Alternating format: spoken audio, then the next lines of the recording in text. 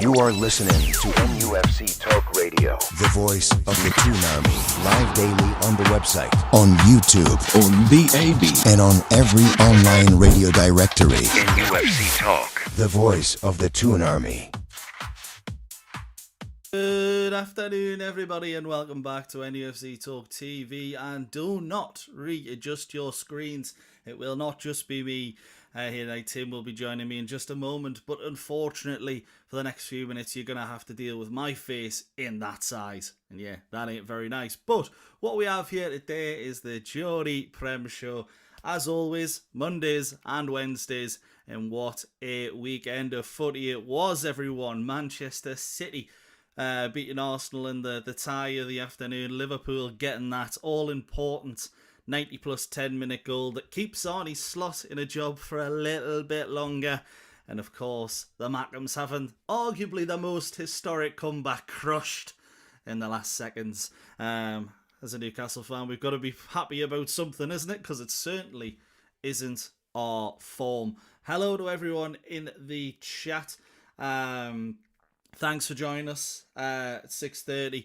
Apologies for being a little bit late as well. We are just going to jump straight into it, and when Tim comes in and joins, I'll ask him a few questions in there as well. But as a chat, in fact, speak of the devil himself, Tim is in with me right now. How is it going, buddy?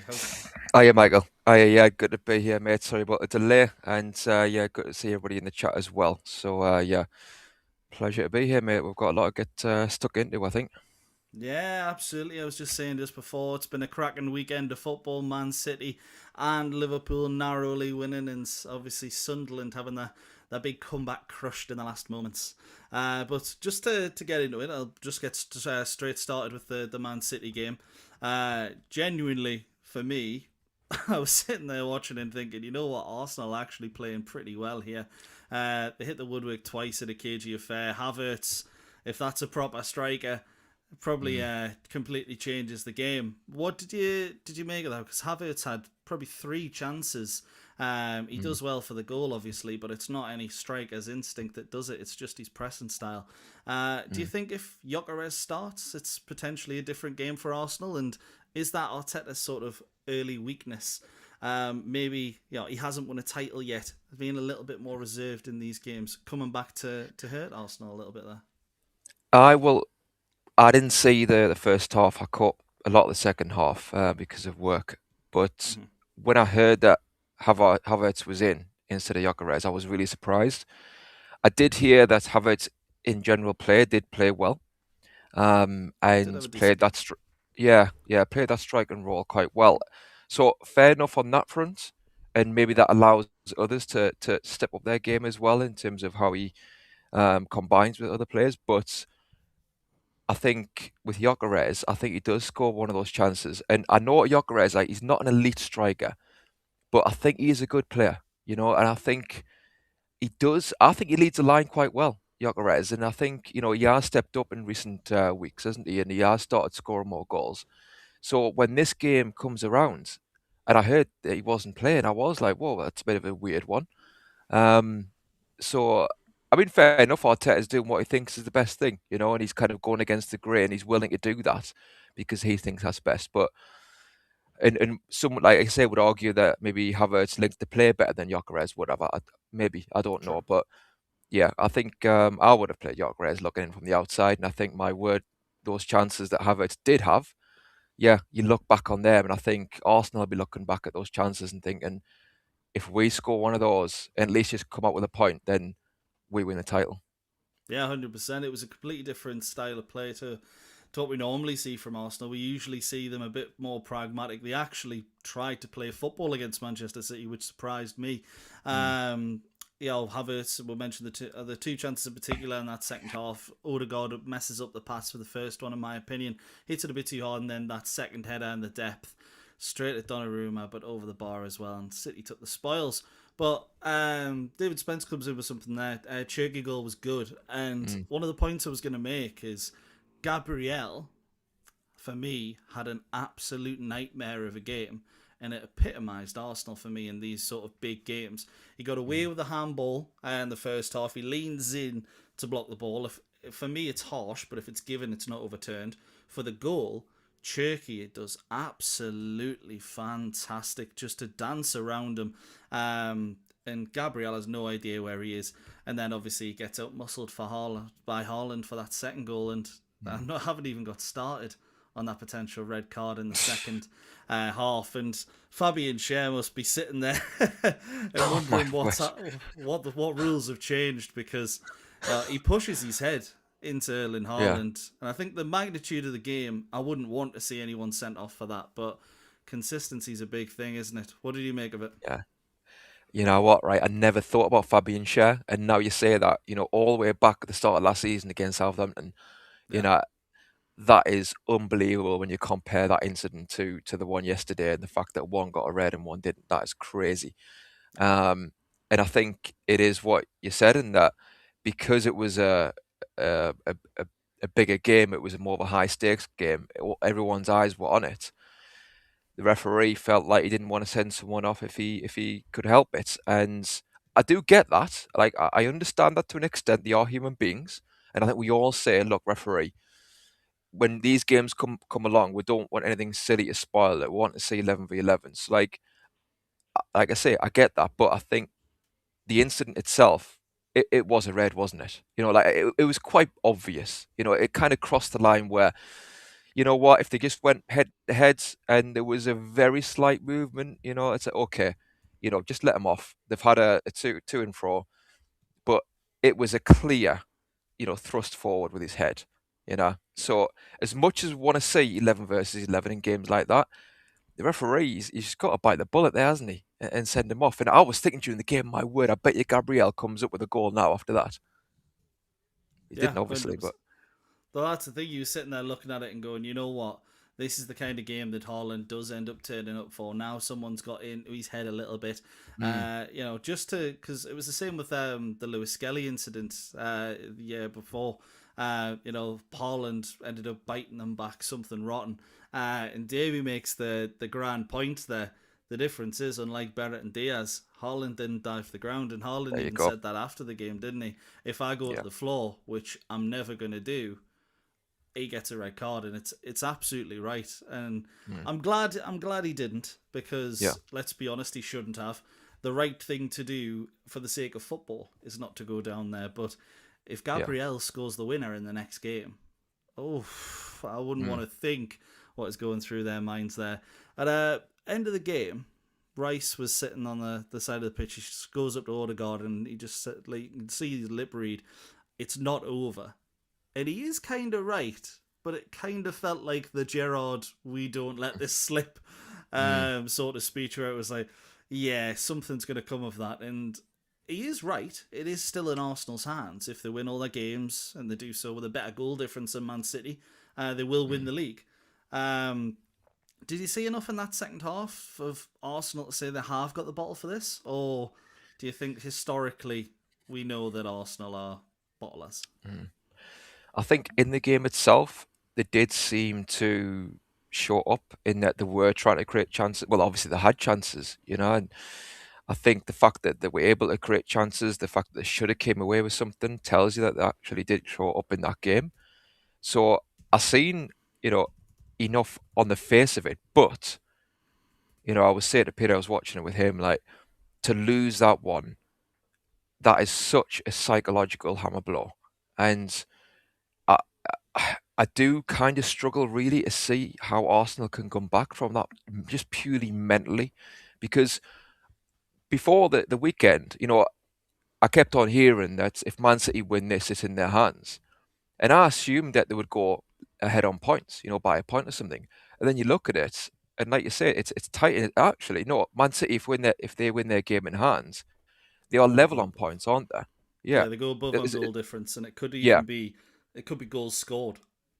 I was going to say, because the goal difference itself is really tight, isn't it? So that could go either way over the next course of 5 games. So, on the face of it, Arsenal still could well do it. But you just think with Man City, they've got the mentality just to steamroll through these last 5 games or so. Whereas with Arsenal, that, like I say, it's such a hammer blow. They're going to have to show so much character to come back from that. And they might. I mean, to be honest with They've you, got the Michael, right? perfect game for it, haven't they? Well, exactly, yeah, that's it. Couldn't have picked a better game. Yeah, um, the way we're downing tools, but yeah, roll out the red carpet. But I think I don't know how do you feel about that game, Michael? Like when you watched it, because you know what, right?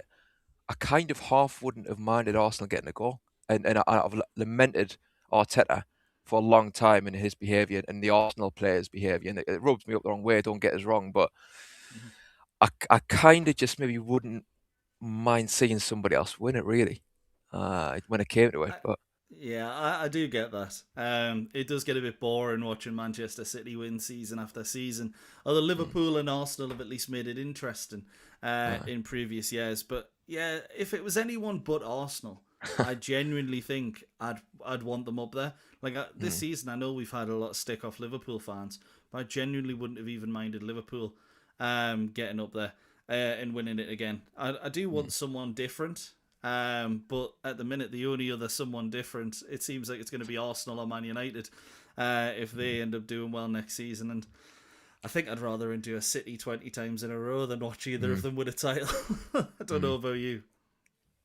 Honestly, the kind of like, well, they shouldn't be really, but they're looked upon as this not harmless, but no one's really bothered other about Man City. And it's like, yeah, the lesser of two evils, if you like, even though that's a bit crazy when you consider the charges hanging over them. But I think everyone goes off the on-pitch behaviour, don't they? That's stuff off the pitch. And, people look at the likes of Gabriel, the likes of Arteta, the set pieces, the way the, block players off and kind of, foul really to get those goals, I would say. Yeah. I just think maybe Arteta, maybe he's mellowed a little bit this season, He's certainly not as bad as he was. You're not seeing him come out with excuses about the ball or stuff like that. It's his players coming out and saying it now, and that's maybe the more of the mentality of the club rather than them as individuals. I think for me, the hatred of Arsenal it stemmed from Arsenal fan TV because there was a spell where Arsenal were, I'll never say a second club, but if I wanted to see any team in the top six do well, it was Arsenal under Wenger. I remember watching them with Marouane Chamakh up front, and maybe it's because, as Mourinho called them, specialist in failures. You looked at them and they were the underdog against these bigger teams, and maybe that's why I preferred them to the others. But I look at them now, and I think you just, the way you watch them play, as you say, they've mellowed a little bit in the back room this season, but on the pitch, the likes of Gabriel, etc., just. I hate them with a passion. But I also think maybe for City, everyone's looking at it and going, well, they've got the 115 charges coming soon. They maybe won't be around for much longer, or they will get away with it. But also, you don't really see too much of City fans on social media, do you? We've got the Mancunian Way who joins us in here sometimes, and to be fair, he's sound. A lot of City fans I've spoke to, although not many, most of them have been sound. So it's I think that's a big difference in it. I don't know about you, but it all stemmed from Arsenal fan TV for me. No, honestly, I agree really with that in that I remember when it came along, and obviously it was the back end of the Wenger years, like you're saying, a lot of frustration and anger. And don't get us wrong, I think, there was justification, again, looking in from the outside, with the frustration towards Wenger in that it probably was time for a change a few years before he did leave. And it's not to diminish his achievements at the club. Obviously, it's a bit like Eddie Howe now, isn't it? But I think with Arsenal fan TV, you wonder about the OTT side of it, and getting the clicks for outrage's sake at times, and I'm not really a fan of that. And you wonder about that sometimes with some of them, don't you?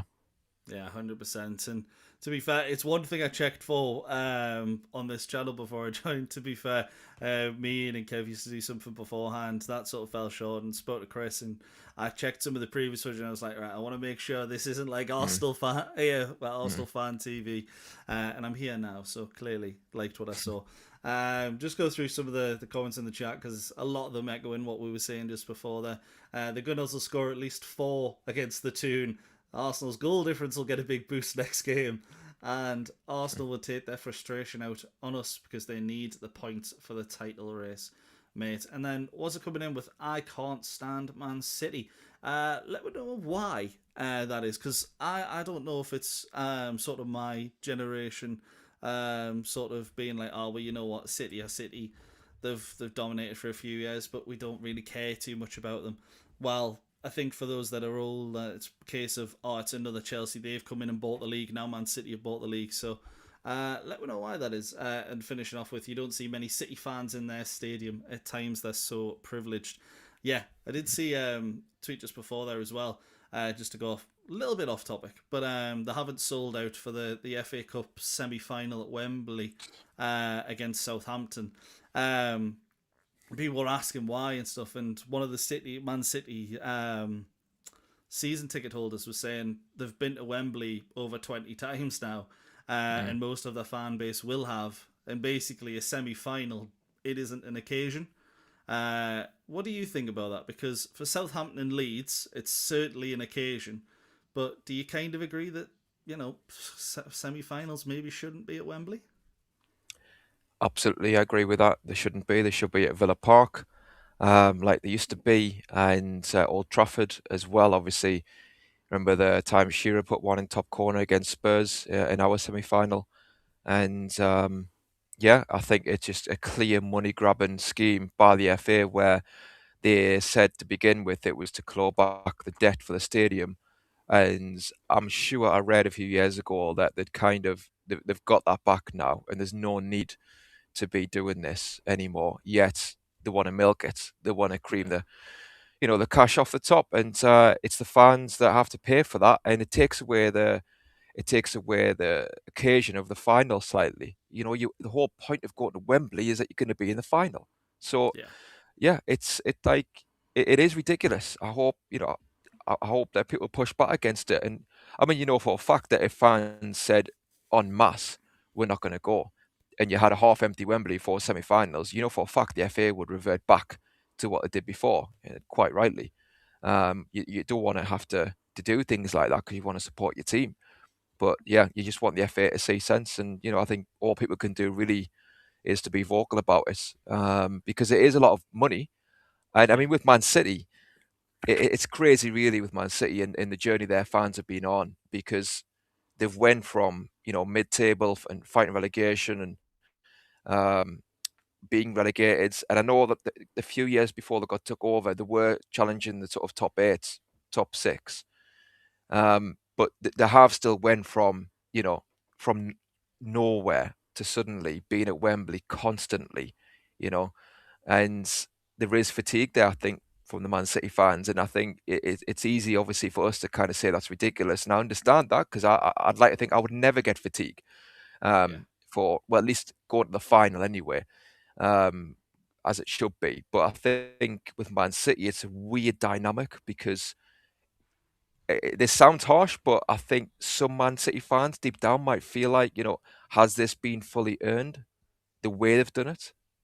Going from nowhere to suddenly, launched into this permanent position where they are the top dogs, and that's that. It's just a weird way it's happened, Yeah, completely agree. Like, I am on the point of, I feel like we would never get bored of Wembley.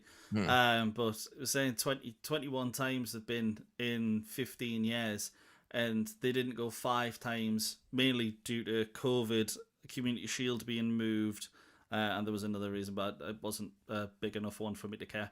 But I think with that, 25 times or something in 15 years in total they've been there, something like that. That is absolutely mental, and I think a lot of teams probably would end up in the same situation of not really that bothered anymore. I mean, I didn't hear it too much, but I know that with the second Carabao Cup final, it seemed like there was not a lot less demand, but a little less demand for when we won it compared to when we played Man United. Whether that's second time round or he done it the first time, recently. Maybe, I mean, let's be honest, financially the country was in a bit of a worse place as well. So there's a lot of contributing factors to that. I'd like to think after 15 years, some of their fans would have probably been like that as well. But I don't think. I'd like to hope I would never get Yeah. that entitled. But on to the breaking news of just of today. Is that Bournemouth have announced the signing of Marco Rose at the end of the season. And funnily enough, I think on the last episode we did of the Geordie Prem show, I talked about someone tweeting this out and saying from a Newcastle perspective, why do people think we can't get any big managers in when Marco Rose is going to Bournemouth? And I said, everyone calm down. Why do we believe everything that happens in the papers? Right, it's happened now, so fair enough. But Marco Rose, Bournemouth, known for his attacking football, has averaged nearly 2 goals a game everywhere he's been since RB Salzburg. So that's Salzburg, Mönchengladbach, Dortmund and Leipzig. A lot of experience in Europe, but none in England. How do you think that appointment will turn out? I mean, I can't claim to have seen much of his teams, and I used to watch Bundesliga a lot more, in past years gone by, but I just don't watch as many games these days. So yeah, it's hard to give a proper judgment. I mean, clearly he's got pedigree. So the fact that they've went and got somebody with pedigree like that, managing those clubs, and clearly doing well when you look at the league tables. It's testament to how well Bournemouth are run, isn't it? Obviously they found Areola before him, and everyone's thinking, well, okay, who is he? He has done well at was it Rio Vallecano, I think, but I Areola, think yeah. right, yeah, Areola, and they've done the homework on him at the time, hence why he's done absolutely brilliant for 3 years. So they would have done the homework on this manager. So yeah, I think well done to Bournemouth, and as well, I think getting it all sorted before next season is such a massive bonus, isn't it? They 100%. can really prepare now for the following season, and nothing's up in the air. And as well, the players can really give it a good go for Areola from now to the end of the season, obviously, as they did on Saturday. Yeah, 100%. Let's be honest, they'll go out and they'll try and end on a high, try and get Europe in their final matches with him. And, wherever he moves on to, whether it does end up being Newcastle or somewhere else, Bournemouth have got it done very, very early. And that's what matters. And that's what people are saying Newcastle should do as well. Whether it's Eddie Howe staying or Eddie Howe going, Newcastle should realistically be making a statement on that right now. Now, let's be honest, it doesn't matter how we actually feel on the situation, whether he should stay or should he go. But do you think there is a benefit on just getting the news out there early doors, or do you think it's best to wait till the end of the season? I think it's best to get it out early doors. Because it allows them to give a send-off to Areola. It allows him as well, to plan what he wants to do. But I think the fact that they've announced the manager, it settles all the speculation. And the thing is with Areola is his contract has obviously been up at the end of the season, so they've known this is going to be happening. So it has been easier for Bournemouth, hasn't it? That they've been negotiating with him with a view to that, it might not happen. He might not stay on. So while they've been negotiating, they've been doing these plans in the background. Different situation, with Newcastle up until the last few months. Yeah, 100%. Let's be honest, everything's changing week on week, and we don't actually know what's going on. But as Newcastle fans, we do feel like we should know what's going on. And Wazza makes a great point. Why are we so slow at everything in there with the super chat there as well? Thank you very much, Wazza, for the £2 super chat.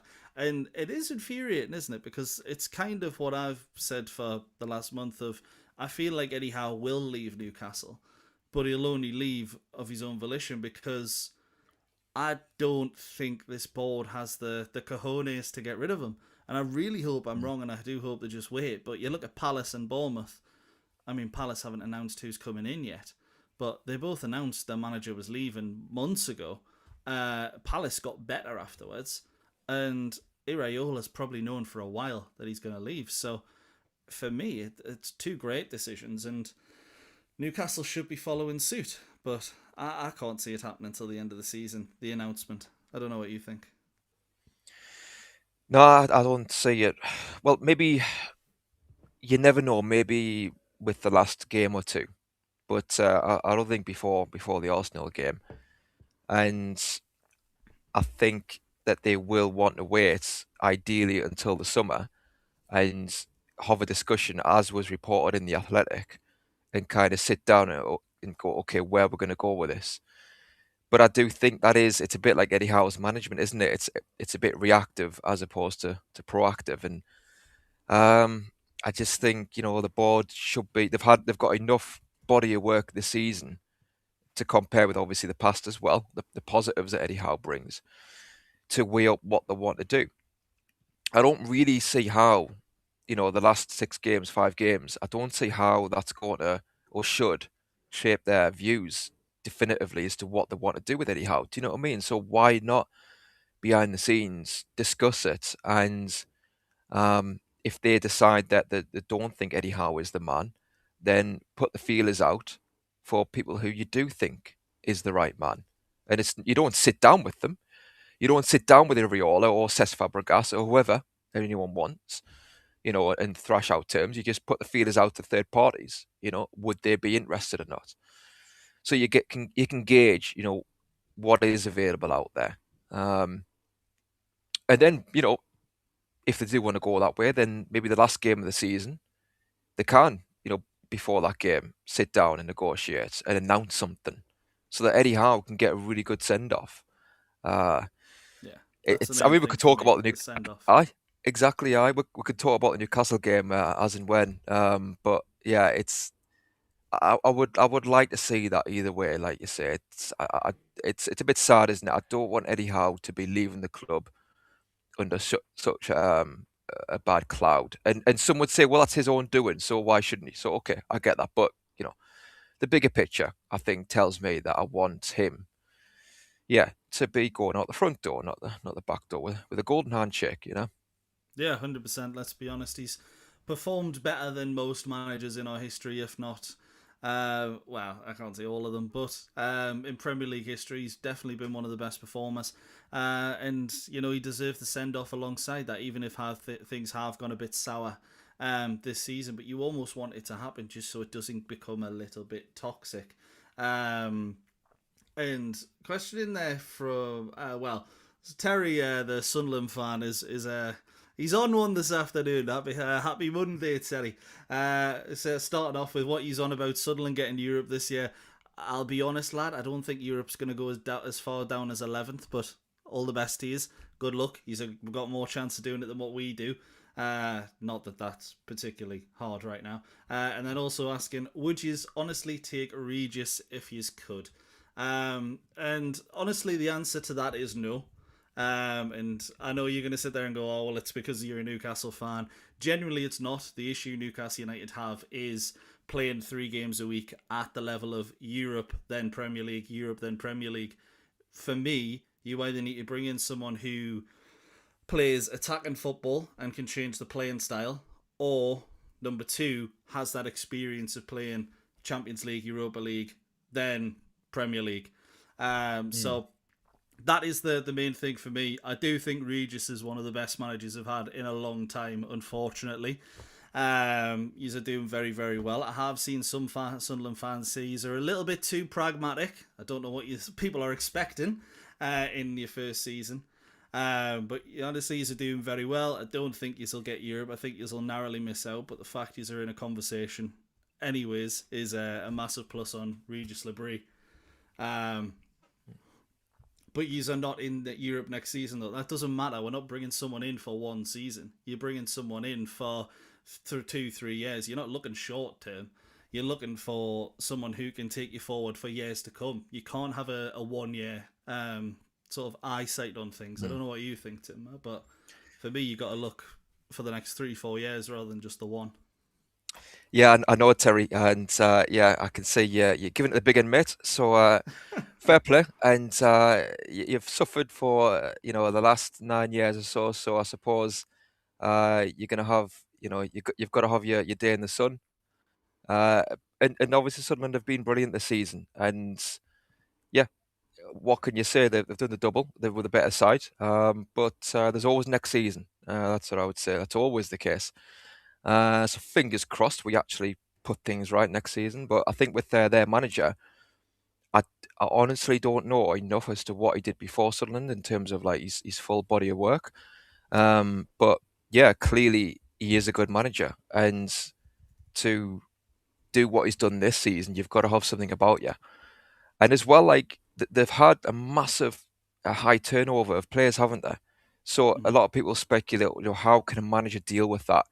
And some say don't get a new manager for that reason, because it'll be too much for a new manager to do that. But you know, the Brace, it was his first season in the Premier League, and he had all these new players to integrate into the side.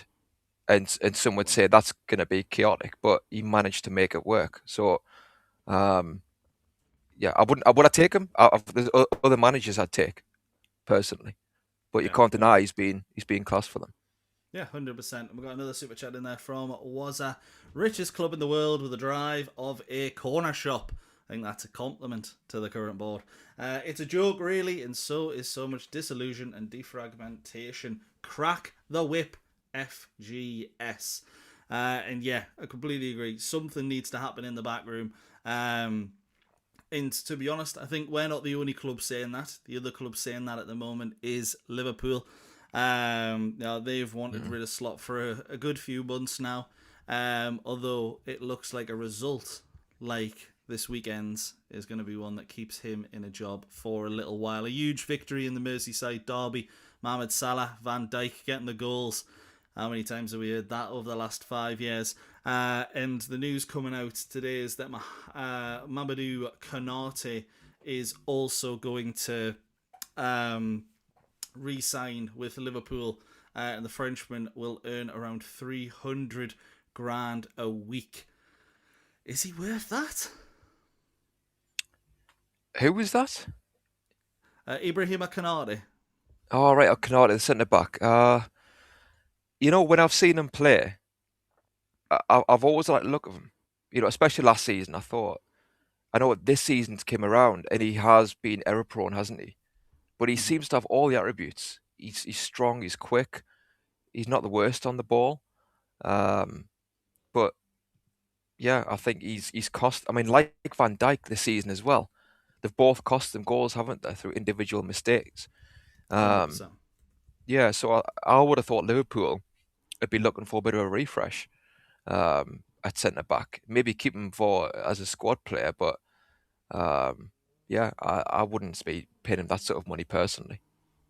No, absolutely not. 300 grand a week is absolutely mental, in my opinion.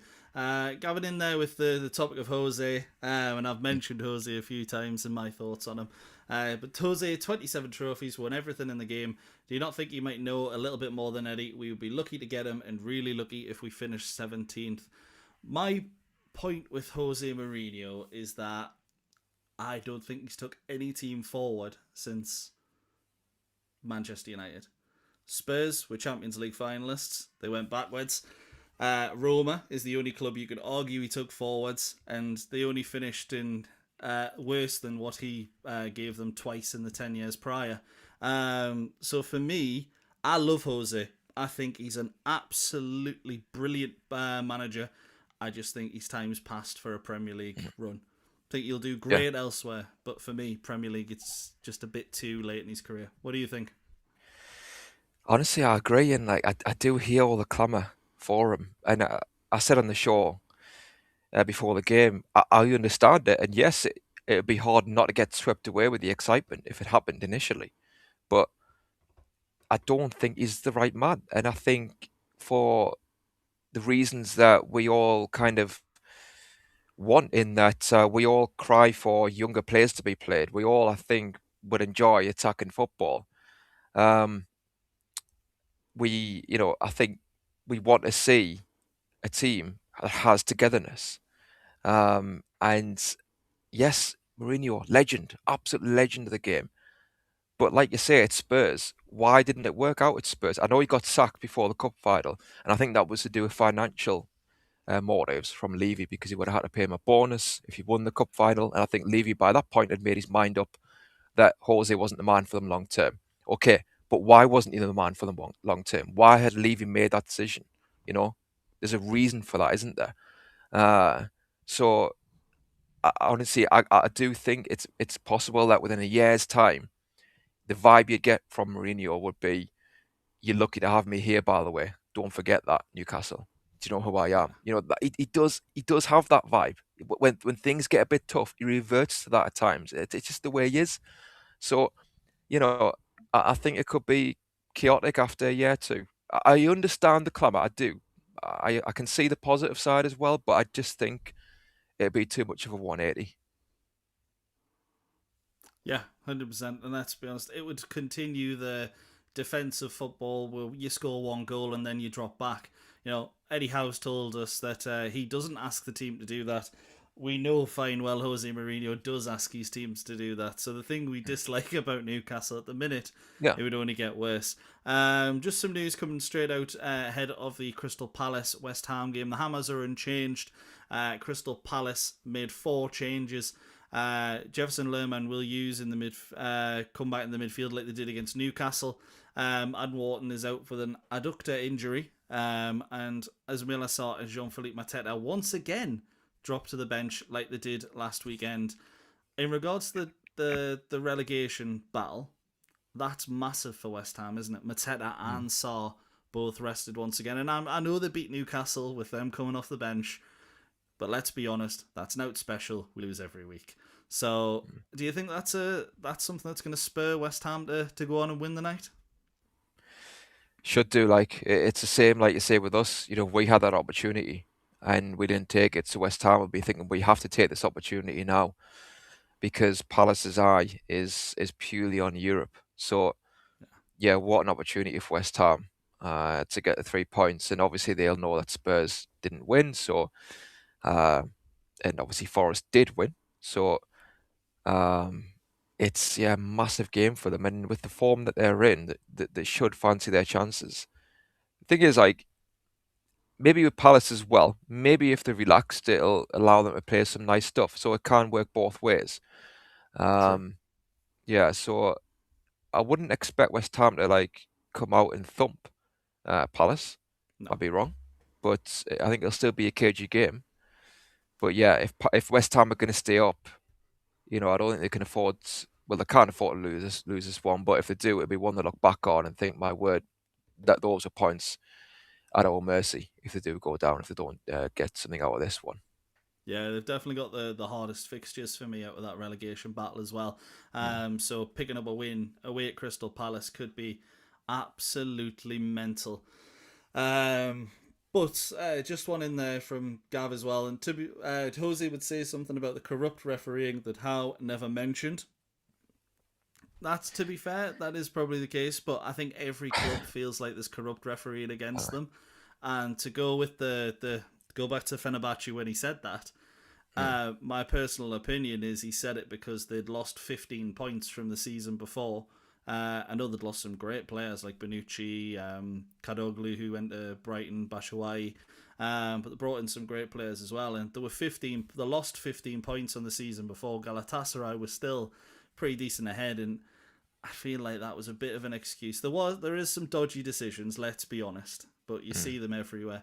And I think that whole corruption rant that he was sort of going on was kind of deflecting from how poor they were in comparison to the season before.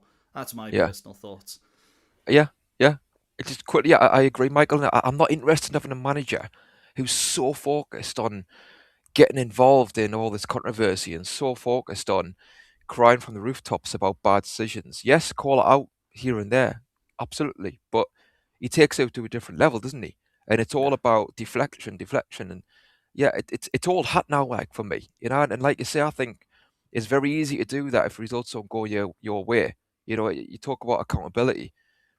I think it's just the way he is. I want, yes, he'd walk through the door, and don't get us wrong, he'd probably inspire initially, but there needs to be that substance there in terms of how he manages, how he sets up the team as the time goes on. And if that's all he's reverting to, again, the players, I think, I mean, look at St. Maximin, don't get us wrong, maybe St. Maximin wasn't working hard, but getting in a public spat with him as well, at Fenerbahce, it's like, if it doesn't go his way, that's what he does. So Yeah, same with I Dele just, Alli, Danny Rose, Luke Shaw. yeah, Don't be wrong, the quality in that list ain't great, but as you know, we've seen it numerous times before. And the thing I love about the Jose debate is obviously there isn't a right or wrong unless he comes in and proves one of them right. So you know, if disagree with me, Tim, all you want, because unless he comes in, we're not going to know. But it's a nice little debate. I'll just And quickly we're say seeing something, that. Michael. Yeah, Sorry yeah, about no it. worries. Just in terms of like elite managers, if we can get Enrique, if we can get Nagelsmann, okay, yeah, Yeah, yeah, let's approach them. I mean, the chances of them coming are very slim, you know. yeah, So okay, if we want to try, let's try. But you know, these managers are not going to fall in our lap. So you could say Hose is elite, but again, I think this is where I'd remove him from that conversation when it comes to those current managers. Like you say, I think Hose is he's had his day in terms of competing at the top or in terms of being that transformative figure. So yeah, if we can't get Enrique, if we can't get Nagelsmann, then I don't think we should necessarily be turning our nose up at the likes of Iraola or Fabregas. yeah, I agree. To be fair, if anyone's turned their nose up at Fabregas, I'll be very surprised. Iraola, I've seen a few people, and I know you're not one of them. I know you're a big fan. I am as well, to be completely honest. I think he's going to have a great managerial career. I just hope it goes on to be with us. But you can see how polarising a figure he is. Just from the comments, you know, back to back within a minute or two here. Davey, people underestimate the influence of Bobby. Jose has never acted up at St. James's Park, and he'd get us back on track. And then immediately afterwards, Monkey spot him coming in saying Jose would come in, cause havoc, and leave in a few years, leaving a smouldering wreck behind him. And that's kind of our worry as well with that. But yeah, just to go sort of back into the Premier League conversation of just on Liverpool there, mentioned Canate's in there. But for a derby, now, I didn't realise this. I missed the second half. I think I switched over to something else. Mamardashvili went off with an injury as a result of the Everton goal. Freddie Woodman was the man to come on for Liverpool, which is absolutely insane, seeing Freddie Woodman in a Liverpool shirt. But during that, in a derby, Everton created just 0.17 XG in 40 minutes with Freddie Woodman on the pitch. And I even saw a clip of Freddie Woodman just calmly come out, head the ball over. It was either Beto or Barry. I can't remember which one. And just control it. And I'm sitting there and I'm thinking, hang on. They played against Freddie Woodman for 40 minutes in a derby and created virtually nothing. Do you think Everton fans, I mean, I know I've seen that they are from socials, but how disappointed do you think Everton will be to lose it in that fashion with the advantage that they had? Yeah, massively in a derby game like that, and you've got an inexperienced keeper coming on in those conditions. You would like to think that that goal would be peppered with shots and crosses. Again, said it a million times, but I go back to the fact that it's perhaps not it's not just on Everton. It's a football issue in that teams these days do not play as directly as they once did when they get in the final third. The openings are there, but it's the pendulum. They want to come back and then work another opening, and that's entrenched in a lot of teams as a style of play. A lot of coaches thinking. So when a game like that comes along and you've got a keeper inexperienced like that, it just highlights that even more, in my opinion. But I didn't see the game. I've only seen the highlights. So because of work, I mean, I know you said you missed some of it, Michael.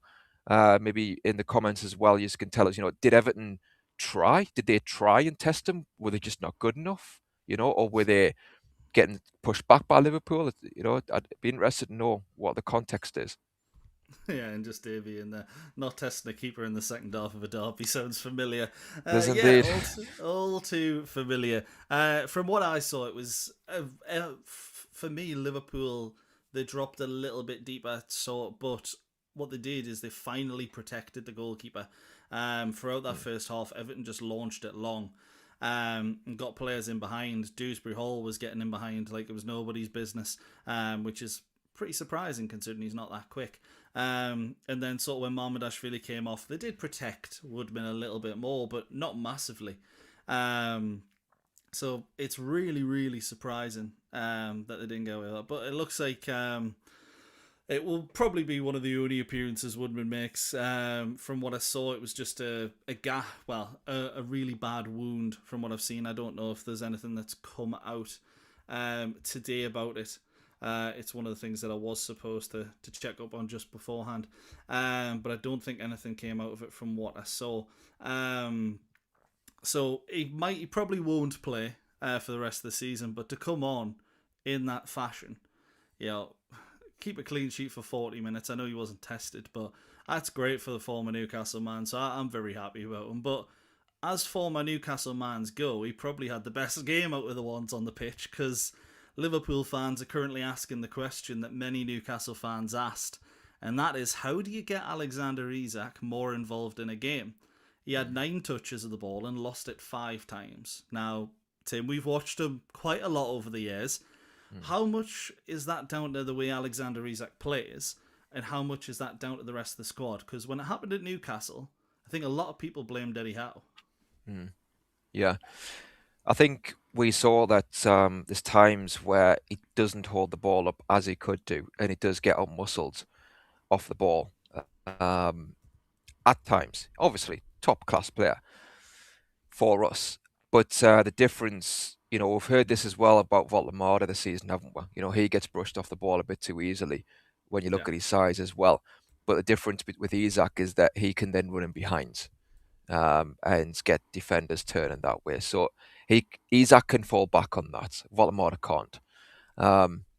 But yeah, I think it is difficult when the game is tight and it's bitty. Isak, he can't go in and out. And the thing is that, with him, you just want to create a few openings, because even if the game's quiet, he can still put the chances away. So I've always thought, after the season, the way it's been with Isak, I think that next season I'd be surprised if you don't see, a fit and firing Isak, unfortunately. More back to what he was for us. But it has been a nightmare. It really has. So how much the season will knock Isak back in terms of confidence and belief, and in terms of the faith from the fans and the manager, we will see, because nobody could have imagined it would go this badly for him. No, absolutely not. Let's be honest. Him and a few others this season have had really, really strange seasons. Isak's more due to injury. And if he didn't act the way he did in getting the move, you'd probably feel a bit sorry for him. But it's sort of calmer in that sort of way, and I think a lot of fans see it that way. Quinny just in with the question. Something was mentioned at the start of the episode, but I know we've got a lot of people in who weren't there for it. Shaw gets a straight red for no contact, head clash, but Gabriel gets a yellow. Nice job, VAR. Yeah, absolutely. We were saying just at the top of the show there, it's absolutely ridiculous that Gabriel's got away with it. But in my opinion, I actually think it was the right decision. And so I've just contradicted myself there, really. But I think the Fabian Shearer one, let's be honest, that should never happen. The way with Gabriel is how I want to see it in the future. That slightest bit of contact. If Haaland goes down, let's be honest, he said it himself. Gabriel's getting a red, but I like the way it was refereed up to that point.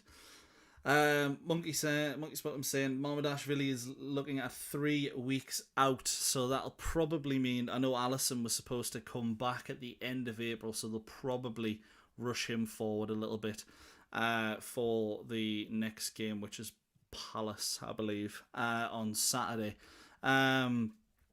And then Gavin, on the question you were asking Tim about how Everton played, Everton were doing well until Liverpool scored. That affected them, but both teams got stuck in. Not like our derby, but the rat was missing. And if the rat had stayed and our wingers had done what they would have done this season, he would have struggled. What do you think about that? Because we've got the ball in the box quite a lot. Even this weekend, Newcastle had more touches in the opposite. I mean, this is something I've seen on Twitter, so I haven't verified it again. But I'm pretty sure it is true. Newcastle had more touches in the opposition box than any other team in the Premier League, with 41, and most Wow. of them were fullbacks or wingers getting right to the byline and then putting in Mm. terrible crosses. Mm. So nothing new there. But do you think Isak would have struggled in this team at the minute, or do you think maybe that striker like Isak is what we've been missing? He would have struggled compared to previous seasons. I think I'm quite confident of that. Yeah, So he wouldn't have got as many goals because Murphy's on the decline. I don't know what he would have made of Alanga's contributions in terms of supporting him. Although I know they play well together for Sweden, so it's a weird one that. But um, I think Isak still would have made a difference. I think with his pacing behind, it he slots into how Eddie Howe wants to play. We can discuss about having to mix things up and being more flexible. That we should be. But in terms of how Eddie Howe does want to play, Isak fits the bill. So I think we would have seen better performances. It still wouldn't have hit the heights of last season, I'm pretty sure. But yeah, I think he would have helped us. But I think in terms of when the going gets tough, he might have been one of these players. In fact, I'm very sure he would have been one of these players who would have been downing tools. Definitely yeah, at this point of the season, he would have been like, "I've had enough of this. I definitely want out now. Thank you very much." I mean, this is the thing. Can you imagine if we dug our heels in and we said no, he's staying last summer, and we have yeah, this sort of season? Yes, it would have been a bit better with him in, but can you imagine what he would have been like moping around? Like, so yeah. This is where it's like you can keep players all you want, but you don't want them sort of characters in the trenches when things go wrong. And just to very quickly bring it back to Eddie Howe, again, I just had to. I've said a lot of things about Eddie Howe in terms of I think it might be time for a change and who I'd get in, etc. But just on Saturday, I just felt sad for him because I'm looking at yeah, players not putting the hard yards in, and like Murphy, for example, who's been brilliant for us, but not tracking that run. I think Eddie Howe isn't asking him to not track that run. I know it's indictment of Eddie Howe maybe not inspiring them. I know that. I get that as well. But it's just like, yeah, part of us is like give him a new set of players, and more of those players because he shouldn't be having to put up with this. I think it's just sad to see it. yeah. But again, I know it reflects on him as well in terms of his managerial ability at the moment. Yeah, 100%. Let's be honest. It feels like if the players hadn't down tools, we'd still be in a fight for Europe. I don't think Mm, even no matter if the players didn't down tools, we wouldn't be in a fight for Champions League. I'm not going to go on to that kind of conversation, but you'd be fighting for. I think I said earlier, ninth is likely to get Europe this season. I think we would have been in the fight for it. We're still only 5 points off. It ain't happening. I'd be surprised if we get 5 points in the next 5 games. mm, Um, but looking at it, you think, oh, if you just hadn't downed those tools, and if you had actually just stuck with them until the end of the season, maybe this is the mm, players saying, look, we want rid of him, and we're showing you we want rid of him. If that is the mm, case, fair enough, because they're not working for him. Absolutely not. mm, And it is a real shame, as you were saying. But you'd think, even with Eddie Howe's poor management this season, it must be said, you'd think even if the players were playing at 90%, you'd still expect us to be where Everton, Brighton are, on around 47, 46 points. mm. There's another team in there as well that points total as well, but I'm not going to mention them for a few seconds. But actually, before I get on to the next bit of the chat, I'll just go in. Mercury Dime, if we'd had the season with the Rat, no way would we have got that kind of money for him. Yeah, Yeah. probably true.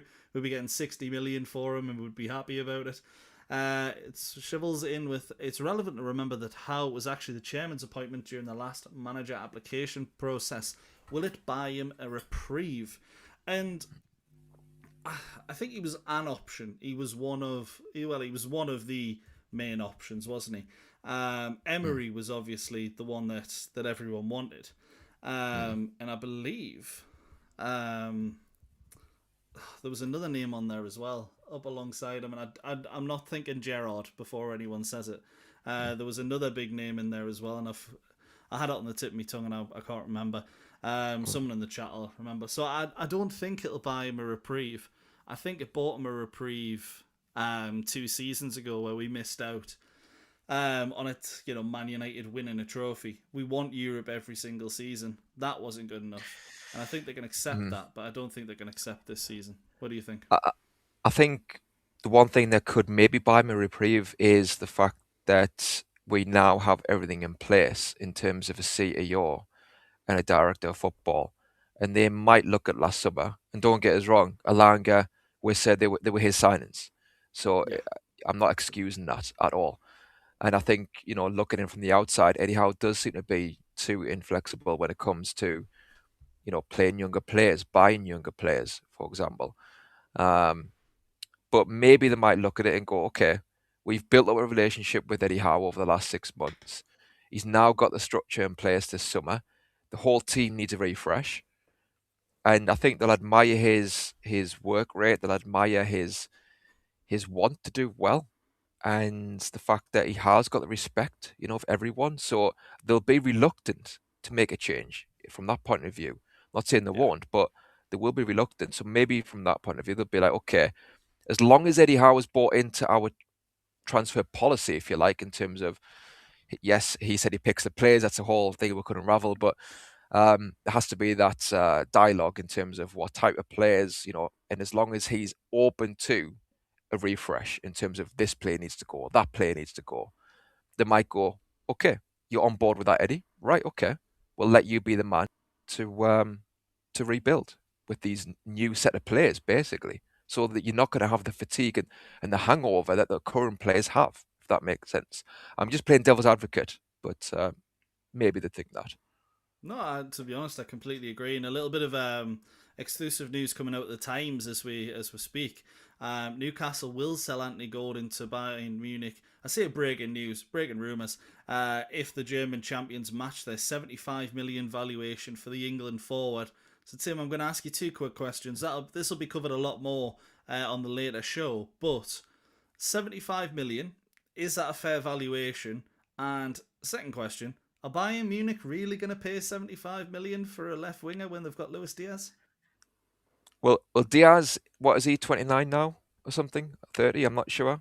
But maybe we can have a look. But maybe they're thinking that Anthony Gordon, is 24, isn't he, I think? So maybe they're thinking long term he can phase Diaz out, being clever that way. They might think Anthony Gordon can play down the middle as well at times. So, 75 million, I would take it.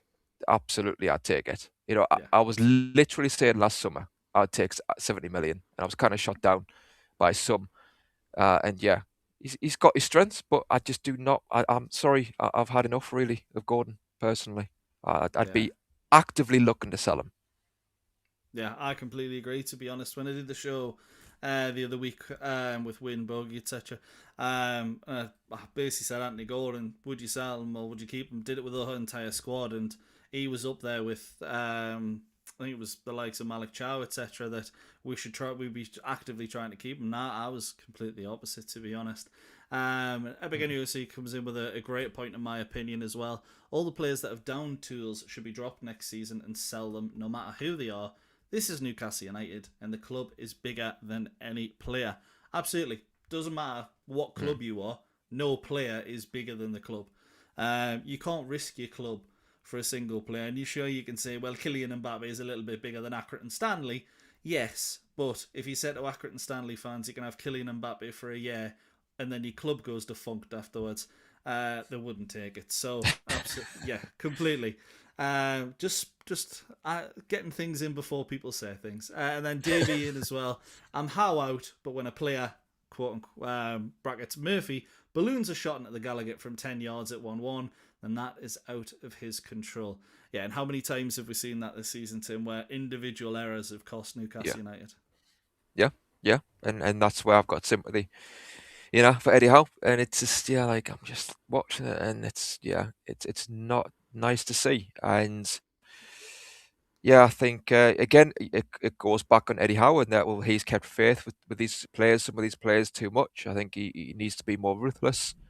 That encompasses everything when it comes to subs, when it comes to phasing players out, um, when it comes to maybe how his demeanour is at times.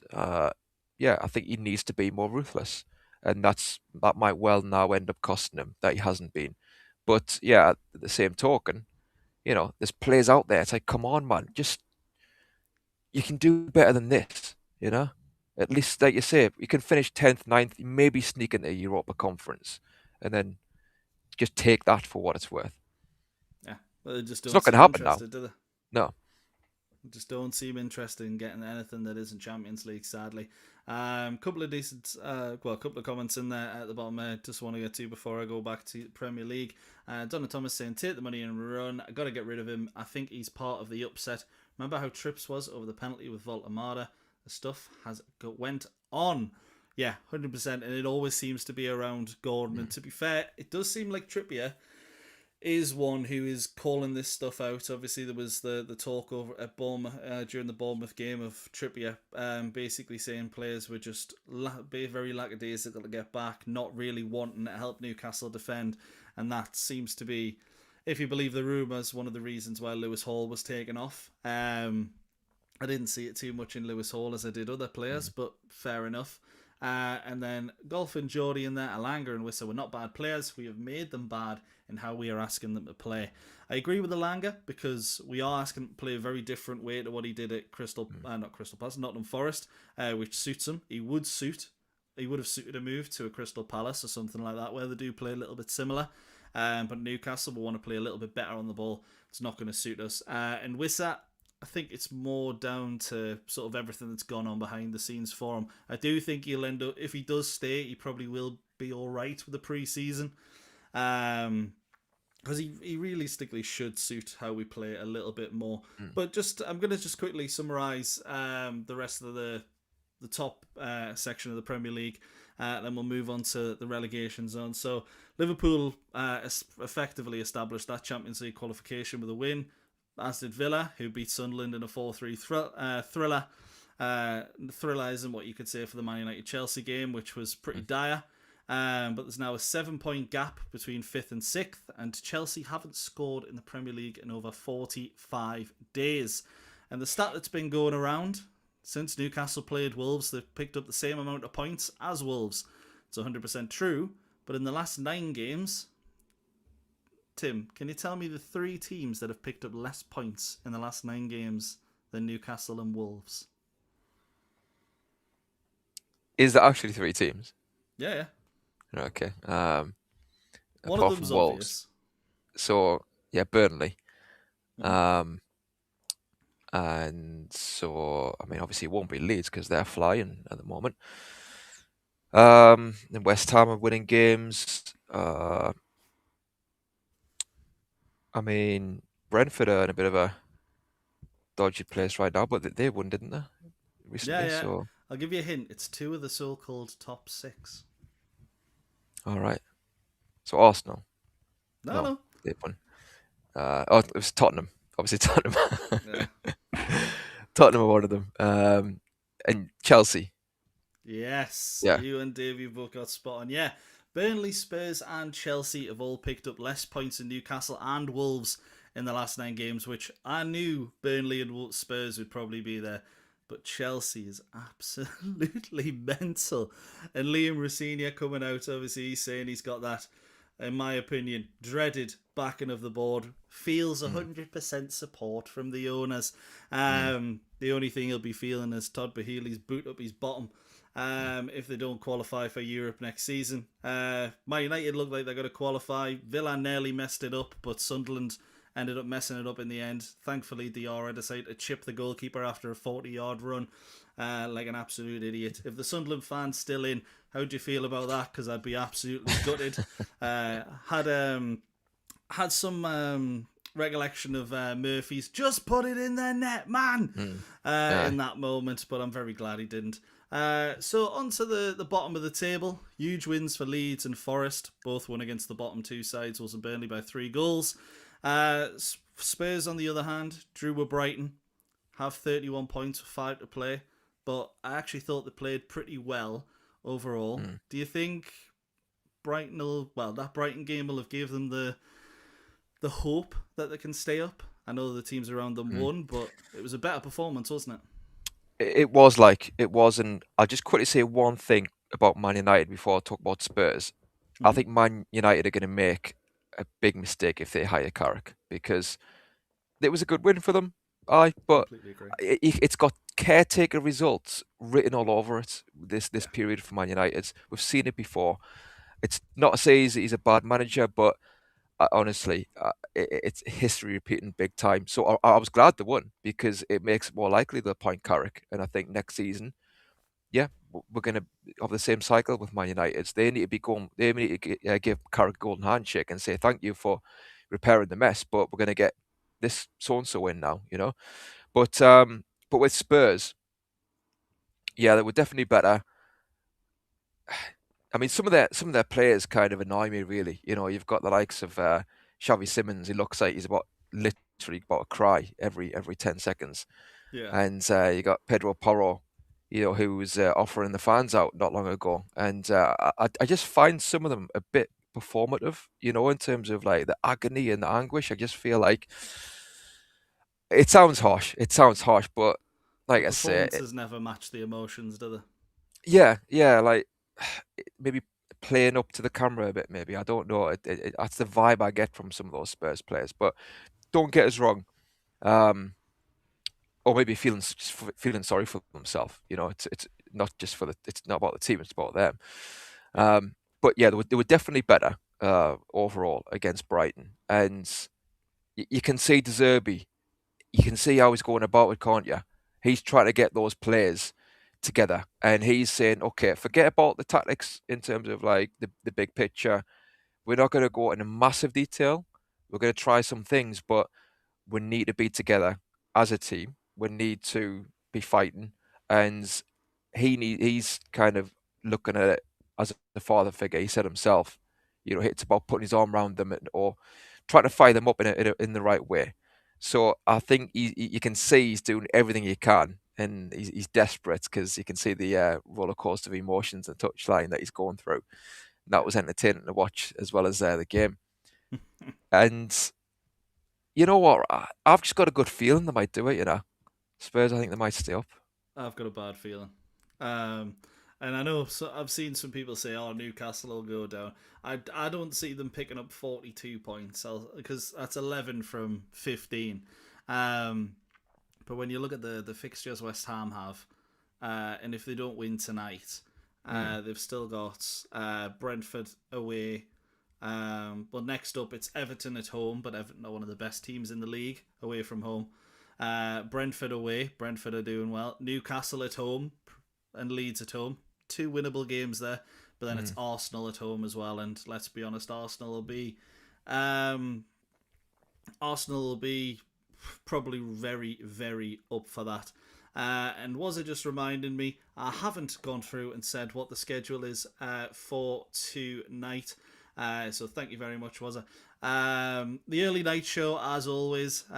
Christina won't be on, but it'll be Gary, Wyn, and Boaky on at 8 o'clock till 9:30 with the early night show.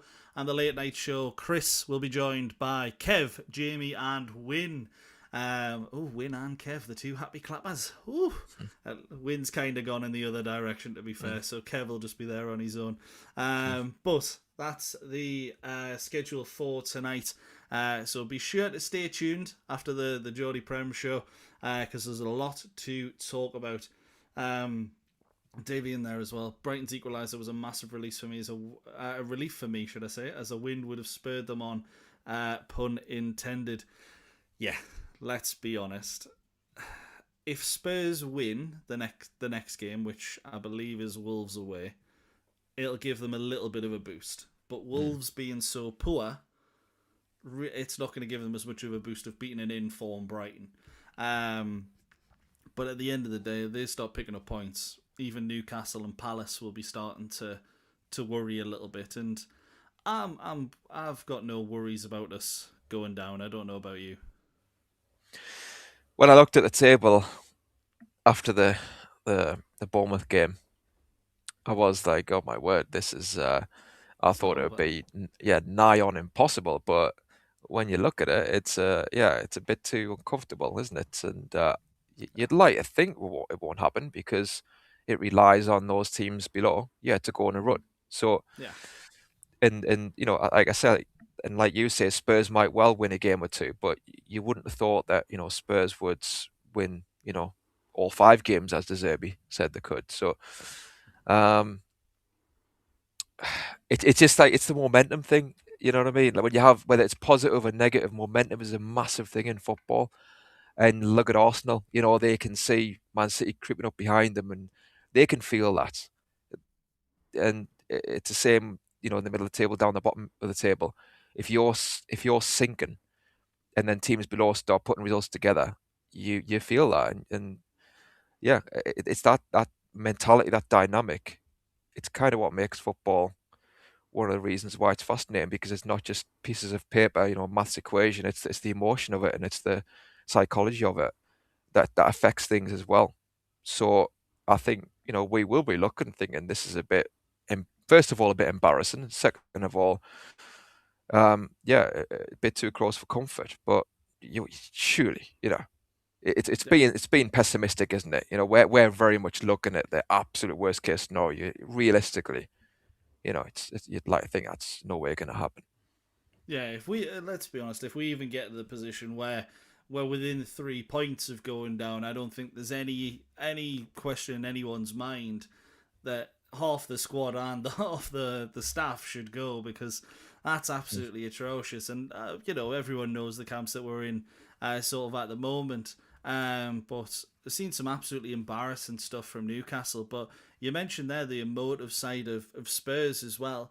And I think you look at both of Brighton's goals, they both show that, in my opinion. Because both Brighton's goals absolutely stink. Like, apologies for not being more professional about it, but I thought Newcastle's marking of Adrian Trippier was terrible. But Spurs left Pascal Gross, Kerem Matoma both unmarked for the first goal, not marking either of them. It's a beautiful finish, don't get me wrong. But then in the 95th minute, Danso, throw-in comes in. He takes a touch to control it in his own box, and you're thinking, surely your thought should be, get rid of it.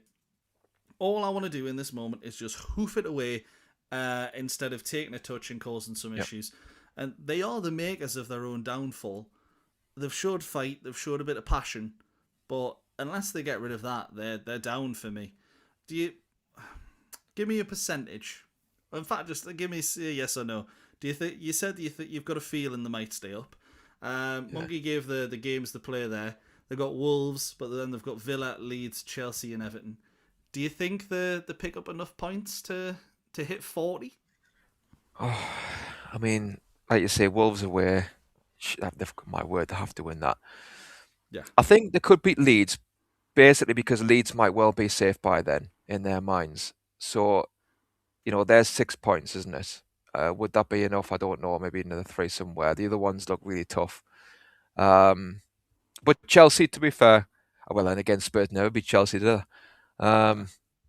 So, yeah, and obviously Everton want to finish the season on a high, and Aston Villa, unless Villa have got European games before or after that fixture, maybe, but you still would expect Villa to win. So it will be really close. I'm just going to go off my gut feeling. I've had a good feeling for a while that West Ham might actually be the ones to go down, even though the whole Spurs thing reminds us so much of Newcastle when we got Benitez in, and it was too little too late.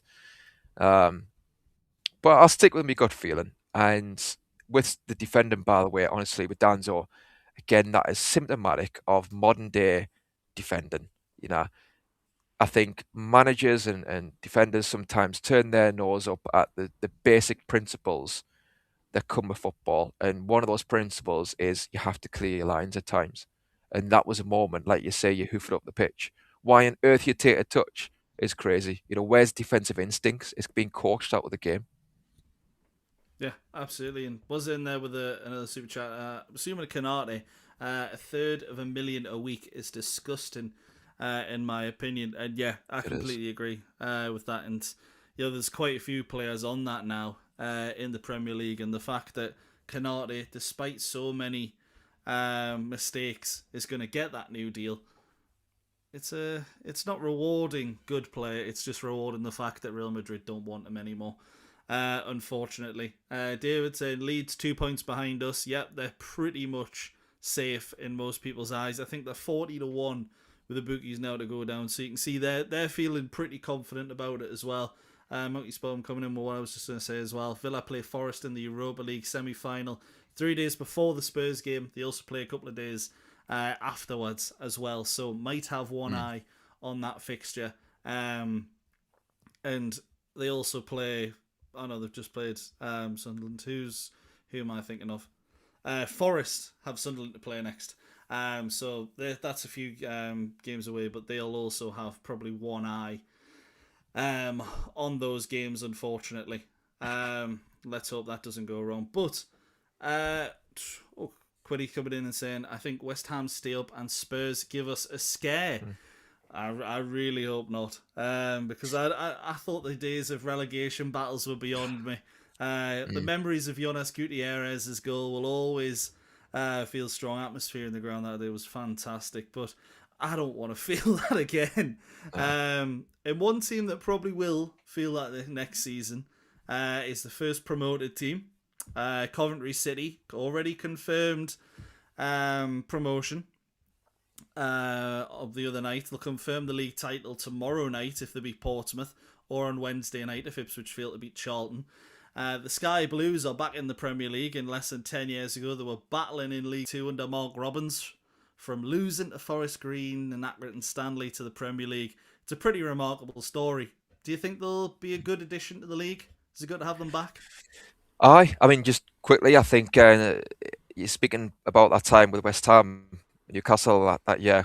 Speaking of managers, has John Carver got unfinished business at Toon? To put things right from that time. Let us know what you think, people. The greatest coach in the world there, baby. Exactly. Anyone want John Carver back? Let us know. But yeah, I think, what was the question? Sorry, Michael. Are you glad to have Coventry City back in the league? Coventry. I mean, yeah, I remember back in the day they had Chippo. They had some other South American who was good. McAllister midfield. Noel Whelan. They had a good team and nothing amazing, but a solid mid-table team. And Highfield Road, I never went there, but seemed a nice old-fashioned stadium.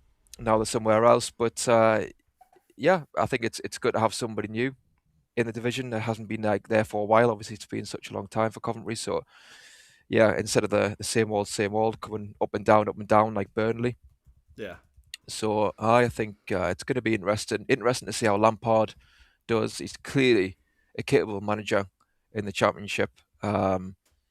So he's got to improve now in the Premier League. I think he's got something about him, Yeah. I think he needs to prove it now in the Premier League. And if he does, I think people will then take him more seriously in regards to a candidate for the bigger jobs. But they've got all the momentum, haven't they? So they've done really well to come back from the setback last season as well, haven't they? Sunderland beat them to get up this season. So that'll be an interesting fixture. Sunderland and Coventry. One is the Jimmy Hill thing, isn't it? Classic between those two. Yeah, Jimmy Hill. It's always a classic, and Coventry did really well against them in the league last year. And then when it came to the playoff, unfortunately, the Mackems just had a little bit more bottle. Which is a big shame. But for many Newcastle fans who go to the away games, it won't be another one to tick off. Obviously, we've played there in the Championship. Niall Ranger was the last Newcastle player to score away at Coventry. So hopefully someone else comes in and does that, and that's not a stat there. But I remember playing them in the FA Cup. 2005, my dad took us to that one, and that was a good game, and I remember sort of their fans being really, really good on that day. So I'm really looking forward to another big club coming in there, and Steve Walder's saying the same. Coventry are a good, solid club, bigger than your Bournemouths and Brentfords of this world. Yeah, I completely agree, and I'm not gonna lie, I always feel bad for wanting this, but I always want your Coventries. Let's say I almost said your Charltons, Blackburn. Your bigger clubs with a little bit more. In fact, no, I wouldn't say Blackburn actually, because their fans are terrible at the minute. but Right. like big loyal fan bases back in the Premier League for that sort of reason. Rather than your Bournemouths and your Brentfords, because it's a great story when one of them comes up, but you have 5 or 6 in the Premier League, and for me, it doesn't tarnish the reputation or anything, but there's a lot less to it with smaller fan bases, in my opinion.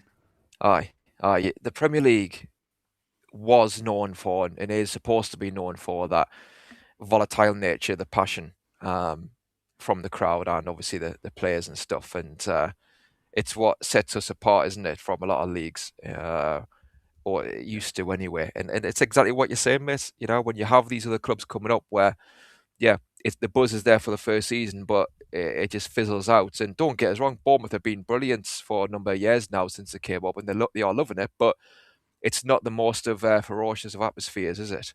No. So you want that nature of the atmosphere in the Premier League. You don't want it to be sanitised. It's sanitised enough through other means. So yeah, hopefully Coventry come up, and hopefully they are well up for it, and they are buzzing, and it lasts a long time for them. Funnily enough, what I think of with Coventry there, you're thinking of the new stadium. It was Kevin. I believe I'm right in saying it was Kevin Keegan's last game as Newcastle manager in the League Cup when we beat them 3-2. And I remember watching that game, In injury and time. aye, that's right, aye. Yeah. And it was like, oh, everything's rosy. I was loving it. We still need to sign more players before the window shuts, but we're doing quite well. We're ticking along, and King Kev's doing his stuff. And lo and behold, 48 hours later, whatever, what happened. Yeah. I was gonna say I don't remember all of that era particularly well, but I remember King Kev breaking some hearts, unfortunately. But he did what he felt like he had to do, so Oh yeah, absolutely. can't blame him for that at all. And Yeah. Iain just saying that I have a bad feeling either Spurs or West Ham going to run, and we end up needing a win at Fulham. NUFC like to make us sweat. Yeah, we've done it for years. As long as I've been born, which to be fair was only 96. There's a lot of times I remember Newcastle United, unfortunately, making us sweat. But the other positions up for grabs in the Premier League, Coventry have pretty much already won the title. Ipswich managed a late draw against Middlesbrough on Sunday to keep the race for the final promotion spot completely in their hands, but it isn't completely beyond the realm of possibility that Borough miss out on the playoffs altogether. Is that almost... Would that be the worst end of a season Borough have had in a very long time? Because they looked like they were going to get... automatic, certainly. They looked like they could even win the title.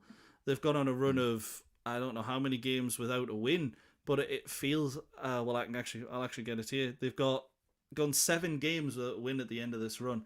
Do you think it's Middlesbrough just doing what Sunderland did last year and getting a bit complacent? Or do you genuinely think a club like Middlesbrough, when they go on a run like this, it's because they're bottling it? I think it could be a number of different factors. I know that the manager obviously left, didn't he, to go to Wolves. I've forgotten his name now. Rob Edwards. Edwards, aye. So I think, and I know some Borough fans, from what I could hear, weren't exactly that good. I think some didn't like him. He does maybe come across as a little bit of a bluffer at times, isn't he? But to be fair, he's done well since he went to Wolves, so he's got something about him. And so I think with him leaving, I think they had a caretaker in initially. So I think as times went on, maybe the building blocks that Edwards had in place is kind of phased out. And like you say, you got complacency because maybe the players are thinking, well, we're going to go up anyway, so it doesn't really matter. So total disaster, really. I mean, would you want to see Borough in the Premier League yourself or not? No, absolutely. I know we missed out on it last time when they brought in Valdez and Negredo. And, it was one of those where, they've gone down, we've gone up. But for me, Borough's a fixture I just do not care about, in my opinion. The irrelevant smoggies in my eyes. I'd rather, to be honest, I'd also add what Davies put in there. Millwall in the Premier League would spice it up a little bit, and I'll be honest, I'm one of those. I would love Millwall back in the Premier League until it's the home game at St James's Park. I don't know about you. I seen that about Millwall being so close to being promoters, and yeah, that is going to be very interesting. And yeah, you don't want anything, ridiculous going on, do you? You don't want the game to be marred by, you know, Those kind of violence and incidents, yeah. yeah, exactly, outside the grounds and stuff. So I'm not, I'm not bigging that up, but I do want to see big atmospheres, and they would bring that big time. I mean, with the West Ham game, the unfortunate thing is they might go down. So, and the police will Yeah. be very happy with that if that happens, if Millwall come up. So, looking from the outside, I would have loved to have seen that fixture. Yeah. Again, I don't want to say anything stupid. I know that you could say, well, that would happen, so it's inevitable. But yeah, just purely for the the aggro where it's within the confines of being responsible enough, nothing crossing the line. It would have been a Yeah. good one. And yeah, it would have been 100%. I think seeing Millwall against the likes of, to be honest, Newcastle, but Palace in there as well. Even the Liverpools, the Manchester Uniteds, etc. It would always be entertaining, to say the least, because you just know on the pitch they're going to give it some oomph. But you're looking Yeah. at the other options there: Ipswich, Southampton. We've seen it all before, really. Hull City doesn't really offer me anything that makes me go, yeah, I want to see you up. And for me, that leaves the option of, in seventh place, Wrexham. Now, the whole Hollywood story is very corny to me. And when it first happened, I was like, I'd hate it if they went at the Premier League. But now we're 3 games away from 6 games away, technically, from the potential of that. Do you reckon Wrexham coming into the Premier League actually would be good for the league? I haven't, I've seen all the headlines and stuff, and I think it is weird, isn't it? It's a bit like Man City in a way, where they've had these owners come in and they've just absolutely bolted up the leagues, and obviously Man City win the Premier League, but you get what I'm saying, and going from here to there, and maybe I think is there something a bit superficial about it? Do you know what I mean? That sounds harsh. I don't Proves know, you can but buy your way to the Premier League. yeah, I kind of have that feeling, really, Yeah. But at the same time, I think it is again somebody new, so at least initially there'd be a buzz, and obviously you've got the owners. I'm sure they'll be showing their faces left, right, and centre in these games, but No, yeah, it'd be 100%. interesting. Yeah, apparently they've got 11 players on over 15 grand a week in wages, and you look at that, and I think a few of those players were still there when they were in League One as well. In fact, just to double check, yeah, Kiefer Moore. Kiefer Moore on 30 grand, Gio Rodriguez 25, and you're looking at Championship teams who've just come up from League One, and that's ridiculous in my opinion. So. I, to be honest, I am kind of in the camp of same as Steve. Wrexham, everything that's wrong with football these days. Davey hasn't forgiven them for cheating on Blythe in the FA Cup. I don't remember that one personally, but it was against where I live now. So you know what, I'm all against them. All aboard the We Hate Wrexham train. And we're gonna just finish off there. We've just had the Geordie Prem show. We're gonna go into your 8 p.m. viewing.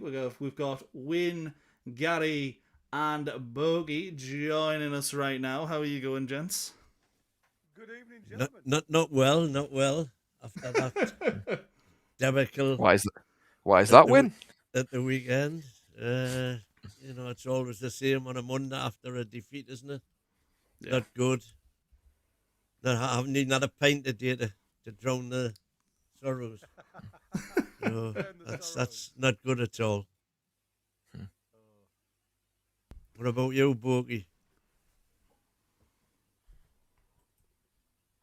Yeah, same. Not a great weekend, was it? So, never a good Monday. Definitely not a happy Monday. Definitely not. I Oh, think he's Bob got the show Geldof, to- I don't like Mondays, isn't it? Exactly. like Saturdays or Sundays either at the minute. Gary, you're very quiet. I don't know if anybody else, but I can hardly hear you. Yeah, I'm the same. Yeah. Yeah, absolutely cracking stuff. It's just gone beyond 8 o'clock, so I will let yous go and get on to the second show of 3 of the evening. Thanks for everyone for tuning in to your Geordie Prem show.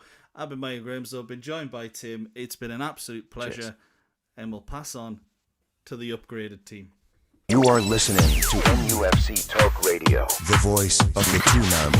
Live daily on the website, on YouTube, on BAB, and on every online radio directory. NUFC Talk, the voice of the Toon Army.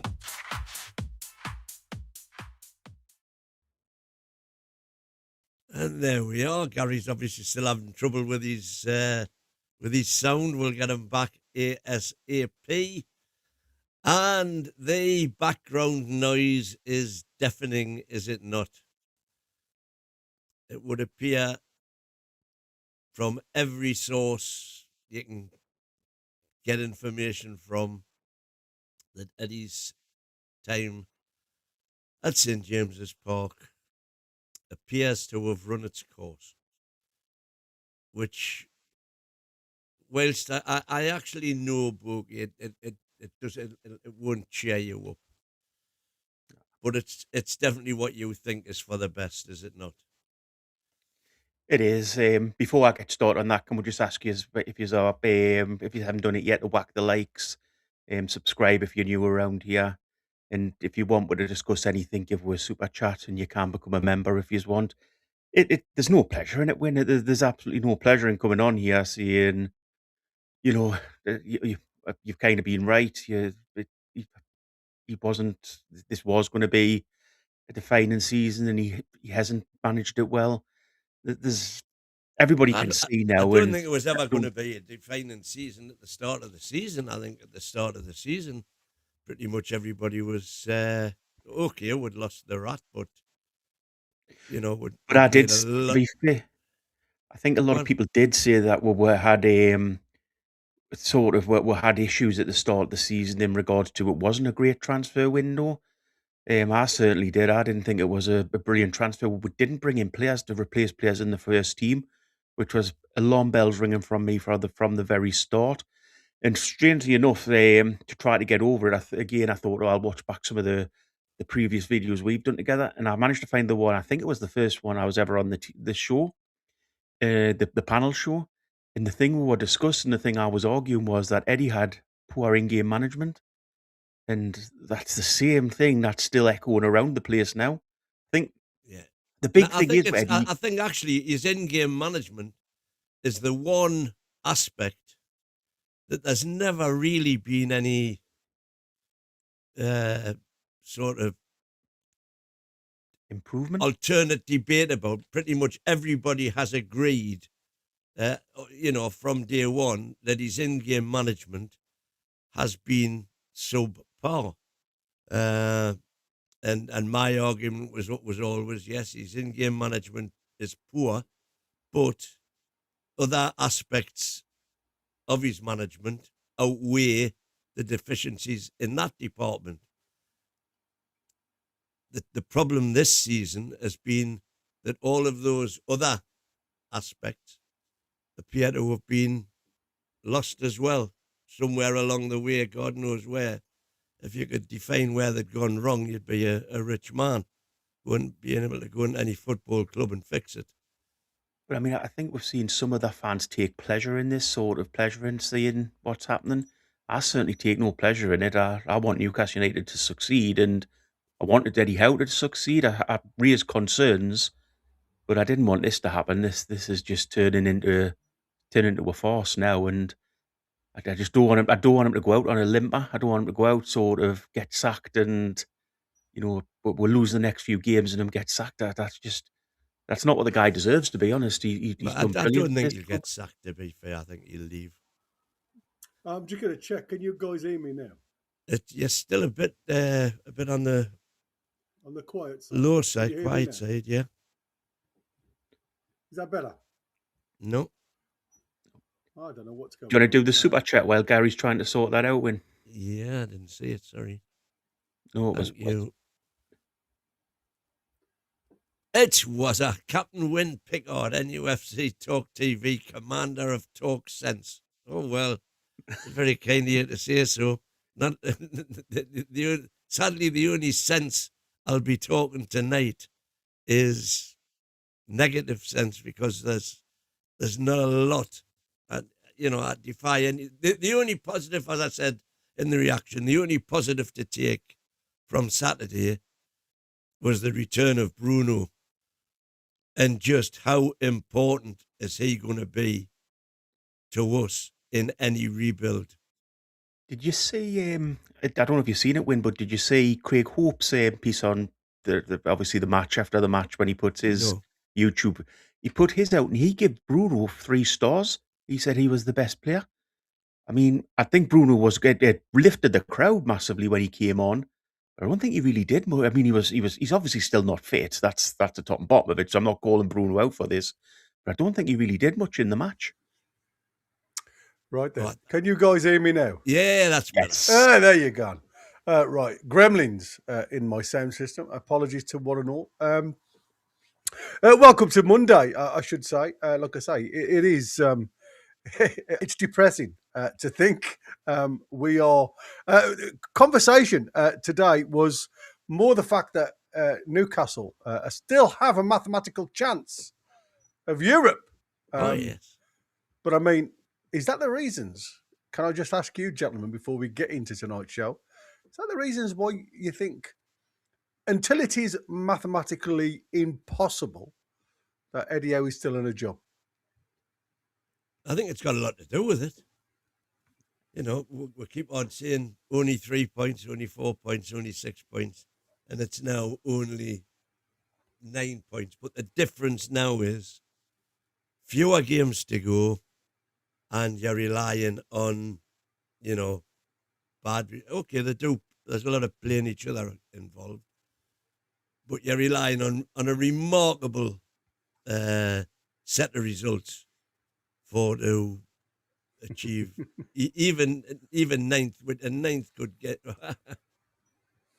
monkey spewing saying Gary's been feeding his mic after midnight. Indeed, I was already got it wet. I'm going to say, yeah. There is that. I was expecting a cable to be undone, but it wasn't. It was just gremlins in my system, which I've corrected. Anyway, gentlemen, let's get into tonight's show, because I think this is... Can I just quickly answer that one as well, Gary? I don't see any point in sacking Howe now. Until the end of the season, and they do the full review. Unless the cards start to fall down, he loses players completely. There's no point in getting rid of him at this point. Let him see it through to the end of the season and then make a call then. There was some breaking news. I don't know. Oh, yeah. Is your breaking news concerning a certain special one? No. Right. Well, just with Boaky saying that there's no point in getting rid of him now. Apparently, the special one has a clause in his contract which enables him to terminate the contract either in May or summer 26. So potentially we could get Mourinho, because it doesn't look like Benfica are going to... They're safely ensconced now in a Champions League place. Unlikely they're going to win the league. So they are pretty much, got the flip-flops on already in the Portuguese league. Yeah, the breaking news that I was going to say was that apparently we have not posted a dressing room photo in the last 67 years. Well, that's what it feels like anyway. Just a bit of tongue-in-cheek banter. So anyway, NUFC talk. Welcome one and all. The only place where Newcastle attack disappears quicker than a phone signal in the Tyne Tunnel. Honestly, I've seen more patterns in a packet of biscuits than I have in our forward play recently. We've gone from Champions League nights to can we string 3 passes together without panic? And now the big question is, if Eddie goes, but when? And I think that is the big question. Like I said, I've just asked the question. I've just seen a report, and again, I don't know how true it is, that Eddie Howe is walking away from Newcastle at the end of the season. That's what I've just read. But I've just having a look at where it's come from, and I'm not sure whether it's literally clickbait or what. So, but that's what I've just read. Eddie Howe has agreed with a discussion to see the season out and then walk away. So that'll be interesting. Like I said, let's. I just want to set the tone with you guys, because this is where we are. This isn't a blip anymore, because that's what we thought it was. We gave them so many excuses, and I've been one of those people that has given Eddie as much rope as he needs to hang himself to a degree. This is a pattern, very ugly one, if you like. 4 defeats in a row now. I said before, I don't think St James's Park is that fortress anymore. The way we play and everything else. Which 8 losses is really in the last 11. worrying. It absolutely is. European helps, question mark. They've gone for me. I think there's probably a question mark over relegation more than there is, European football. And the most worrying part, it's not just results for me. If you're losing games and there's passages of play where you think, oh, you know what, the team's done okay. You can see what they're trying to achieve. You can see where it's going and everything else. We've just lost through, bad luck, a deflection or something, or a penalty. Then you can hold your hand up and say, the lads have given it everything. But it is how we're playing. 54% possession against Bournemouth, but 0 control in front of goal. No attacking structure whatsoever. No cohesion in the final third. This team used to have overloads wide, clever overlaps, underlaps, Bruno in the middle dictating tempo, if you like. Now, it's give it wide and just hope that something happens. That's not a system, that's desperation in my eyes. We've contemplated a plan B. Why we have no plan B? Eddie's come up with the excuse, well, if you're using plan B, then obviously plan A hasn't worked, and that's what you're working on. So what happens? I mean, you're not expecting a complete change. You're expecting players to come onto the field of play to change something. But there's no tweak. There's no shift. There's no alternative patterns of play. And to me, that is a massive red flag at this level. So the question, I'm going to start with you, Mighty Wyn. Well, I'll ask the pair of you. Is this now a coaching issue rather than player issue? Because the structure looks completely gone for me. And I know people are saying, look, that the players seem to have thrown Eddie Howe under the bus. And to some degree, I believe that as well. These players certainly aren't playing as they have done. I mean, all season long now, you've question marked some of those performances, some of those players that have continued through the season that Eddie Howe has put full faith in. He's been blamed for having favourites and everything else. So them favourites just haven't worked for him. So is this coaching or is this just player attitude? Yeah, I think it's, there's no doubt in my mind. It's Eddie Howe has kind of proven himself now to be a one-trick pony. High intensity, high press football. And if the players are not doing that, he hasn't got an alternative. But before we get any further, thanks, Wazza, for another super chat. Boaky, that's not proactive now. It's your in-game. And super duper prosaic 5 memberships, which have gone to Avit. Or is it that? Arit. I love that. Avit. Avit. Oh, right. Peter K. Got you. Yeah. STE 1897. MB79, Snappy L, and Steve Clancy. Thank you, Prosaic. You are a scholar and a gentleman. And if all you guys want to get all the extra stuff you get for being a member, keep it going. Thank you very much, everybody. Indeed. So, Boaky, what's your thoughts, dude? I don't want to sit here and just call Eddie Howe out all night. It's not fair. I mean, some of the players have let him down, let's face it. There's been lacklustre performances. I wouldn't say there's particularly any player that I would say that hasn't done that. I know people stand up for Bruno and things, but I don't think at times he's put everything into the game earlier in the season. Maybe he's now that way in this trouble that way, and he is. call, maybe you could say, but I don't think any players come out of this shining. I don't think any particular praise can be put on the players. But end of the day, it's the manager who chooses them. And I mean, his team selection over the last few weeks has been really questionable. His lack of change, as you say, no plan B, but also no just. We're on what is it now? A 5-game losing streak, 4-game losing streak, 4-game losing streak. You know, he's had what 21 days at least, but he'll have 28 days by this match to change things up. What changes have we seen in the team? That's what really disappoints me. I haven't seen any changes in the team, and I haven't seen any changes in his in-game management.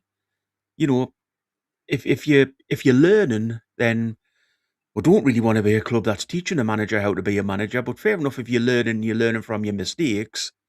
But he's not. It's just the same old mistakes week in, week out, and there's no change that you can see there. Imagine he was a player.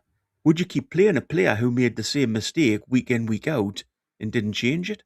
No. Well, Eddie seems to do that. I mean, listen, I want to move swiftly on because obviously time's against us and we have got a little bit to work through tonight. The Woltemade and Wisser issue, obviously benched again, Woltemade. There's a part of me that had a little understanding of the first one, the Crystal Palace game, just back from international duty and all that. You think, well, if he's carrying something or he's got a little bit of tightness in a hamstring or something like that, don't risk him. Give him full backing of that one. And yet again, benched again. And instead, you start your third choice striker. Now, again, Asula, has he done enough to warrant 2 starts back to back? But two starts, 2 goals. 2 goals, absolutely. And that's what I said. Sometimes you've got to give credit where credit's due. And Asula, as bad as he looks at times, I thought you run the line okay. Also at times, I think he's starting to learn the trade a little bit, which wasn't a problem. The biggest problem for me is when you've got Wisser on the bench, and you've got Woltemade. So obviously Wisser is barely trusted at all now. So to me, you heard Eddie Howe the weekend say about players not given 100% won't be picked. Obviously, Johan Wisser's one of those players that just isn't showing 100% commitment to the cause. So when you're at home and it's a must-win game, and the reasons why I say a must-win game is, as Michael and Tim were saying in the previous show, this season, this league, it literally is so frustrating to think that there's teams in and around that top 6 bracket that just, again, are struggling. Look at the likes of Chelsea, who have picked up less points than we have. If you had picked up another 7, 9 points, you're knocking on the door to Europe. And, that's only three more wins. And you look at some of these results. And that's exactly why I was saying with even with 7 games to go, put a run together and it's on. I'm talking Champions League with potentially 7 places. Yeah. And there's just been no urgency or application, dedication, grit, determination. You pick the word. It's just been totally lacking from our players. Every 50-50 ball's an opposition ball. Indeed. I just can't understand, right? In a must-win game, because that is where you start saying to yourself, right, like, okay, I've had a fallout with some players. That's not a problem. Some players have taken the huff with me. Again, not your problem. They're paid to do a job. I'm paid to do a job. You pick the side. You go with what you feel is the right choice. But when the game is there for the taking, now for me, I didn't think Bournemouth were an exceptional side the weekend. I thought Bournemouth were second gear, third gear most of the time. Never really gave us anything. I think there was only something like 3 saves. I don't know about third gear. The one thing they were doing was pressing the full 90 minutes.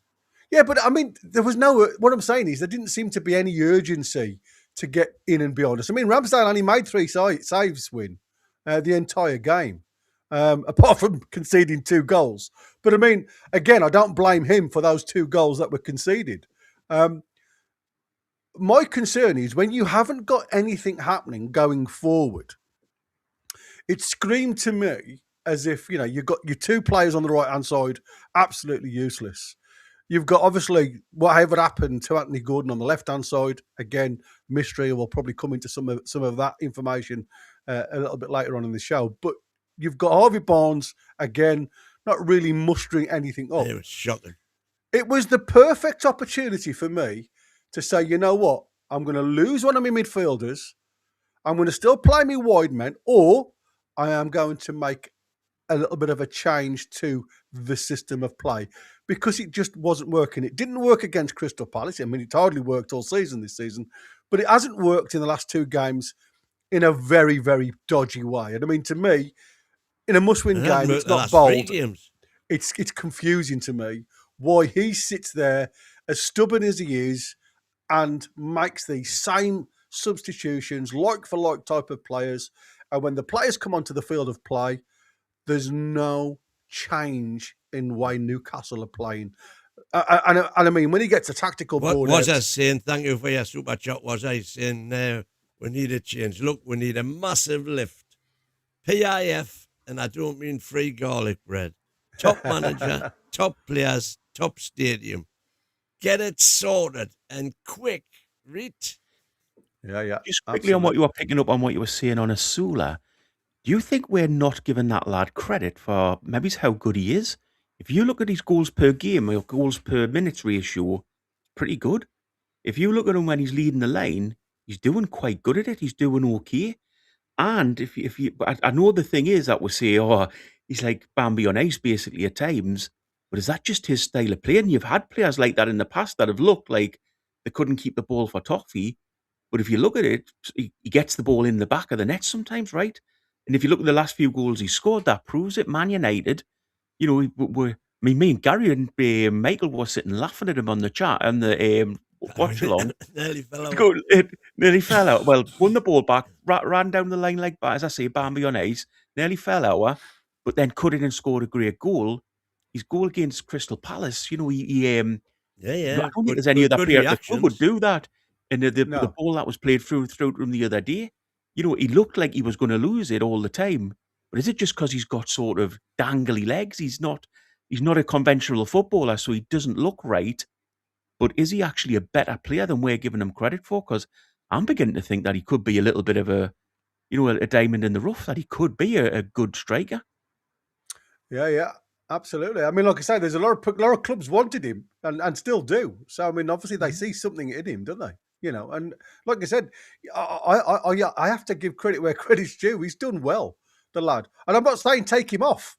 All I'm saying is you could have just done with maybe Voltemada coming and playing the false 9 and sitting in just behind him just to try and take a little bit of the burden off him, because at times the lad was so poorly isolated it was untrue. And he's still got a goal. Trolls has got a John. 50 krona. Thank you, Trolls. How has Thanks, Trolls. Found out it seems no club goes full throttle against us anymore.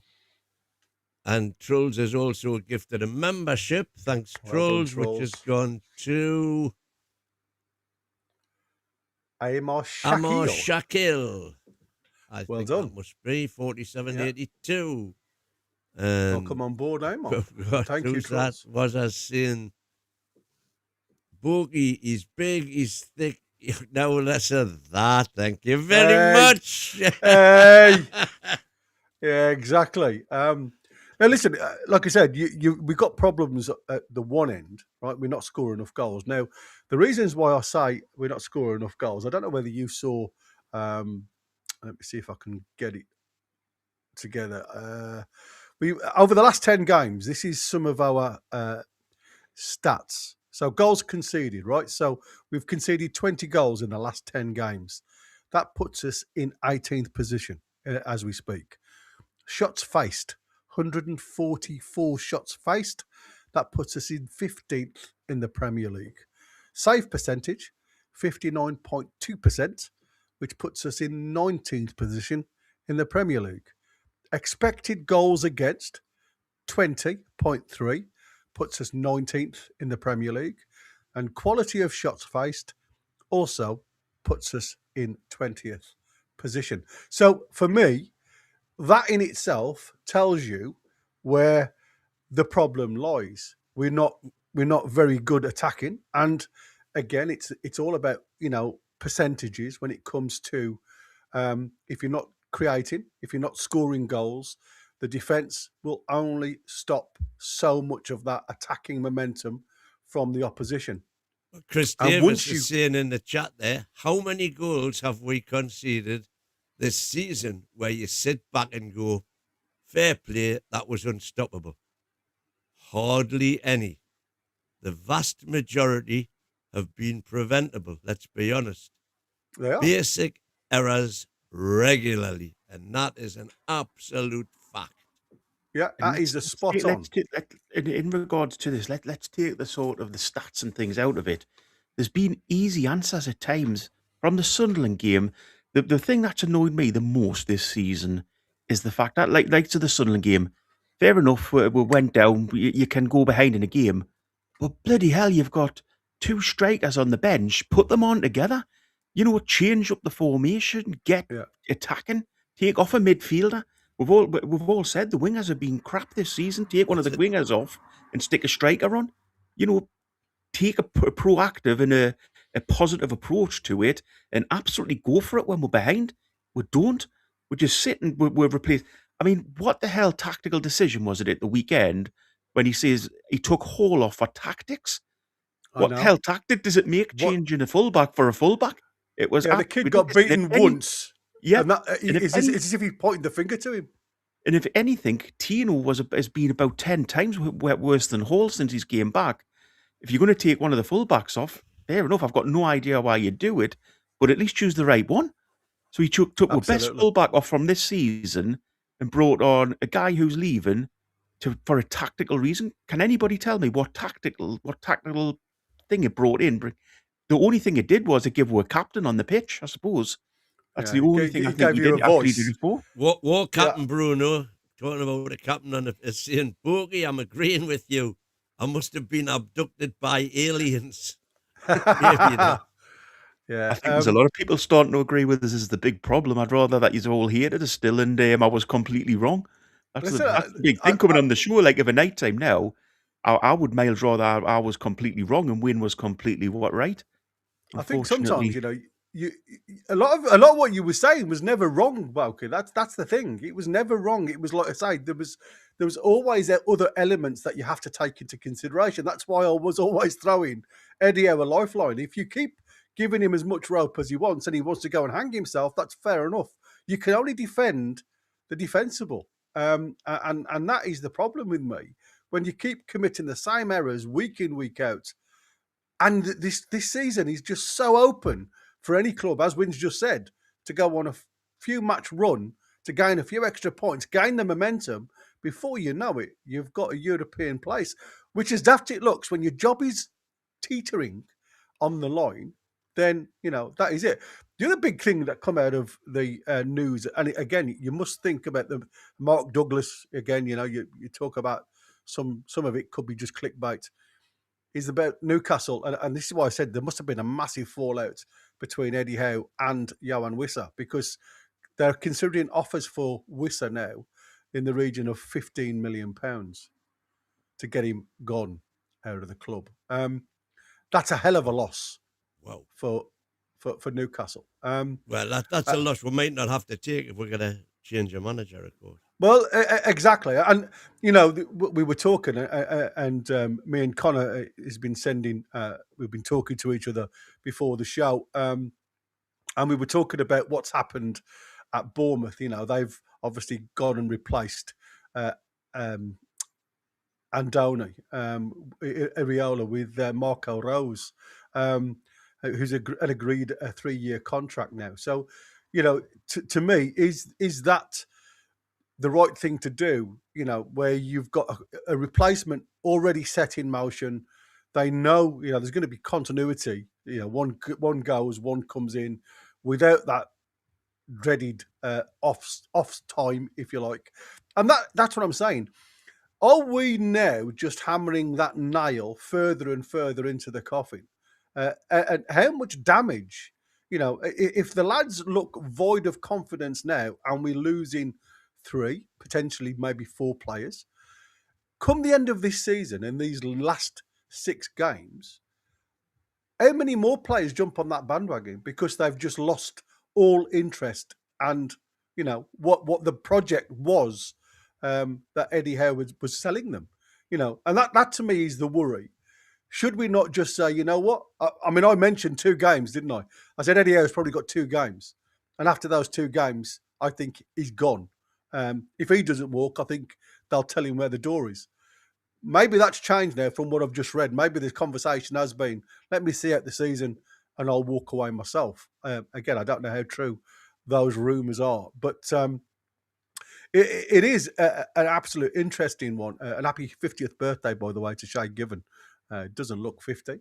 He looks 51. Anyway, and the only good news is that apparently Bruno Guimaraes has become confirmed Premier League tots.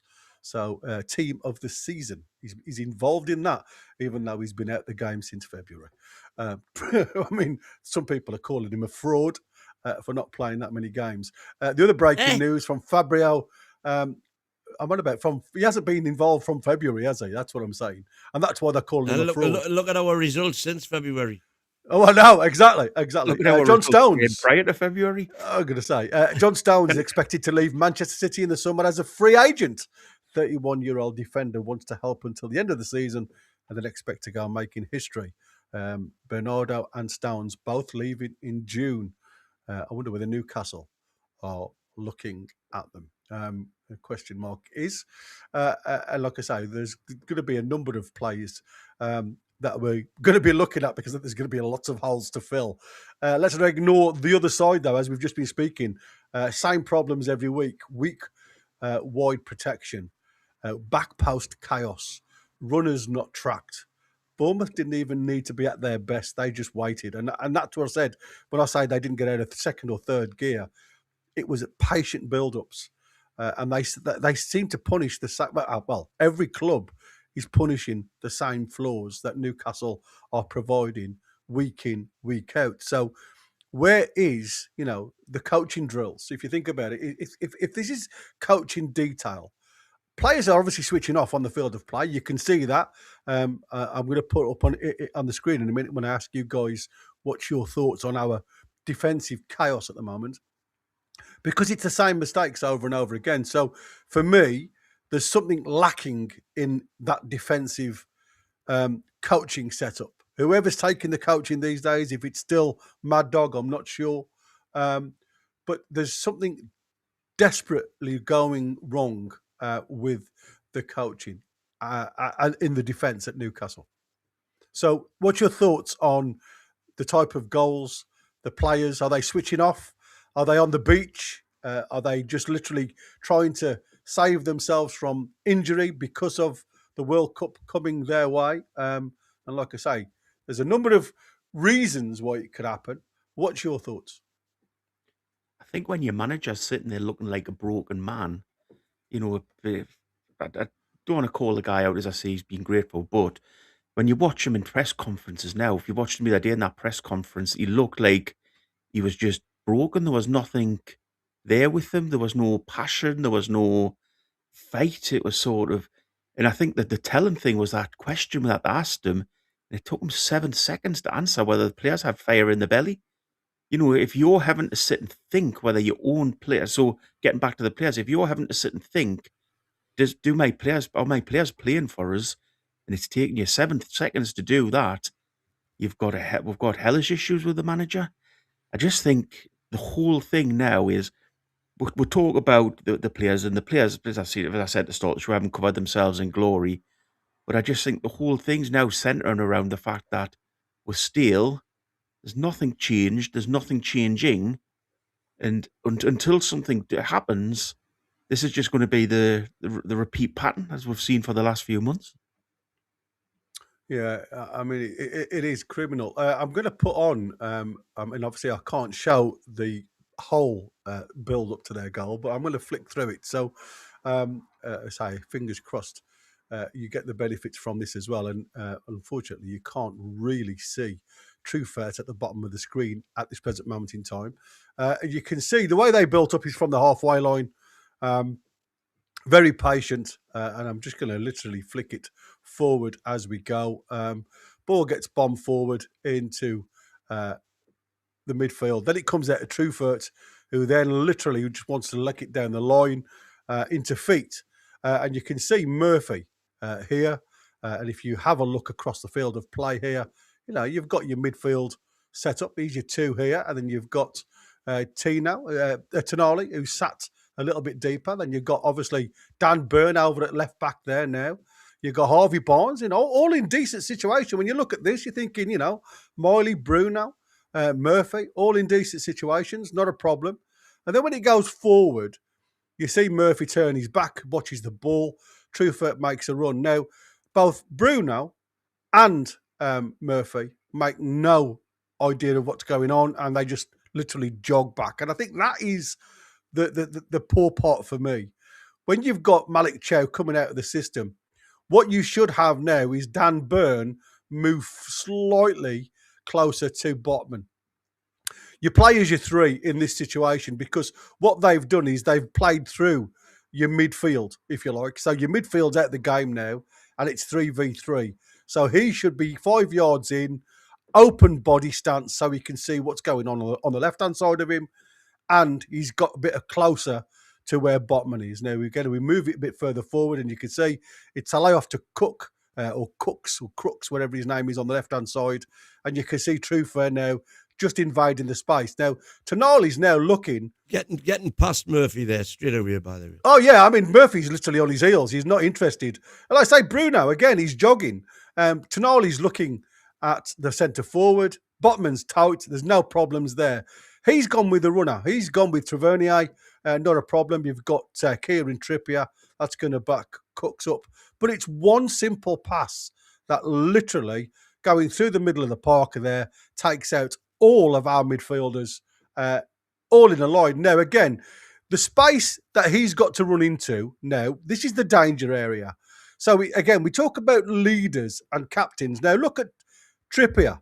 Straight away, he's questioning the midfield. There you go. There's his arms. He's wide out saying, what is going on? But this is the problem for me. Who's the danger man in this situation? Trippier, he's got the space to run into, and even Nielsen. So if Bird comes 5 yards in, what he can say to him is, I'll take Even Nielsen. You just move into the half space, because then you've got bodies, right? But we're too wide open. We've gone man for man at the top end. And again, Harvey Barnes he's just outside the picture here. Again, jogging back, totally lazy. But it's just all about communication. And that was lacking all the way through this. Again, you can see the space. What's happening now is because everybody stayed wide on their respective players, Malik Chow has to make a decision. He knows where the danger man is, and anywhere in this area here, there's an opportunity to get a shot off. So he peels off Tavernier to try and close that space. Again, 2-on-1 situation, the overload. And by which time now, as you can just see, Burn starts to react. It's 2 or 3 yards away from where he needed to be at that point. If he'd have reacted quicker, he could have gone onto Even Nielsen, which would have allowed then Botman to frequent this space. Well, I think you've also got to look at Trips here, by the way, because Trips has been saying, where's the midfield? But he hasn't moved. He's lost. Yeah, exactly. Yeah, exactly. That's what I said. I mean, there's all of these players now. If he goes, making as no regards effort. Burn, I think if Burn comes in to cover Botman, then he's leaving Trippier to have a simple pass to the far wing. Yeah, but you very rarely score from the width. You've got to have a hell of a shot on you, but win. You've got more chance of scoring in front of goal than you have from the corner angles of the box. And that's why I just said, instructions. You have to start saying, if I'm committing a body forward, you've got to start making demands of players dropping back into the space that you're frequenting. And that's what I'm saying. It's all about instructions. Like I said, this wasn't a quick build-up. This isn't one ball that's gone through the middle of them. They've had 4 or 5 passes to get to this position. So there was plenty of time for people to organise the defence and players to move into different positions. And that's what annoyed me, because this wasn't a quick build-up. It was very slow, very methodical, and they took the time. And all they did was, once we've moved players away from their areas, their zones, they just passed the balls back into that free zone. As you can see, 2-on-1 situation. Tonali's doing his best to get back, but look at these three. They're jogging. I mean, it's criminal when you actually weigh it up. Then obviously these two get obviously in a decent position in the end, which leaves him wide open to Vernier. It's not a great ball, if I'm honest with you, from Trippier. He pushes him too far wide. He wanted to have a go at goal, but the ball was too heavy, pushes him out wide, and then obviously when he gets to the byline, he dinks a ball into the back stick. Now again, this is to me, this is where it gets a little bit silly, right? You've got 4, 5, 6, 7 players in the box, right, against their centre forward. Now, obviously, Botman's moved forward because he's trying to block this space here, which he's expected a low ball along the ground, along the 6-yard box. He's trying to get in front of his player. You've got Dan Burn, that's just behind him. There you go. Both jumping up for the ball. He's totally off balance. Dan Burn's nowhere near him. So Ivan Nielsen just gets ahead. He's just got to knock it back down into here. Again, look at these players. I mean, Kieran Trippier is looking at the kebab man. I mean, he's nowhere near play.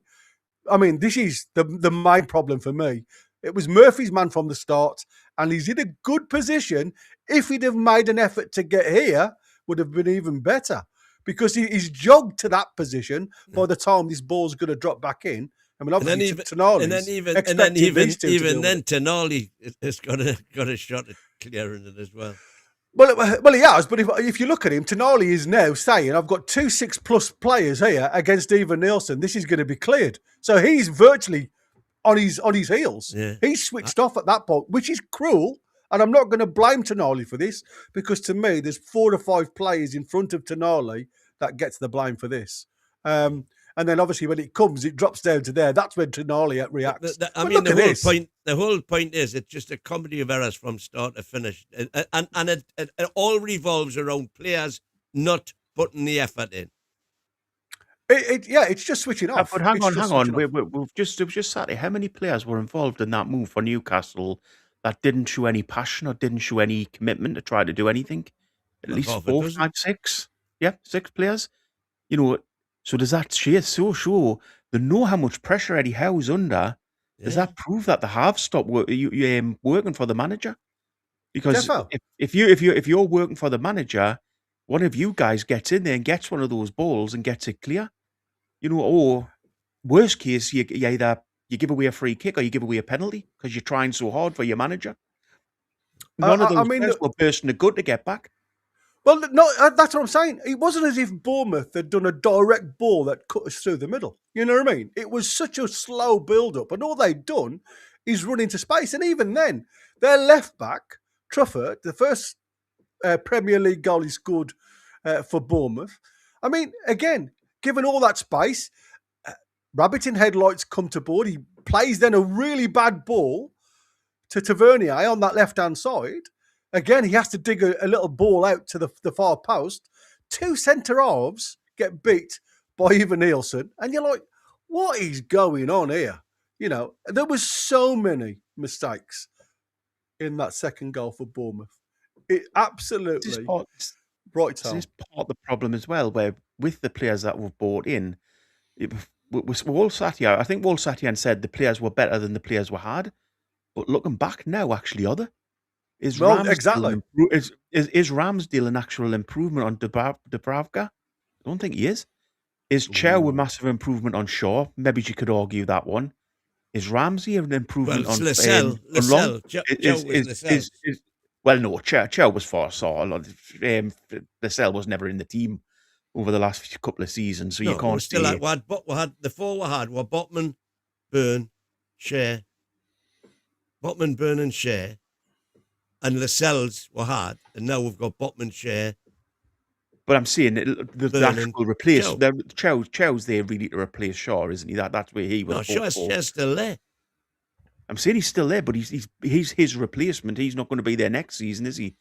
So you look at but he was there this season. You look at that. So was there an improvement there? Probably not. It was Lascelles. Lascelles. I've said you can argue that one, but was Ramsey an improvement on Longstaff? On Longstaff? Don't think he has proved to be. I think they're very much of a likeness.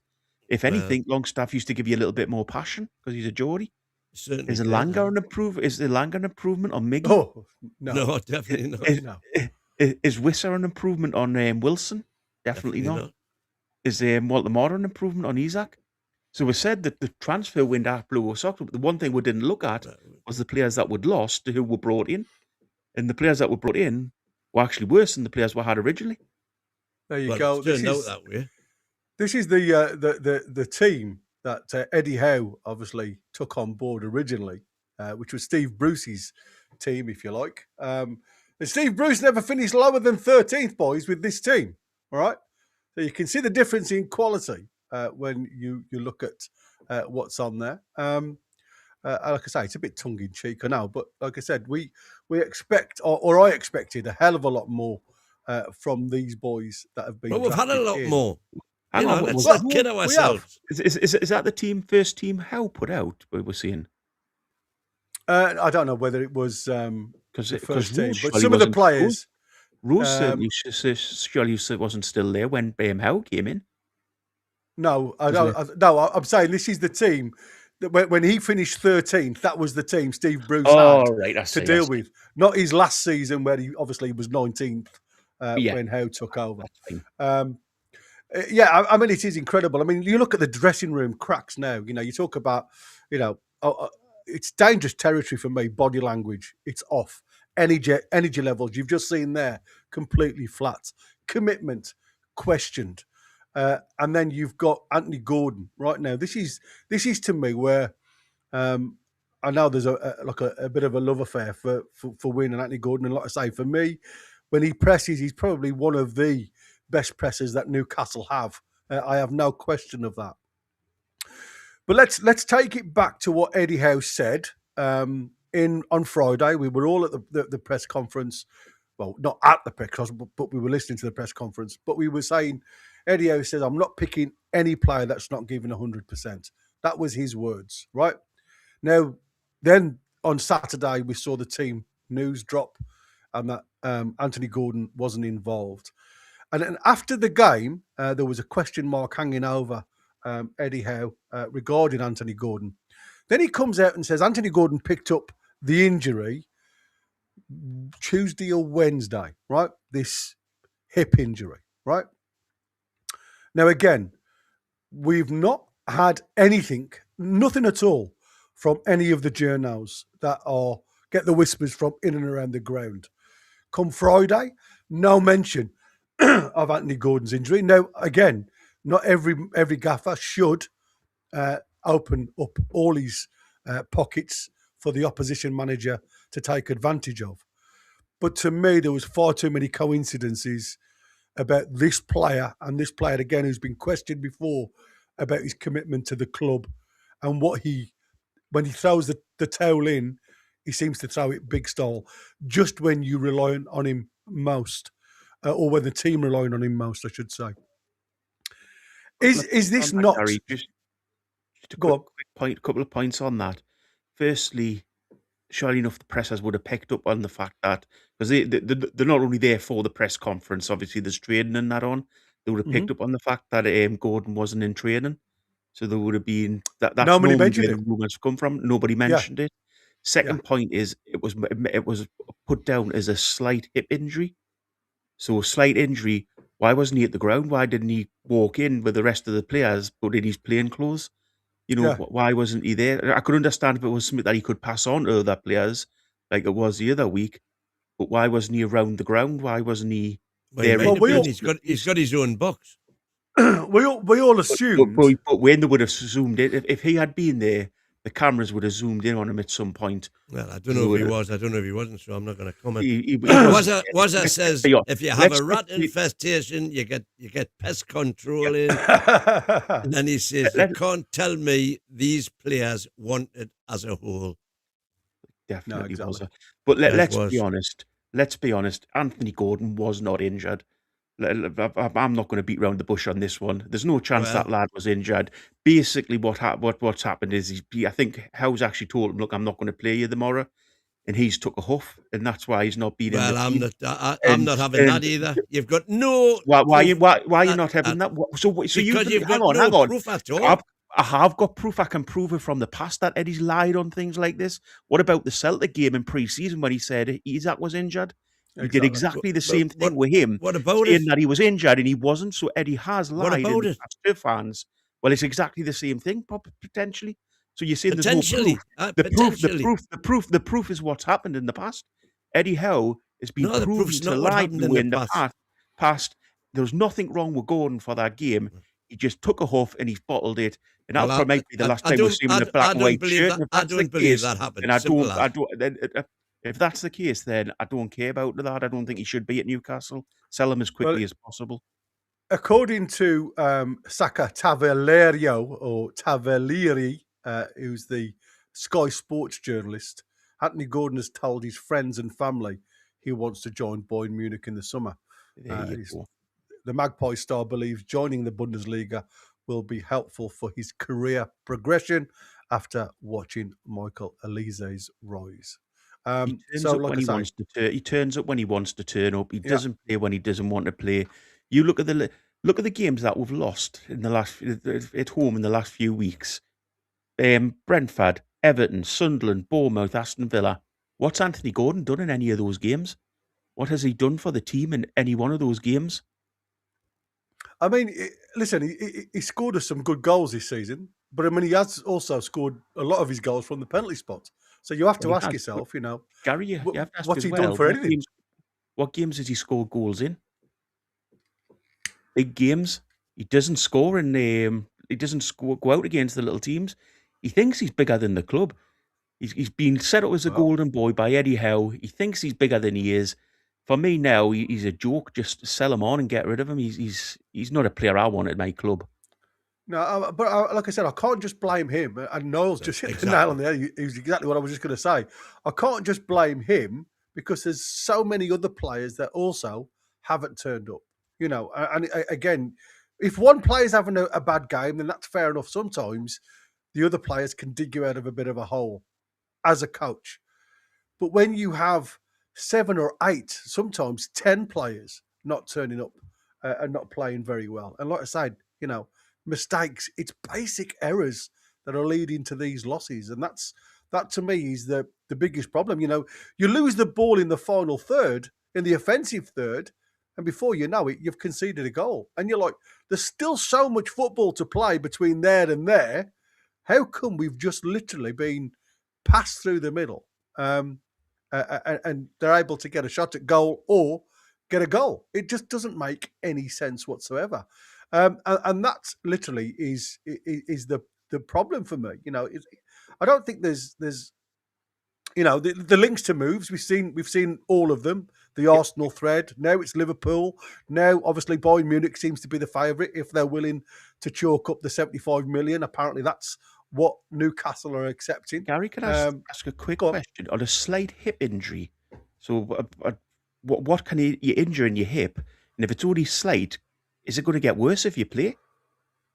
Well, like I said, now listen. I'm gonna tell you a medical phrase, right? This is what I used to work my 30 years in the medical history as. Pain is what the patient tells you it is. All right, because my pain levels are totally different to yours and everybody else's. Now, again, I don't know what it is, what part of the hip he's got injured. I heard Jamie say earlier on that it's I don't know some part of his hip. I can't remember exactly what he said now, but again, if it's a slight injury, And you have to ask yourself about Shearer, what Shearer's comments were about Anthony Gordon and how true he was. Players sometimes will run through a brick wall for you, and it doesn't matter how hurt they are. Longstaff, if you remember, played every game last season, and he had to have an injection pre-match to get through the match because of that pain. And that's because of the love of the club. That's because of the love of the colour of the shirts. Some players will do that for you. Now, I'm not saying that, he would have been a loss if he didn't play. All I'm saying to you is the mentality of some people are totally different. And that it seems to be the fact with Anthony Gordon. He's very precious. Whatever he says to the gaffer, as obviously he's saying about I don't want to play today. I don't feel as though I'm fit enough to play. Then the gaffer has to take that word and say, well, if you're not mentally prepared to go for it, then I'm not going to play you. Can we just pick up on that chat from Chris Davies in the chat there? This one from Trulls first. Well, can I do this one first? Go on then. So the proof of the pudding's not in the proof is not in the pasty win. So are you saying that even if Howard won us the cup this season, he still needs a sack? No, if he'd won another trophy this season, definitely he wouldn't get the sack. And which one were you on about? It was Chris Davies in the Davis in the chat there. Just heard a joke from a fan recently. Gordon's injury is to his head. It's been turned that often. Had to have a little laugh at that one. Love it. That was a good one. Yeah, very good. Cheers, Chris Davis. Do you actually think Gordon was injured? Wyn? Do you think that's Yes. a complete honest thing? Yes. So do you not think there's no coincidence in that? No, because I think Eddie would have wanted to play him. Right. I think you see the only thing that gets me was the timing. He missed training on Thursday and Friday. Yeah, but that's what I'm saying. Apparently, why didn't the press had pick up on that? Well, maybe they had an embargo. I mean, you don't know. Maybe it was the fact that they were embargoed on saying anything. Maybe it's come through the club doctor or something. I don't know. To try and stop the Bournemouth coach. That's then obviously knowing what's Gordon going is the new scapegoat. Nobody bad mouthing Sandro. Well, I've just did. I just said all the midfielders literally jogged back. There was nobody. But that's a fact. Gordon has become the next bad thing, and I'm not having it. Well, good. Well, like I said. So do you think he tries in every game this season? When do you think against little teams, Gordon tries? Yeah. What about when he was lying on the ground when we lost the ball and he just lay there for about 5 minutes in that game? Can't remember which one it was. One incident. All sat here and called him out for that. Yeah. So when do you see him? See when he got sent off against Liverpool. Yeah. When do you see him do that against? When do you see him do that against little teams? When was the last time you seen him sprint right? Do you want to see him do that again? Well, yeah. Well, I didn't. Not get sent off, but I want to see him sprint across the pitch and try to win the ball back against teams. He does that all the time. I want to see him He does that all the time. When? All the time. So against Sunderland, he did that. He was our best player against Sunderland for me. He was the only one that gave it to us. He chased the pit. He chased everybody down over the pitch against Sunderland. He did as much pressing as he could without any backing at all. He was poor against Palace. That lad gets more when he's played up front. He gets more backing than any other player. Voltemora, Wissa, Sula. None of those get the type of play around them when they play up front as Anthony Gordon does. That team. We'll talk about it. We'll talk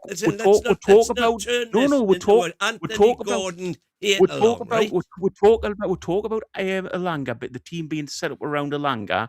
Eddie Howe is trying to do the same thing with Gordon. It's just Gordon's not good enough up front to do it with. Yeah, Eddie Howe has these little golden boys. Sorry, team set up around Isaac. Absolutely. So the team was set up around Isaac. Eddie Howe's trying to do the same thing with Gordon. The only problem is Gordon's not good enough, but Eddie Howe still loves him to bits, so he gets played every game no matter what. I mean, listen, we know Gordon, he has been a problem, but he's also been like I say, the one that does do a bit of graft when he wants to. That's the thing.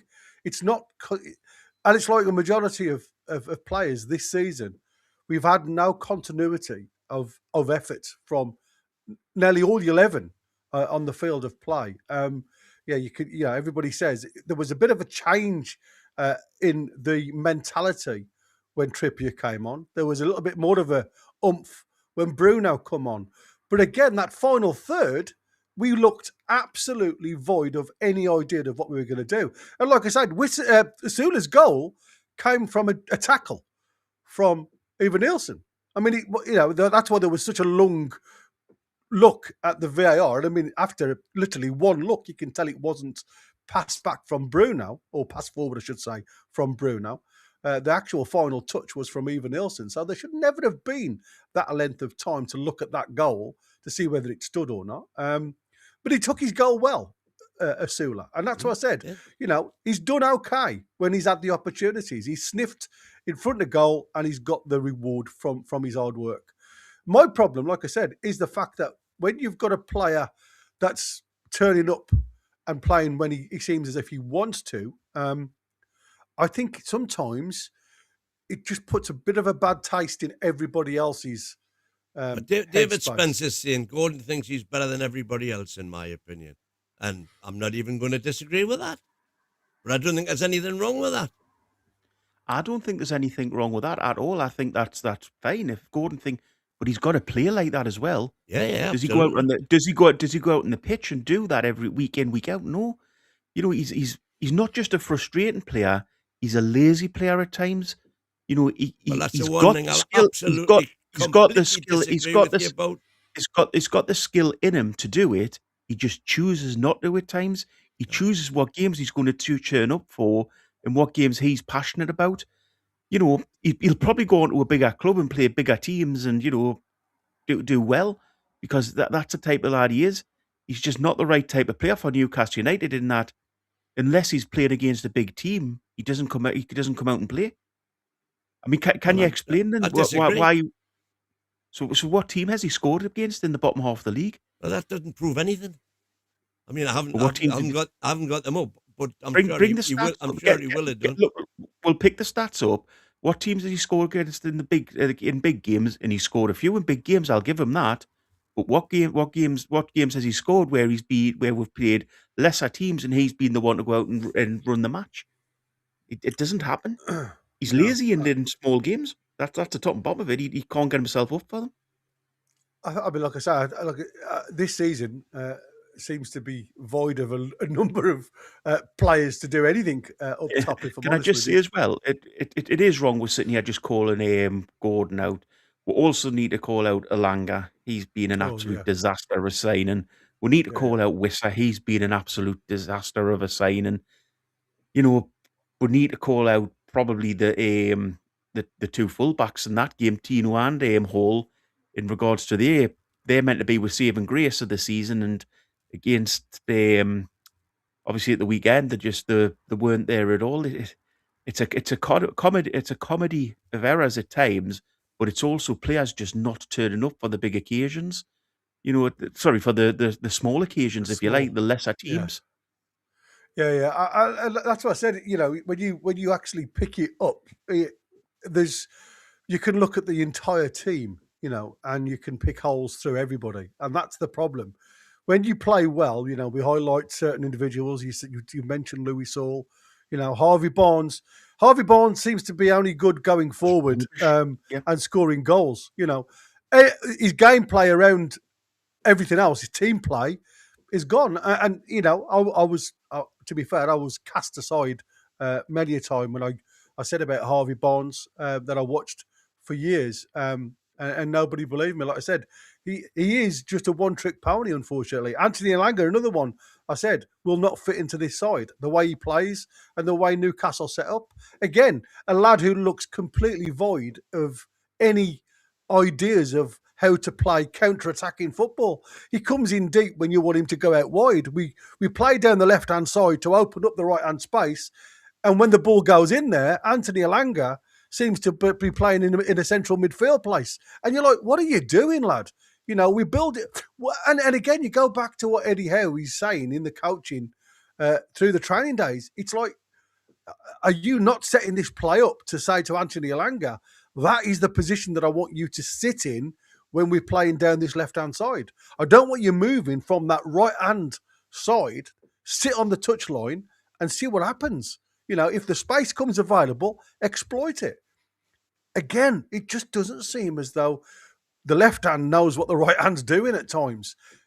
But you question, like I said, you can question as many of these players in this team at this present moment in time and ask them if they are, understanding of what their role is, because from what I'm seeing, there's very few. Let's not dance around it then. Let's not just look at one player. I know Wyn's sorted Gary, out. can I just quickly pick up on Gordon's stats this season? He scored 6 goals this season. One of them has been against the bottom of the league team. All the rest have been against the top 10 that are in the top 10 at the minute. So that shows you that lad, he doesn't turn up for the smaller games, exactly as I said. I think doesn't show anything of the sort. Just shows that he got the chances in those games and took them. I think, but no, if you look at you've got to have a thing on that win. If you're playing littler teams and you're not scoring against them, but then you go out up against the big teams and you are, there's something in them stats, to be fair. Oh yeah, I think believer in stats now. I think the only thing that I will always question Anthony Gordon, as I do a number of them, and we've just mentioned Murphy there, which again you saw the runners in behind. How many times has Anthony Gordon then? This is another one that I'd like to get answered. How many times has Anthony Gordon played the ball in the middle of the park on an angle, diagonal, going backwards, gave the ball away, and has attempted to get the ball back through, via his mistake? They've gone on, the opposition have gone on the offensive. There's no effort to get that ball back. It's as if, well, I've tried and it's not worked, so you guys now work. So it works both ways. If you've got the effort running forward, I can equally remember. I can't remember who it was against now, but he ran the diagonal length of the pitch to put a tackle in at right back, our right back position, from the left wing. I can't remember what the game was, but I remarked that I said at the time, this is the Anthony Gordon that didn't put the work in. He literally ran from the left wing near enough corner flag to our right wing corner flag, the full diagonal length of the pitch to break up an attack. So we could remember one. Well, that's just because that one sticks in my mind. Well, that's what I'm saying. How many? And you're bringing up another one. Well, I'm not. I'm bringing up. I can bring up 4 or 5, mate. That's what I'm saying. I can bring up 4 or 5 when he's passed the diagonal and just left it for everybody else. And for a winger, how many assists should a winger have at this point in the season? A good winger should have what Murphy and Elanga had last season. Mm-hmm. So how many do you think Gordon's got? Pony and trap, mules and donkeys. That's his here. It's true. Was that Anthony Gordon? Thanks, was that Anthony Gordon's got 2. Anthony Gordon's got 2 assists this season, as opposed to who? Great win? I'm not putting him against anybody. I'm saying, as a winger, is that acceptable to have 2 assists? I'm saying our wingers have been atrocious this season. So, I mean, but the one thing you get out of Gordon, the one thing you do get out of Gordon is work rate. So work rate? How can he have a massive work rate if he's managed 2 assists all season? Come on, the stats don't add up to what you see. 2 things are not. 3 of the goals that I talked about there were penalties, actually. So he's only got 3 goals in open play, and all of them were against big teams. So actually, and by the way, the 3 penalties he's got, who actually earned 2 of those 3 penalties? Who got fouled for to get the penalties? That's fine, but in regards to that, what contribution? So goal contribution to the team. What I'm saying is, just stop scapegoating Anthony Gordon. Anthony Gordon, but he's meant to be the big player at the club. Wyn. He's meant to be the multi-million-pound player at the club. He's meant to be the top class winger. So I'm not scapegoating him only, as I say. Let's move on to the rest. Let's move on to the rest, and let's move on to your other boy hero, Wissa. What the hell's going on with him? I've got We no spent idea. £59 I million have got pounds no, from him. there's, He's not there's even obviously been getting off the bench half the there's time. obviously been a massive personality clash somewhere along the line between Howe and the coaching staff and Wissa. And I've got no idea what's going on. I haven't heard anything come out. But hang on. You go to work and your manager doesn't like you. Fair enough. You know, you get that in life. You don't have to like people, but Wissa should still be coached properly and be able to get into the team. So yes, there might be a massive personality clash. I've got no issue with that. But he should still he's still a striker that you said yourself scored so many goals last season. That's right. He should still be able to be coached properly and should still be able to get into the team. So if we're saying that if you're having an argument with a manager or a coach and you're not getting into the team, although you can score goals, that's another bloody ridiculous decision by Howe. By Howe, But yes. But I do think there's a lot of coaches, to be fair, if they have a ding-dong with a player because of the position that they're in, the player I'm not loses all the time. criticising Wissa. We've never seen him play. So why? No, I mean, It's either he's crap or the coaches are crap and I'm can't get him saying on the that pitch. there's obviously been some massive fallout behind the scenes that's been well kept under wrap, which is a good thing. like I say, I think there's get issues. Shovels is asking you guys exactly how many players do Newcastle actually need to bring in? I think a minimum of 7 first team I think squad players is required. I think. Yeah, so. I mean 7 or 8 is definitely. I mean we need 2 right backs, don't we? That's 7 or 8 plus any replacements for whoever's going. Whoever leaves, yeah, exactly. The big names that are going. We need 7 or 8 to replace the likes of Trips, Shearer, all the players who are out of contract. And is Eddie Howe the right man to be left in? If he still has final say on who comes in, is he the right man to be there for that? Not for me, no. That's the. Is it all? That's what we've got. That's be honest. We've finally got the back room in place, which have been selected by PIF. Let them do their job. Yeah. Boaky always speaks the truth. Boaky always speaks the truth. Wake up. Cheers, ads. Cheers, mate. Cheers, ads. I mean, like I say, it is. Like I say, it is far from just Anthony Gordon. But like I said, every season, or we seem to have one player that seems to have a finger pointed at. Do you know what the problem with Anthony Gordon is? He's like the milk monitor at school. The teachers, or the coaches set him up to be the head boy. He's automatically the one that's in the limelight, and he's the one. And if he does a good job, if your milk's nice and fresh when you get in, he gives you a little bit extra cookie or something, you're over the moon. But if he's letting you down, then he's the one that gets called the most. So it's partly down again to how that lad's been set up at the club to be the golden boy of the club, or the golden top milk, if you like. He's put in also, if we really want to go at the next level, all this defending of Eddie Howe and Gordon has got to stop, as it's getting pathetic now. Piff needs to show kahunas and move on. Indeed. And that's where I'm coming from right now. That's my. Well, I don't think it'll be Piff. PIF have got to go around to a top coach and say we'll give you £20 million a year, more than he's going to get anywhere else, because in the great scheme of things, 20 million quid's nothing. No, but I mean, it is a strange one though. Like I said, who comes to Newcastle with their hands tied? You know, you talk about elite managers want elite money, and wages is going to be the big issue. And that's what I said. I don't think until Newcastle source this, this problem as they've got, I think it's going to be, steady the ship first. And listen, if these want to be a big club in 2030, which isn't that long away, guys, they want to be the biggest team in the Premier League in Europe. There's got to be like I say, they've got to start showing their kahunas very quickly, if I'm honest with you, and start moving things around. Like I said, it's nice to have a little bit of stability, but at the minute the ship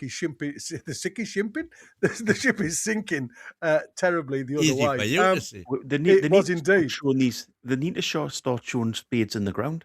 That's what we need now. it is. We need the spade in the ground for the new training ground, and we need the planning permission going in for the stadium. Things have to be moving on. It's not just the playing staff and the coaching staff that have gone stale.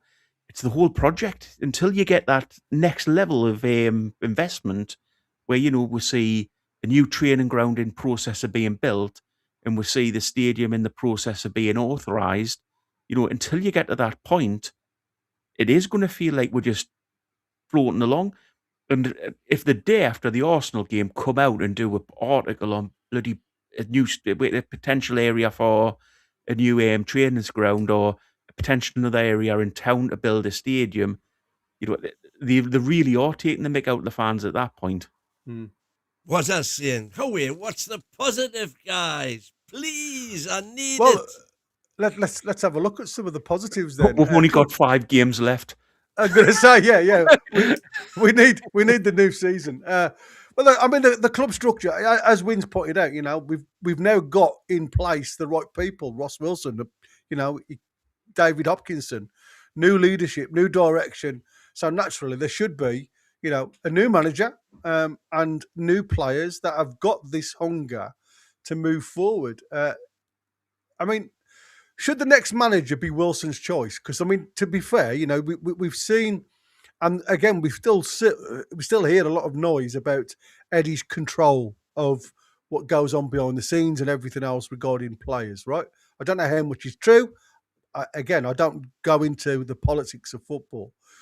But if Wilson has his man in charge, where he can obviously talk about players, the type of players that the club require with the new coach, and go out there in his little black book and look to enhance the squad that way, that's where elite clubs are today. Not under, gone are the days of the Alex Fergusons, when it's my player or the highway. Today, it's all about the DOFs directing where the football club goes regarding football. Is that something that you think, again, I don't know much about Ross Wilson. We have gone into a lot of detail about Ross Wilson. But the type of players that Ross Wilson's looking at now, I mean, I've had a look at the new lad when he did the Rabona assist. Phenomenal player. But again, he's playing at his own age, and he's 16. Another 2 years before Newcastle see the likes of him. But do you trust Wilson to make that choice next? Or do you think it's still going to be the same with Eddie Howe going? I think you've got to. That's his job. He's had a year in the job now. He should have a list now of players that we are on the brink of signing almost. I think the problem Wilson's got is you bring the players in, but it's then up to the manager who plays, and that's completely right. It's always got to be the manager's decision who actually plays in the team. And I think Wilson's problem might be is that I think this was maybe a problem with Mitchell, but probably part of the issues with him was that you can bring these young players in, but Eddie Howe's got to give them a chance, or whoever's manager's got to give them a chance.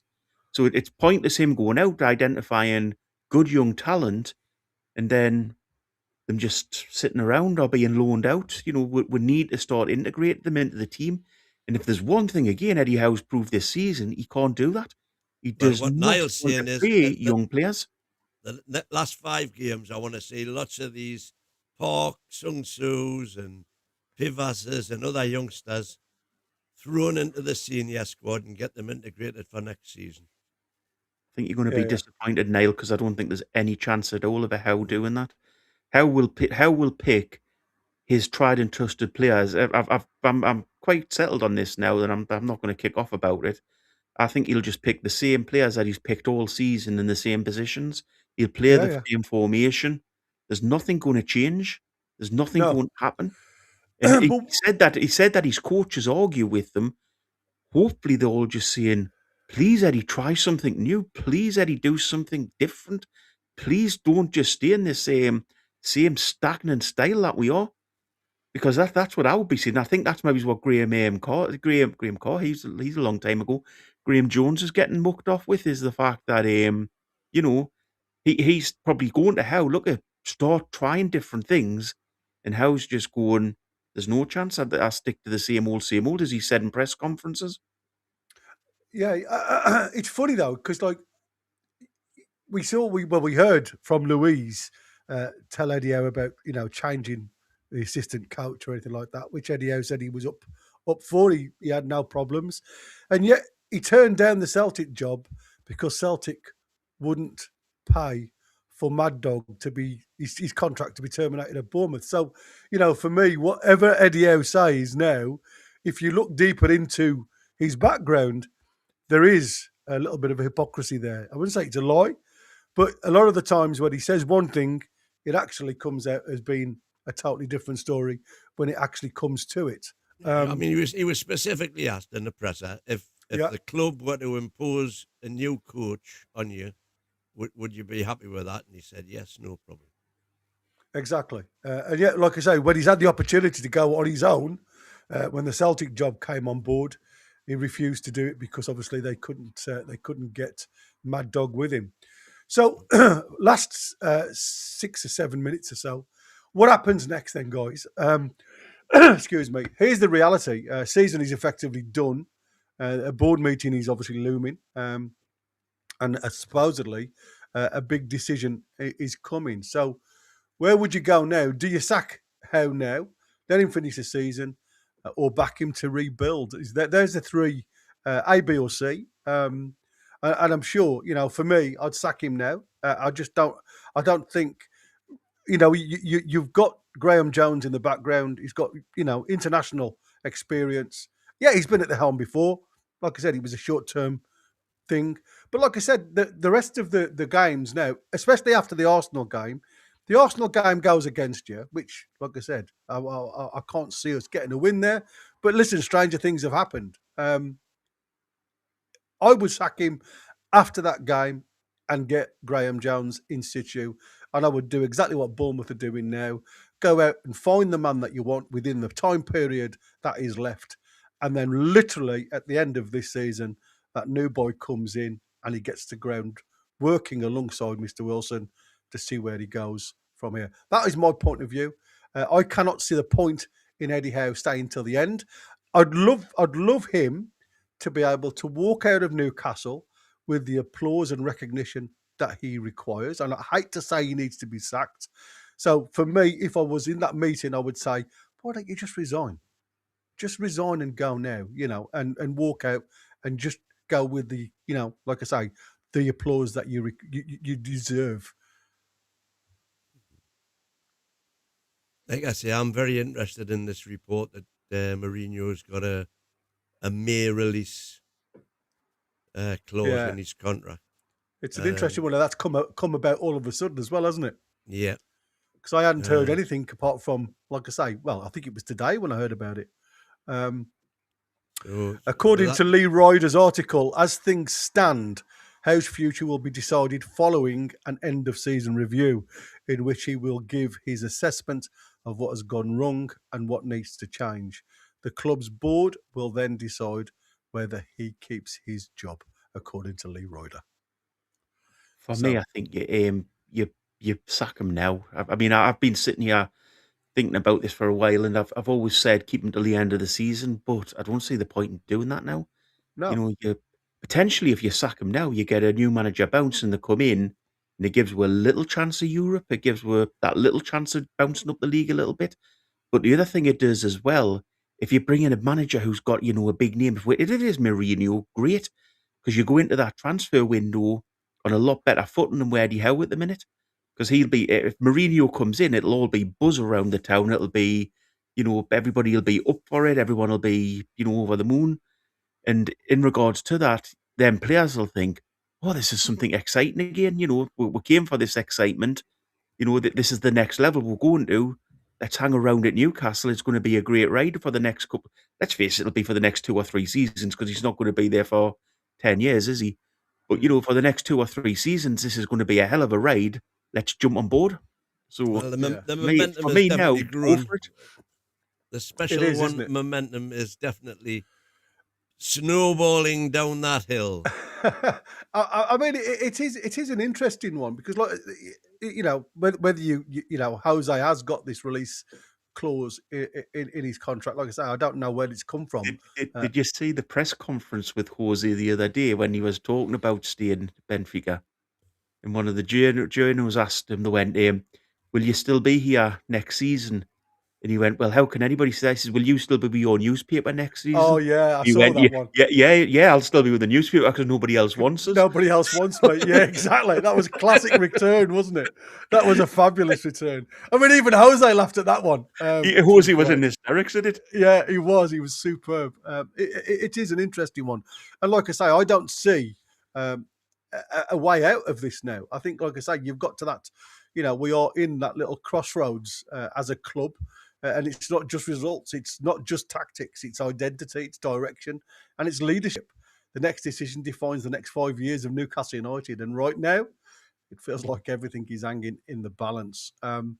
It's going to be an interesting couple of days. And like I said, I don't know whether you was like me. I mean, I listened to Chris on the show after we did the live comms. And even he was expecting news to break literally within the hour post-match. And like I say, yesterday, I had my phone very close to my hand to see if there was anything going to appear. Because, like I said, it was the way Eddie Howe was post-match. And again, you talk about the boos that rang around St James's Park at the end of the game. I mean, I'll be honest with you, I don't think I've seen St James's Park empty as quick as I saw it on TNT Sports are reporting there is a clause that, although not currently being considered by the Madrid board, does put, because there's talk about him going back to Madrid, does put Mourinho that the Portuguese manager who has a 2-year contract can leave Benfica without any financial penalty within 10 days of the final match of the current season. Yeah, that's going to be an absolute storm. That is, if Eddie Howe does walk after the Arsenal game, which has been touted as well. It's going to be an interesting one. The lads are literally on the verge of coming on the late part of the show. So we will get them along to say hello. Christopher. Hello, folks. Hello, how are you? Very well, are you? Good. I'm doing good. Thank you very much. But Waza there with another super chat. Thank you, mate. Appreciate it very much indeed. Full of fertilizer. There's a lot of stuff. There's a lot of stuff to talk about. Man, what? It's just draws, man. Draws. Wow. I couldn't believe we'd see Newcastle like this ever again. But no, not good.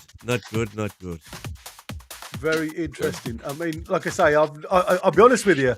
I never thought I'd see the day with so many players. I mean, the usual crew, as I said before, wanting out or being touted to other clubs. Like I say, at this present moment in time, it seems more of our players wanting to leave than it does wanting to stay. So that's the problem. Yeah. Very much so. Right. The late night show then starts, ladies and gents. Thank you very much, Gary and Boaky. Christina be back tomorrow, I think. And yeah, you guys will be back at full strength. As for now, ladies and gents, the late night show starts. Don't forget to smash that like button. Let's go. Set up for maximum confrontation and super opinionated debates. The NUFC Late Night Show with Chris the American Man, Derek the Mighty Wyn, and the rest of the panel, Monday through Thursday from 9:30 p.m. UK and UFC Talk Radio, the voice of the Toon Army. Right on, ladies and gents, the voice of the Toon Army. Don't forget to smash that like button, help the channel grow. Send in your super chats, become a member. Gift memberships away if you can. It helps the channel tremendously. We got Jamie. We got King Kev just waking up from his nap. And there you go. So we shall have a sensible late night of Toon Talk. But needless to say, we are knackered. beyond words. Beyond words. To the point. We are so knackered to the point where an anti-England national team supporter like Jamie Smith is wearing an England shirt. That's how knackered we are, ladies and gents. He'll be back on screen in just a minute. But boy, oh boy, my oh my, man. It is unbelievable, ladies and gents, what's going on with Newcastle United. It is a shambles. We're going to speak of what Alan Shearer's prediction on Eddie Howe. We'll have to go through that. Eddie Howe, I mean, I'm shocked because he is beyond pressure. Is not just for tires; it's for Howe as well. He's knackered right now. I mean, that's just the bottom line. I mean, he can't even answer a question about his players. And trust me, I mean, I'm sorry, it might be just the truth that he's not sure of his players' commitment to the team right now. Fair enough, to be honest. Fair enough. But it also could mean that he's lost him. And far from trying to figure out who's right, because at the end of the day, the players need to be held accountable. They need to still want to show up to work and get the job done. That's their job. They get paid a lot of money for that. So the only problem is you can't really sack 22 players. That's the problem. The guys were mentioning that we need 7-8 signings. I probably would agree with that, but the reality is we won't get that. That's just that's just to replace what's going to be leaving. We will not get 8 players. We will not. I'm telling you, I keep putting my job on the line here. Nobody beats me on it because I end up showing up every week. I will quit if we get 8 players this summer. It just won't happen. So it's worrying if you think about it. But I want to get Kevin and Jamie, who, again, Jamie didn't hear me say this, but like I said, even an anti-England supporter like Jamie has no choice but to put an England shirt on. That's because Newcastle are that draws to watch. Jamie, you want to address that? I mean, come on, man. Am I? You hating? Who have you got on the back? I was going to get a name put on the back, but then I realised that I'm a grown-ass man, so I decided not to. There you go. Man. I actually agree with that. I usually I agree with that. I agree with that a little bit. Anyway, so well, what do we have to say? Thank you, Wasa, for the super chat there. At last, some square jawed Geordie's gadgies smoking. There you go. Thanks for that comment, man. I appreciate that, for me at least. But Jamie, go, Jamie. What do you think about? I mean, it's going beyond belief. Come on, man. Yeah, I think so. It's like I've got a little stat for you, Chris. So you were over in Newcastle not so long ago, and you sat with me, didn't you, for the game with Villa? I did. Right, I was looking at it. Well, first of all, hold on. Inclusive of that weekend. We got to give a shout out to the guy who can't wave a flag next to us. Okay. Come on, man. Well, you won't say his name because he's sitting next to you, but man, what I've never seen somebody who just doesn't know how to wave a flag. It's incredible. Yeah. It just doesn't. You wave it in a kind of figure of 8 so it doesn't get wrapped around itself. But he just kind of, I don't know. He just it's like he's glitching. You know, it's like a drowning man approach, isn't it? And I just said to them, just watch this guy. Watch he doesn't kind of put your eye out because he gets himself in a little bit of a tangle with it. Man. It's one of those where we come in and the flag on his seat. You just think, oh no. But pretty much entertainment at its best. Inclusive of that weekend, right? It's been 13 weekends since then, right?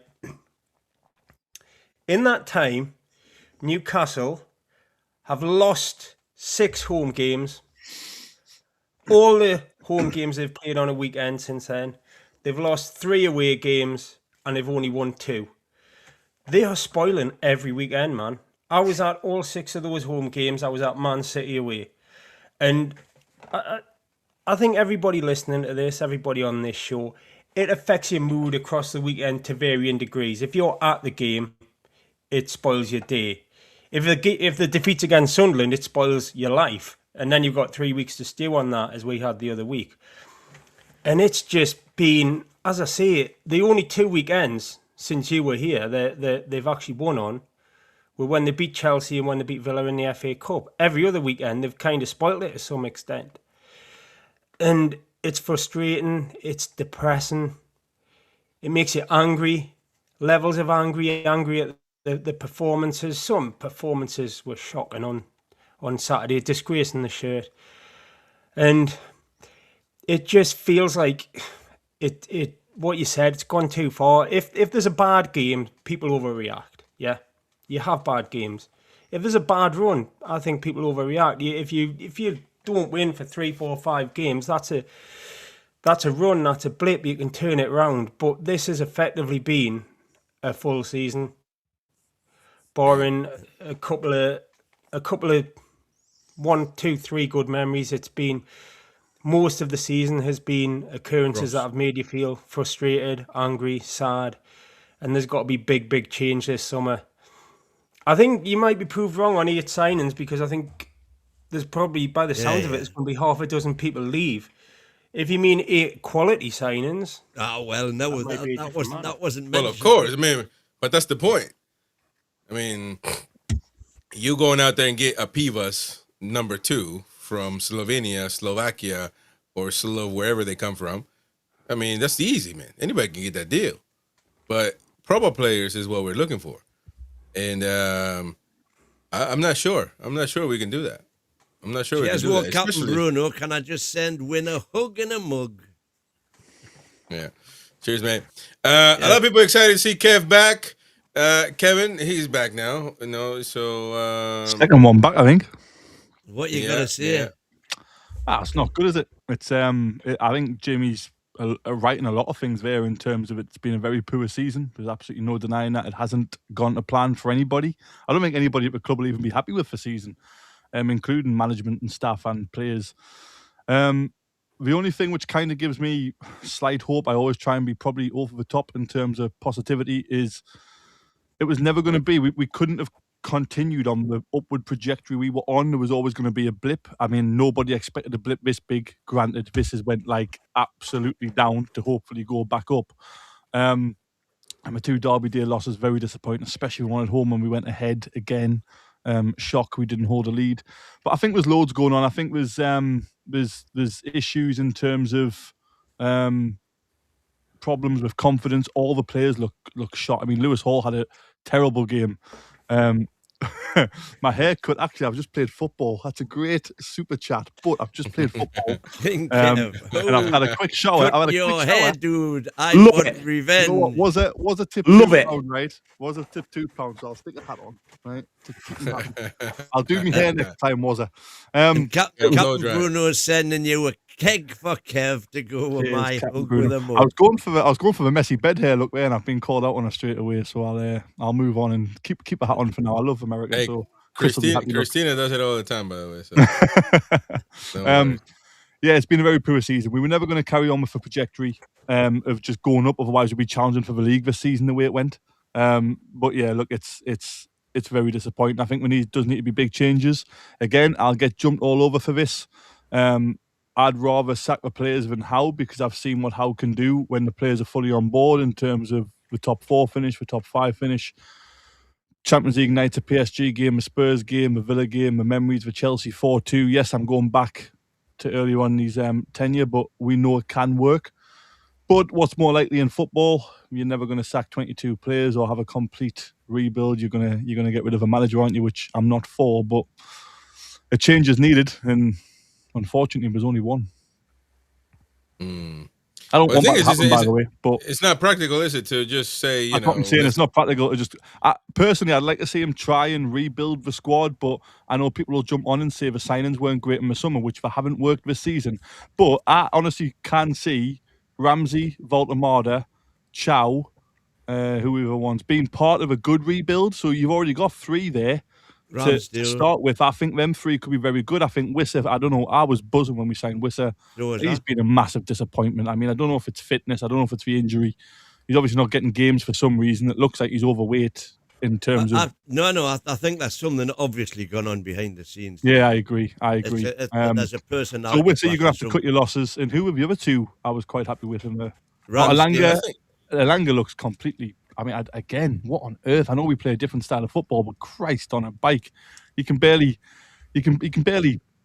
have a first touch at the minute, which is disappointing. So maybe he can't be part of the rebuild. You might cut your losses on them too, but I can definitely see Ramsey, Chow, and Voltemada being part of a massive rebuild. You add another 6 on top of that, and actually, I would rather trust Howe doing it that way. But again, as everyone knows, I'm a massive Howe fan.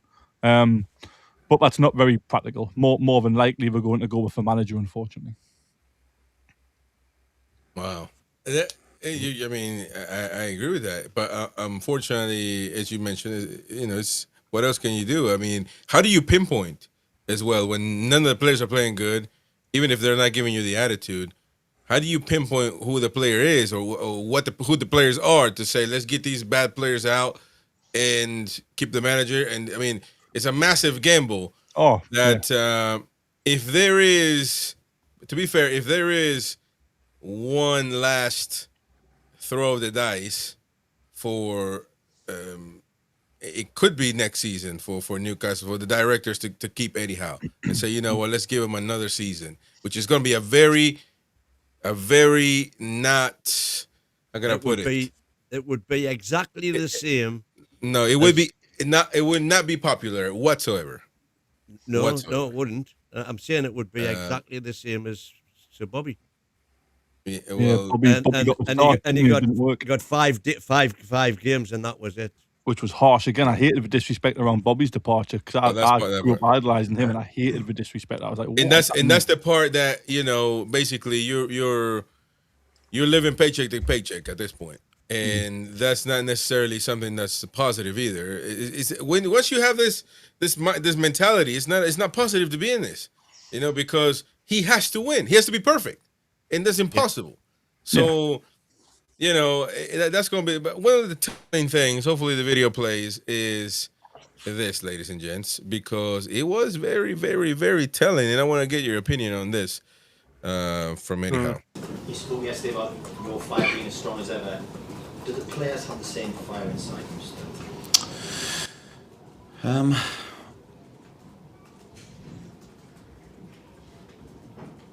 Yeah, I mean, I'm hesitating because I'm speaking on behalf of other people, and that's very difficult to do. I believe they do, and as I say, from what I see in the training ground, I don't see any sense of poor attitude or poor commitment to their work. I see a group of players that are always giving their all. I don't see an issue in that, and if I did, I would say so, or I would say behind the scenes and make the following adjustments.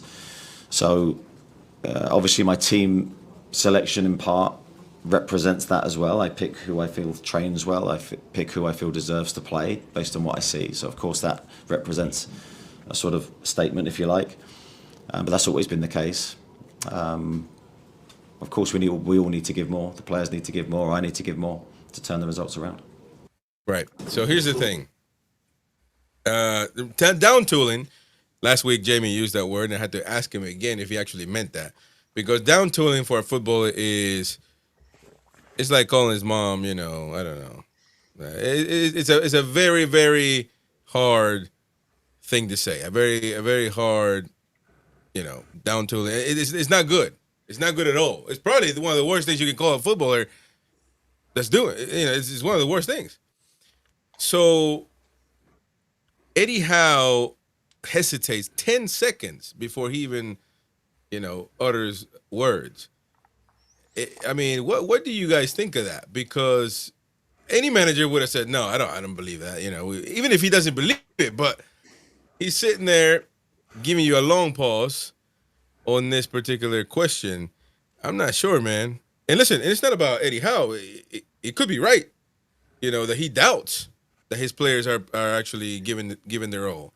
And that's even a bigger problem, but I mean, what do you make of that? Because it certainly doesn't add to the conspiracy theories, Jamie.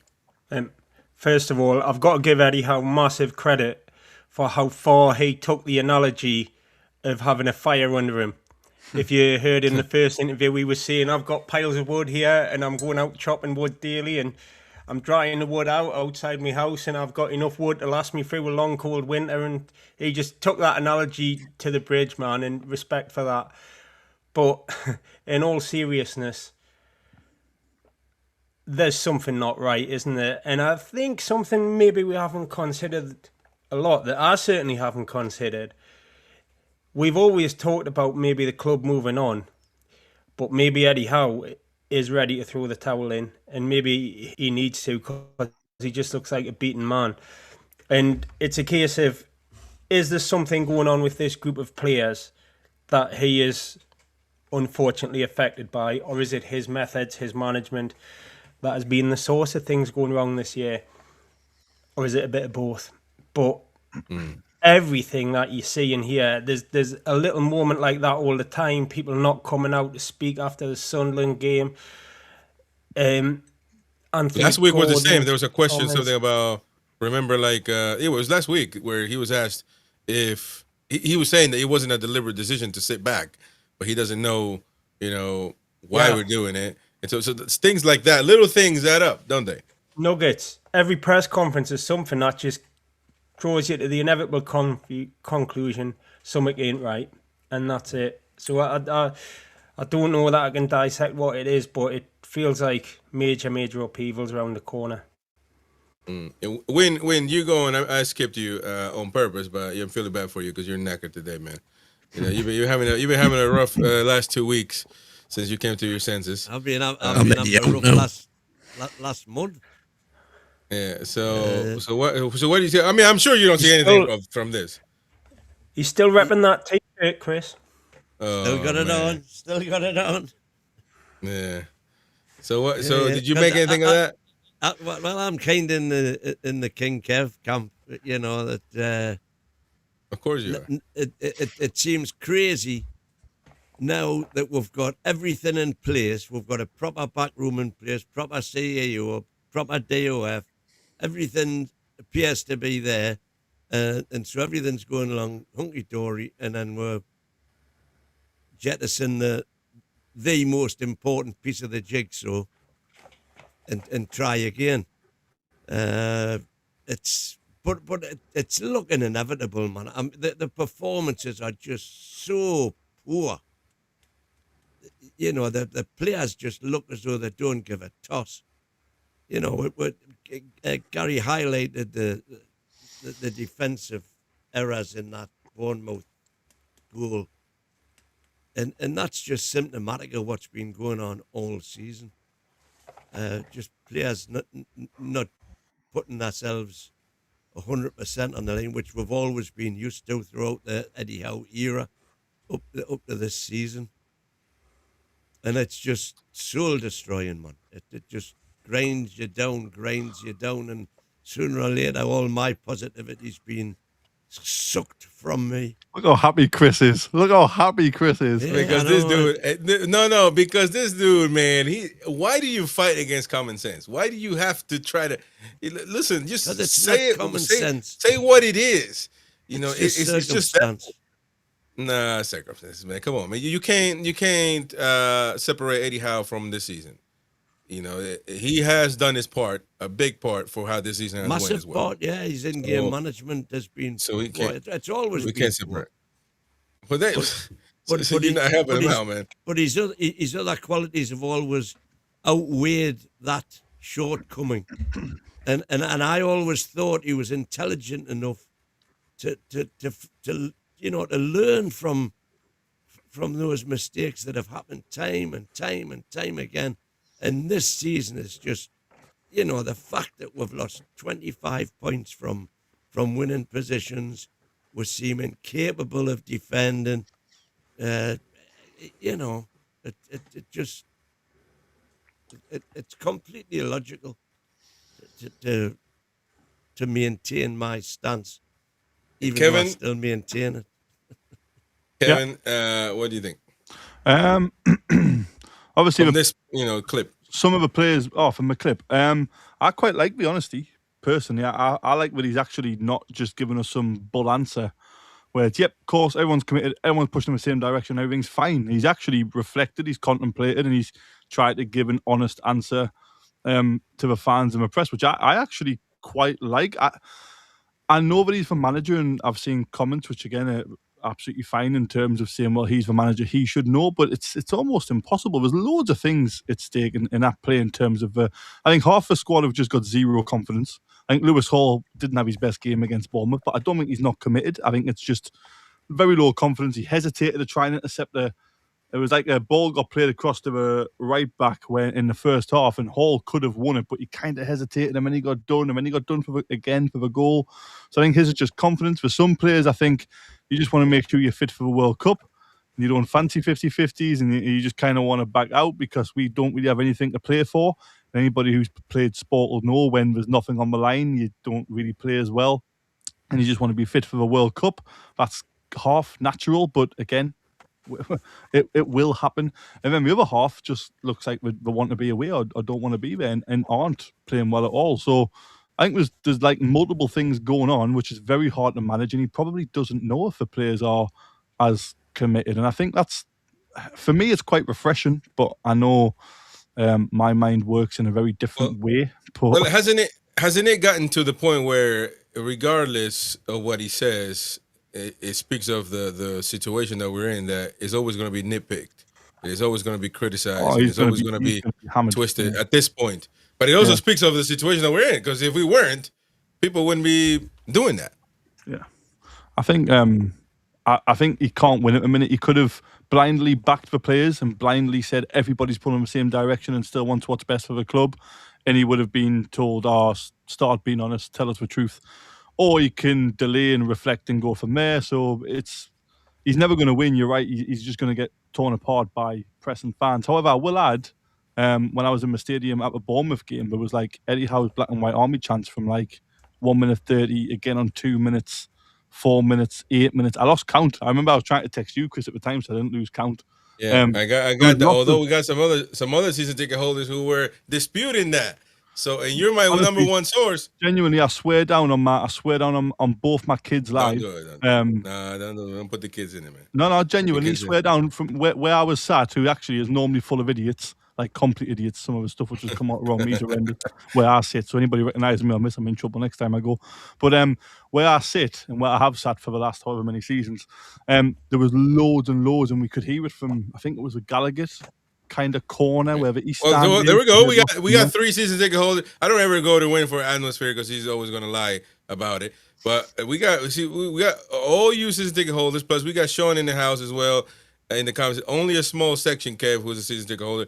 Jamie, what is the sentiment in your opinion from that West Gallagher corner about the situation, Eddie Howe or the players?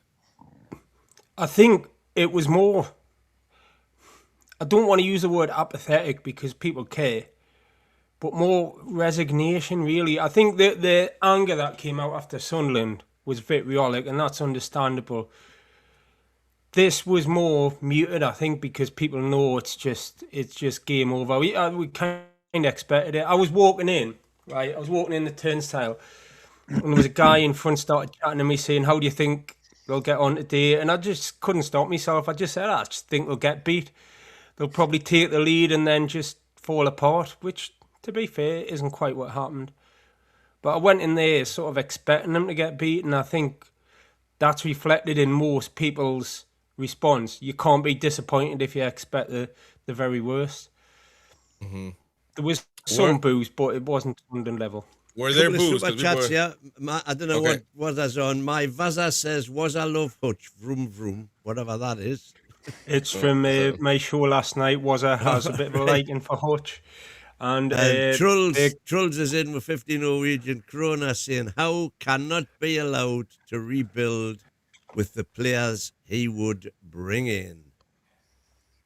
I think his signings have been, again, like even from a bad transfer window, I think his signings, like I can see Ramsey, Volter and Chow being part of a rebuild. He has got some wrong, but like I think in his overall tenure at the club, I don't think there's been too many bad ones. I mean, Chris Wood was awful, but we took him away from Burnley to stay up, which is mental thinking that we had to stay up. I don't for one second, I don't believe it's a transfer window problem.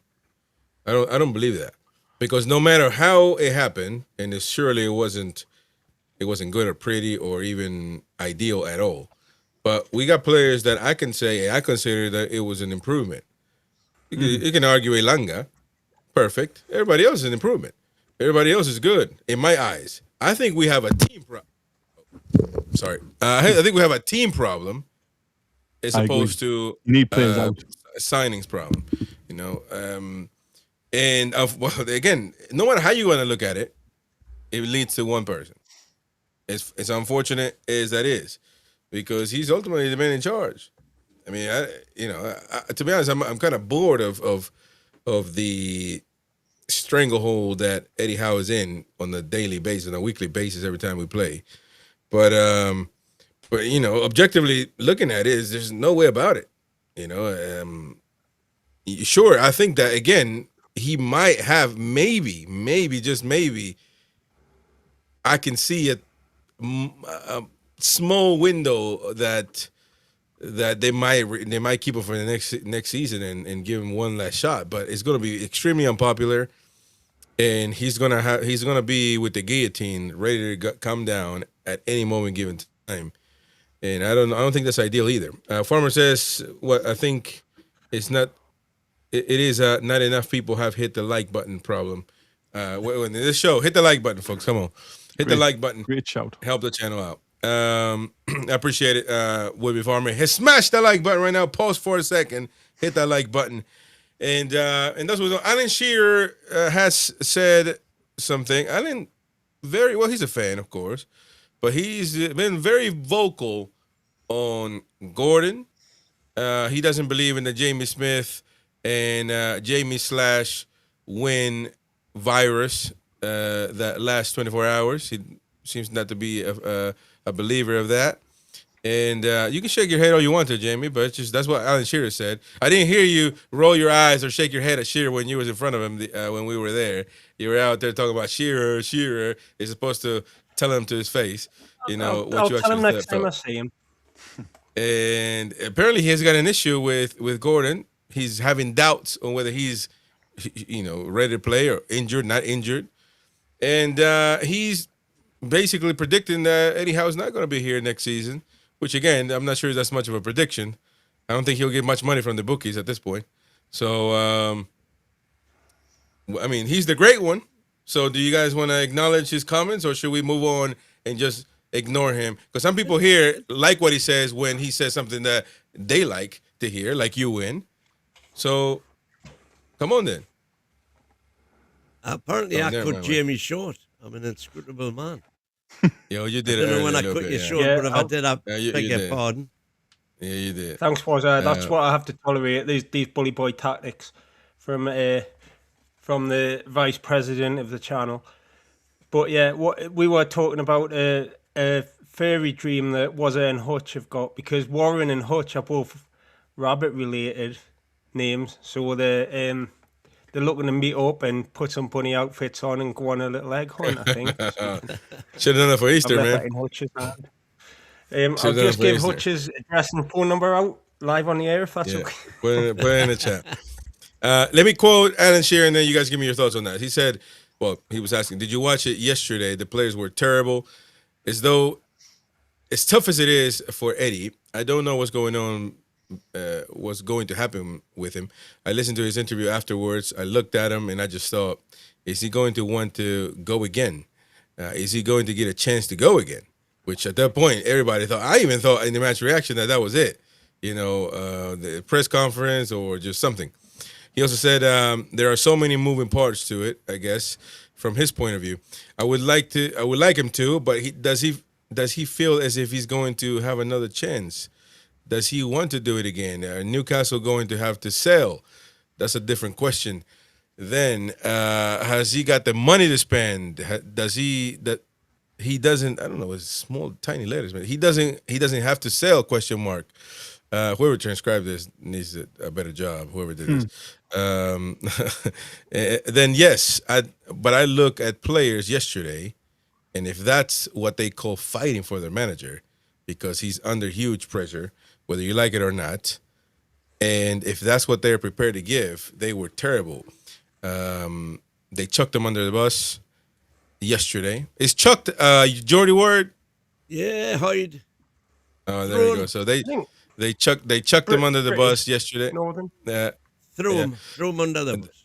Well, I just asked if chucked is a Geordie word, man. Yeah. I know what it means. Well, Jamie doesn't believe he believes it's a northeastern word. So which one is it? Stop lying, man. I just want the truth. I think it's wider than the northeast. It's at least so the Mackhams say Chuck.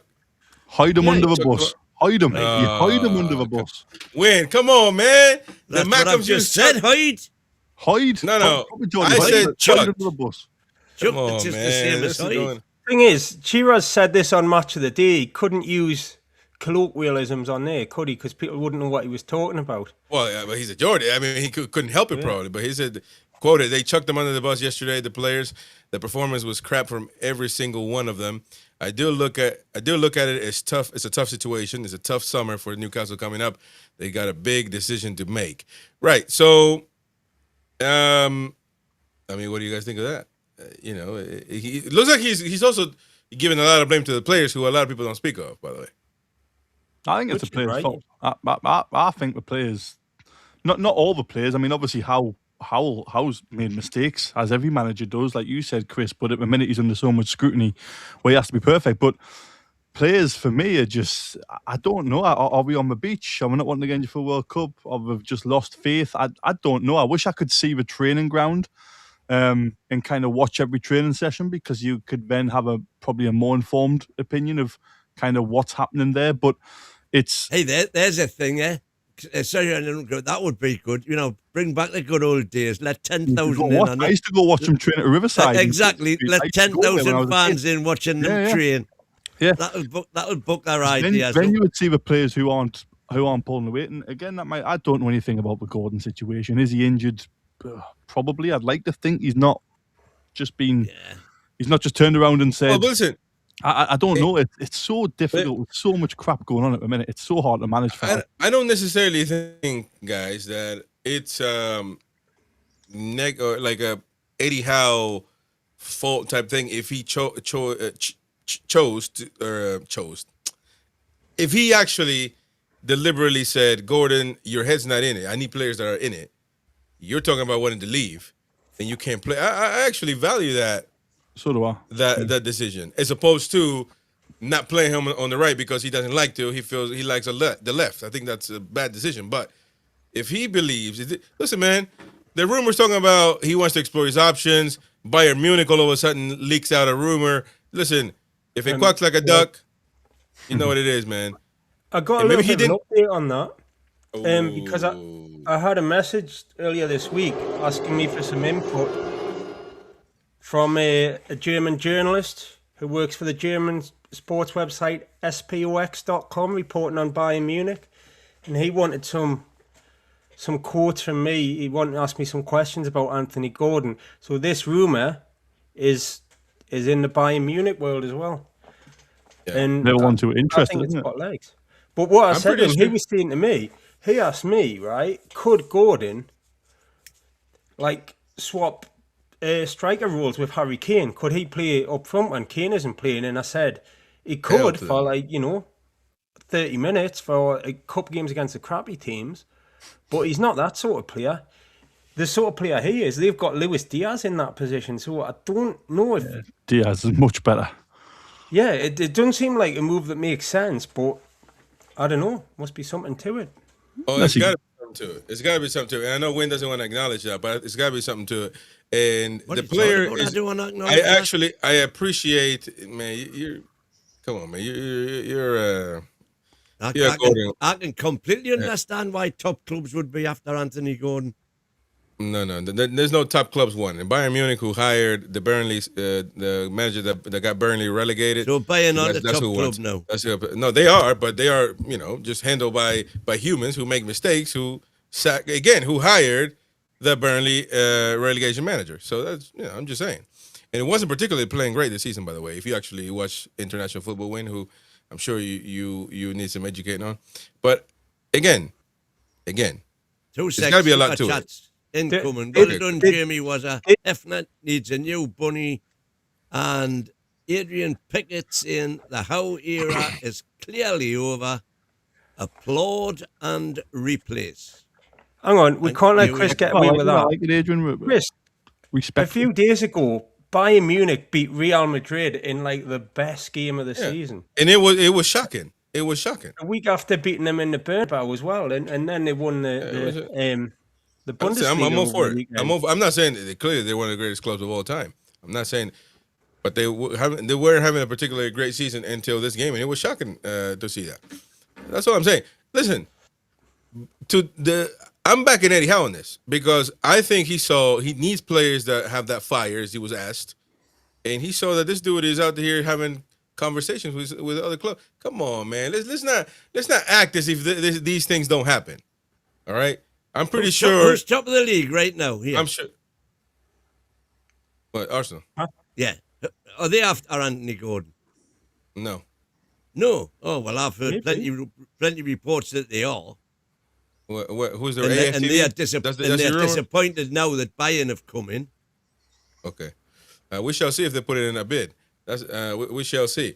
Now, all I'm saying is, when Bayern Munich came around with the rumor, that's when all of a sudden, every report, Luke Edwards started that one, that he asked to explore his options and he wants to go to Bayern Munich. Why wouldn't he go to Arsenal? Or even think of it? Obviously, Bayern Munich's a bigger club, but apparently he prefers both Arsenal and Bayern, either Arsenal or Bayern, even Liverpool now. Nah, come on, man. Right. Anyway, we're also interested in him. I agree. I agree. Surprise. No, we wanted to say we offered him to Liverpool. Don't forget about that. He didn't even want to go. The point is, the bottom line is that I actually, if that's why Eddie Howe did it, I back him. I back him 100%. Now, clearly it hasn't worked, but what else was he supposed to do? What would you do if you're a manager that's your job is on the line, and all of a sudden a rumor comes out about one of your players that he would consider one of his best and golden children, one of them, that that he wants to explore his options? I don't think that's particularly a good look, and Eddie Howe is probably very angry about that. I mean, what do you guys think of it? The problem is it's been... Sorry, go on, Jamie. Go on. I was just going to say, he said it like literally the day before the game that if players aren't committed to the club, he won't pick them. And then Anthony Gordon isn't in the squad. So it feels like pretty obvious the way it's playing out to me.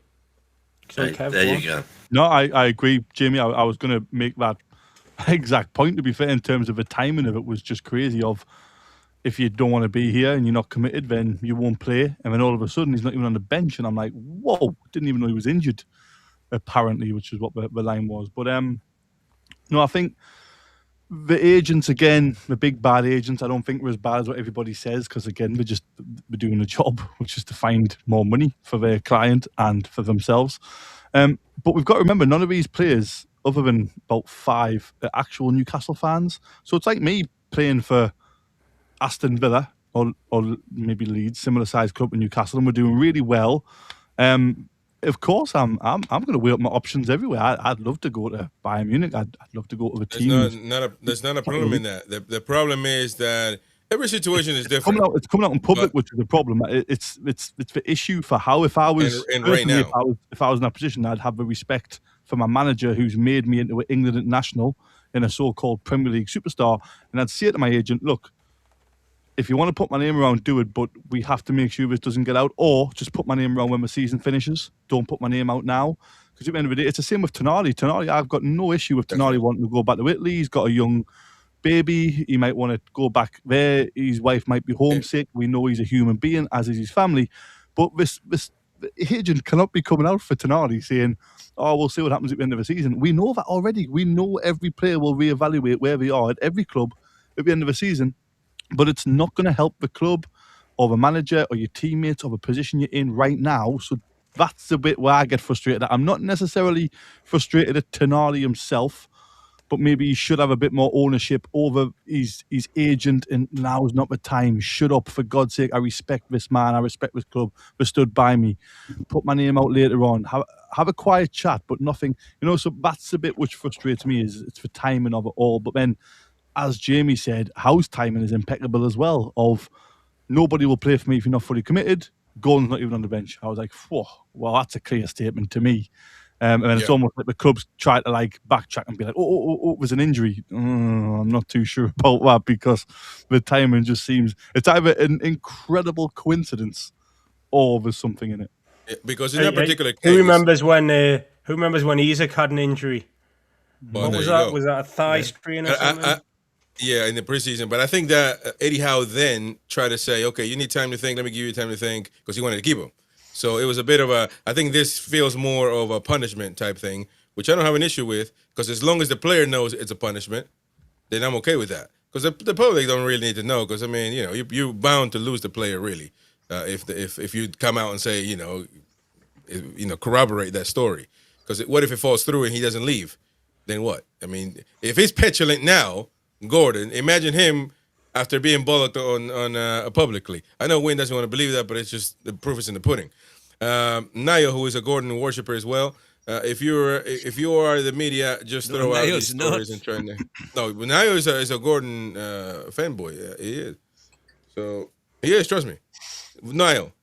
Confirm or deny, thumbs up or thumbs down. By the way, another player that, with that, all of that being said, that came out and backed Eddie Howe, and you could argue is not the right player to do it because he's gone, is Kieran Trippier. He has managed to defend Eddie Howe, and he has been quoted as saying the manager has given us clear instructions individually on what to do. So I'm not going to stand here and accuse the manager. He's given us clear instructions. It's us, the players, who need to step up and execute his plan. So I'm not going to blame the manager whatsoever. Very visceral, very, very straightforward on defending Eddie Howe. Is he? What do you think he's trying to do? Maybe just confidence. I agree that we've got to go out and execute it, but there's also an element of, and I'm not completely hammering Howe here, but there's an element of your players aren't confident. So I don't know if you adapt and find a way. I wish I knew the answer. Do you adapt and find a way, which a style of play which requires less confidence to play?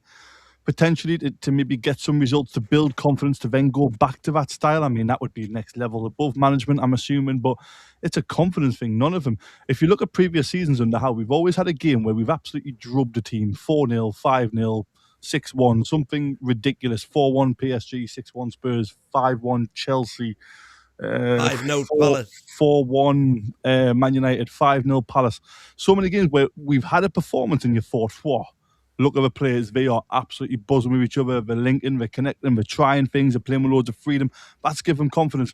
This season, we just haven't been good enough to do that, and it's for dropping points from ahead. I mean, it's almost like even when we scored the equaliser against Bournemouth, I was looking at the players and they weren't doing it on purpose. I don't think it was players kind of giving up on the badge or giving up on my shirt. I don't think it was instruction from Howe. But we were looking at each other like, please don't concede. It'll be the worst thing if we conceded here, because we've got a big lift for Bruno coming on.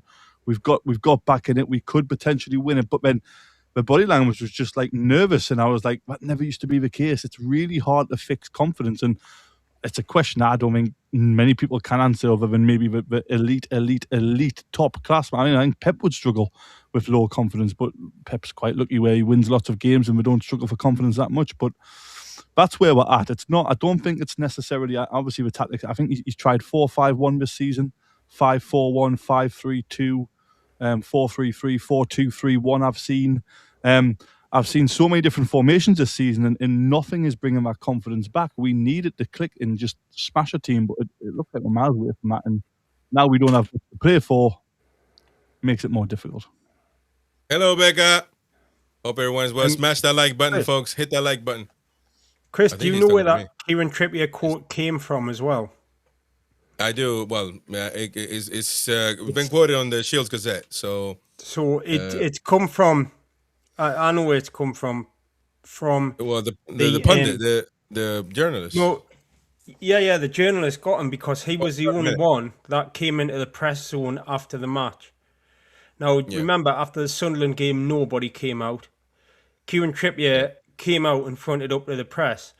And another thing on Kieran Trippier, I thought he was our best player on Saturday, and the dude didn't even come on until half time. Good, yeah. But wait, hold on. Because Wyn here has said that he is one of the players standing around doing nothing on the last goal. So you said earlier on, don't forget, earlier on when Gary was talking about the play, he's pinpointing, and even Trippier goes down to his knees. His reaction he to the didn't go goal. down to his knees. He's pointing to the midfield, saying, "Where are you? Where are you?" And he's completely forgetting about the guy that's just running past him, who ends up picking the ball and crossing it. So we're going to ignore him, Jamie. No worries, we're going to ignore him. You want to say something? I can't remember who was playing where by that point. Well, but Jacob Murphy missed the runner for that one. He just stood there and let him run past him. But my point, Jacob Murphy missed the fullback, whatever they call him, Trossack or whatever. Truffert. And Kieran was on Tavernier originally, and then Chow came across, took Tavernier off trips, and Tavernier passed the ball back to Truffert, who then run past Murphy, because Murphy hadn't moved with him at all, walked into acres of space in the middle. Man, why are you lying? The goal was in the 85th minute, and we all know that that's poor. That's really poor from him. Come on, man. Both things can be true. Trippier can have a good game and make a mistake. Like both things. But I'm going to be devil's advocate in favor of Eddie Howe here, because, quite honestly, sometimes it feels like, we can sit here and say he didn't come in early enough. But there'll be other games where players come in early enough, they don't do crap. So, it's crazy to think about it. Chips only came on because Livermento pulled his groin or whatever. Which, by the way, that's another topic of conversation we haven't touched. Came on for Hall, didn't he?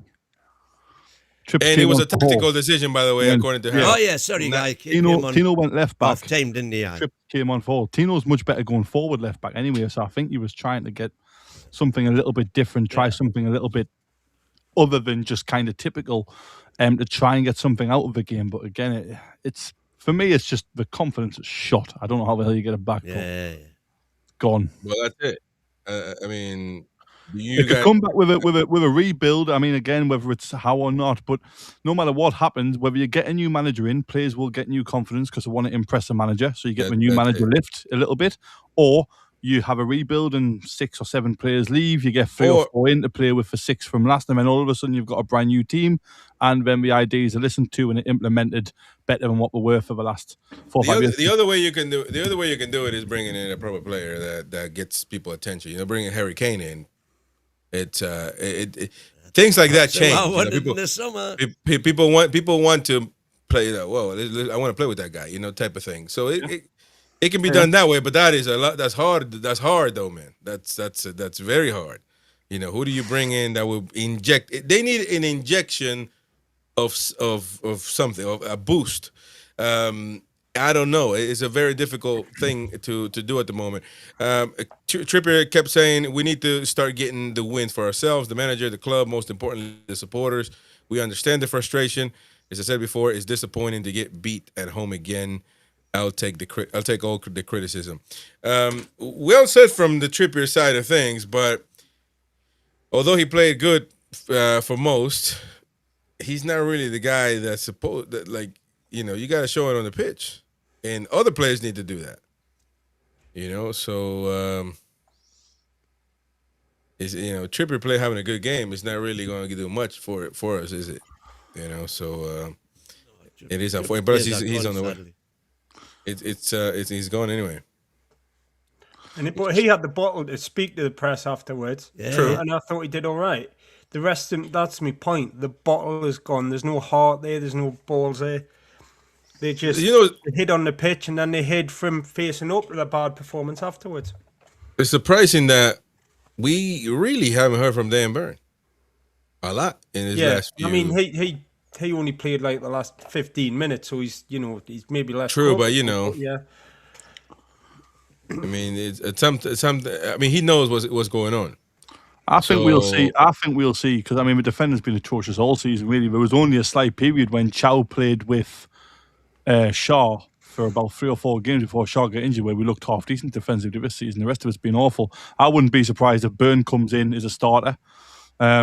I don't know which one he'll drop, or maybe rest Chow or drop Botman. I have no idea. I think we'll see Byrne back because of that fight and that kind of effort. I don't think you'll see a lack of effort or him being on the beach or being worried about getting injured for the World Cup. I think he'll give everything. Bruno obviously comes back in, which instantly brings you more passion and fire, which is exactly what we need at the minute. And I think we might see, I don't think instantly, because Asuda's got 2 in his last 2 starts, even though he hasn't actually contributed much, but a striker's there to score goals. I think we'll then see Volta back up top. And I hope that's the way forward, because I really want Volta to succeed. I want them all to succeed. I still want Wissett to succeed. I just can't see it happening. I can see Volta succeeding. So for me, it's a case of, I think we'll see some changes in the first team, but again, once Howe puts him on the pitch, there's very little impact you have from a touchline. It's about how confident we are to execute the game plan. I think we did this 60 minutes ago. I don't care remember if we did, but Adrian Pickett, we did. Thank you for. Oh, did we? Okay, sorry about that. Well, anyway, thank you for that. The Howe era is clearly over. He paid £5. He can have a doubler. Thank you, mate. Appreciate it very much. I didn't want to miss anybody. So I still don't. I mean, I think that Eddie Howe's time is done, but I don't think that he's the only fix, though. I think there's other things that need to be certainly looked at. And matter of fact, it's probably he has a lot to do with what's happened this season, but he is also the easier fix, the easy, scapegoat, if you will. Which again, I'm not saying he's scapegoated, because I think he's at fault for many things, probably the vast majority of things that's going wrong this season. But I don't think he's the only fix, because you still got to get the right manager next. You still got to get players in for the other manager. You still got to try to keep some of these players. It depends also how we're going to deal with the whole players wanting to leave thing, as well as bringing in players. So that's my thought as far as that's concerned. Wyn, what do you want to show? You want to show an old man with the balloon? I'm sure that's appropriate. You're trying to deflect from the main topic. Come on, man. Have you seen that movie? Yeah, yeah. So the old man with the. I haven't, as it happened. Oh, wait a minute. The old man with the balloon house. Yeah, I've seen that. Only if you got little kids, you can just. What do you want to say, man? Kidnaps a Boy Scout. I think maybe that's what he's. There you go. Oh man, this dude is knocking me. Well, I still don't understand the point, but anyway, thank you very much. Let's focus on Becca, who has given us a 20-pounder. Thank you very much, Becca. Appreciate it very much indeed. I don't really have anything to add, so this is just appreciation for the channel. Thank you very much, Becca. Appreciate you so much. A round of applause for Becca. Come on, Howie. Thank you very much. And I don't know, applause that nobody does it but Wyn. There you go. I did a fake one. I just don't want to clap into the microphone. Everybody, all the super chatters. All the super chatters, actually. Straight away, so. Prosaic for the 5 memberships. That's true. We're going to get into your star comments. Everybody that's been commenting through the late night show will get a shout in just a little bit, so don't go anywhere. But I do want to show something that I know Jamie probably not going to like this. Kevin's definitely not going to like because he wants to keep the same manager. But some fans want this guy. So let's see what he was asked over the weekend and what he had to say. It's in Portuguese. Never mind. Only I can understand it. But basically, Mourinho has been asked, can you guarantee that you'll be at Benfica next season? Mourinho answers, I can't guarantee. Can you guarantee that you'll still be working for your TV channel next year? And the journalist says, I can because no one else wants me. And everybody laughed about that. But Mourinho facing some questions about his future. Look, lads, I don't know. But I just know that I don't know. And he's been linked with Real Madrid, though, hasn't he? No. Yeah, that's the biggie. Knee chance. That's what they were asking him about. Yeah. Knee. What does that say?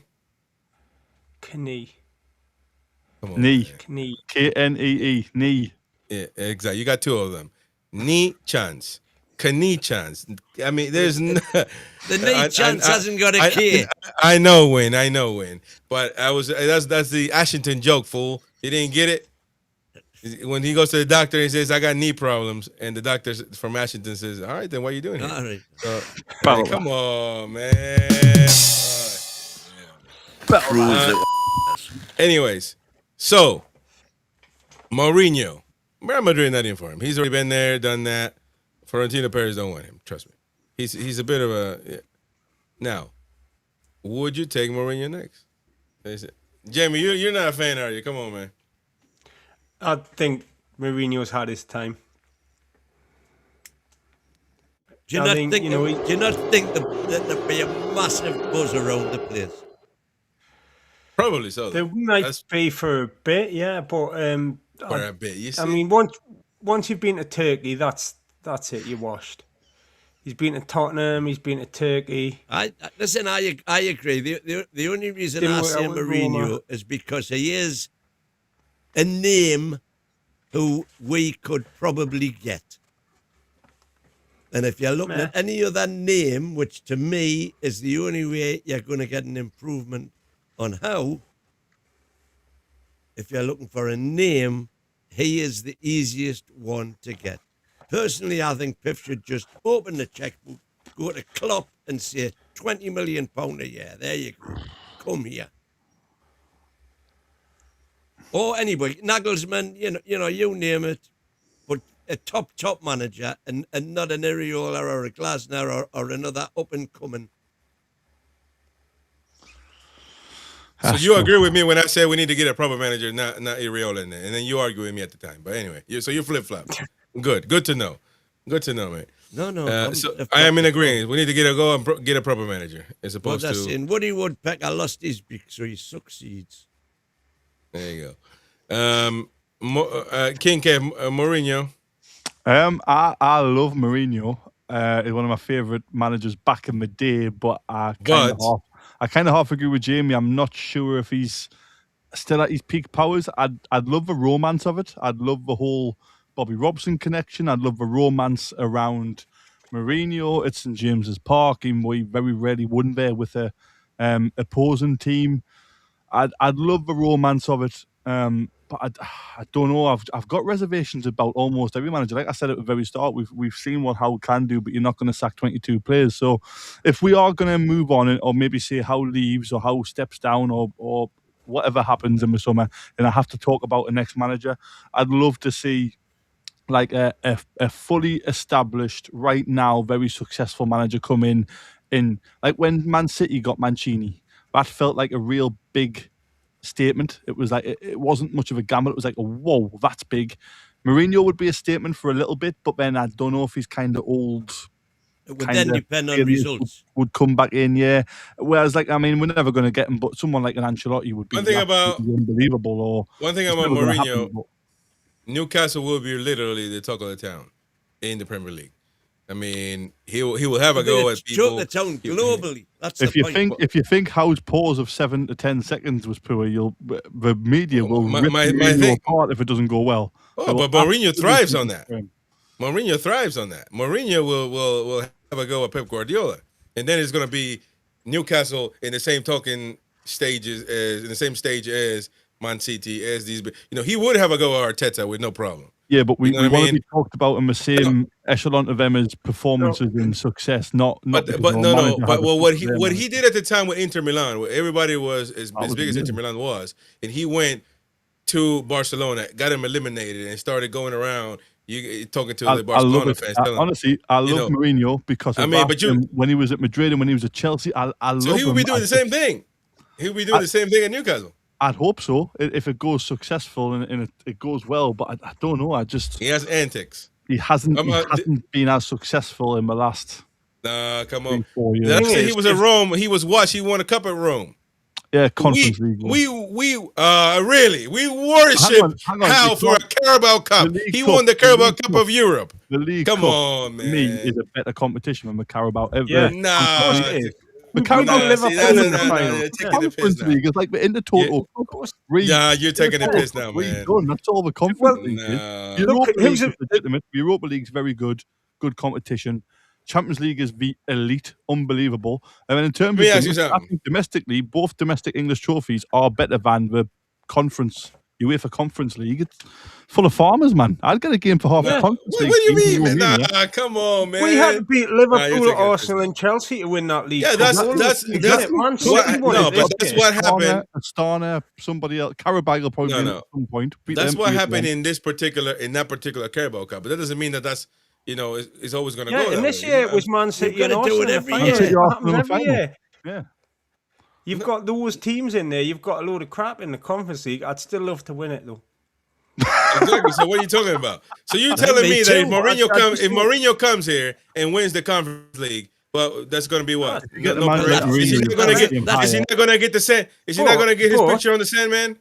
That's the Conference League. That's the competition that he's in, and he's won it. It wouldn't be as big of a tour, a trophy parade for the Conference League as it was.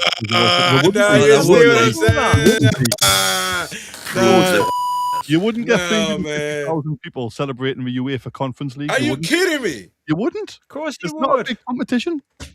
Yes, they would. We'd be buzzing if we won that. And I think especially because you'd get less people who would have been at the final where we won the Cup. And, we had 40,000 people there at the League Cup final at Wembley. Even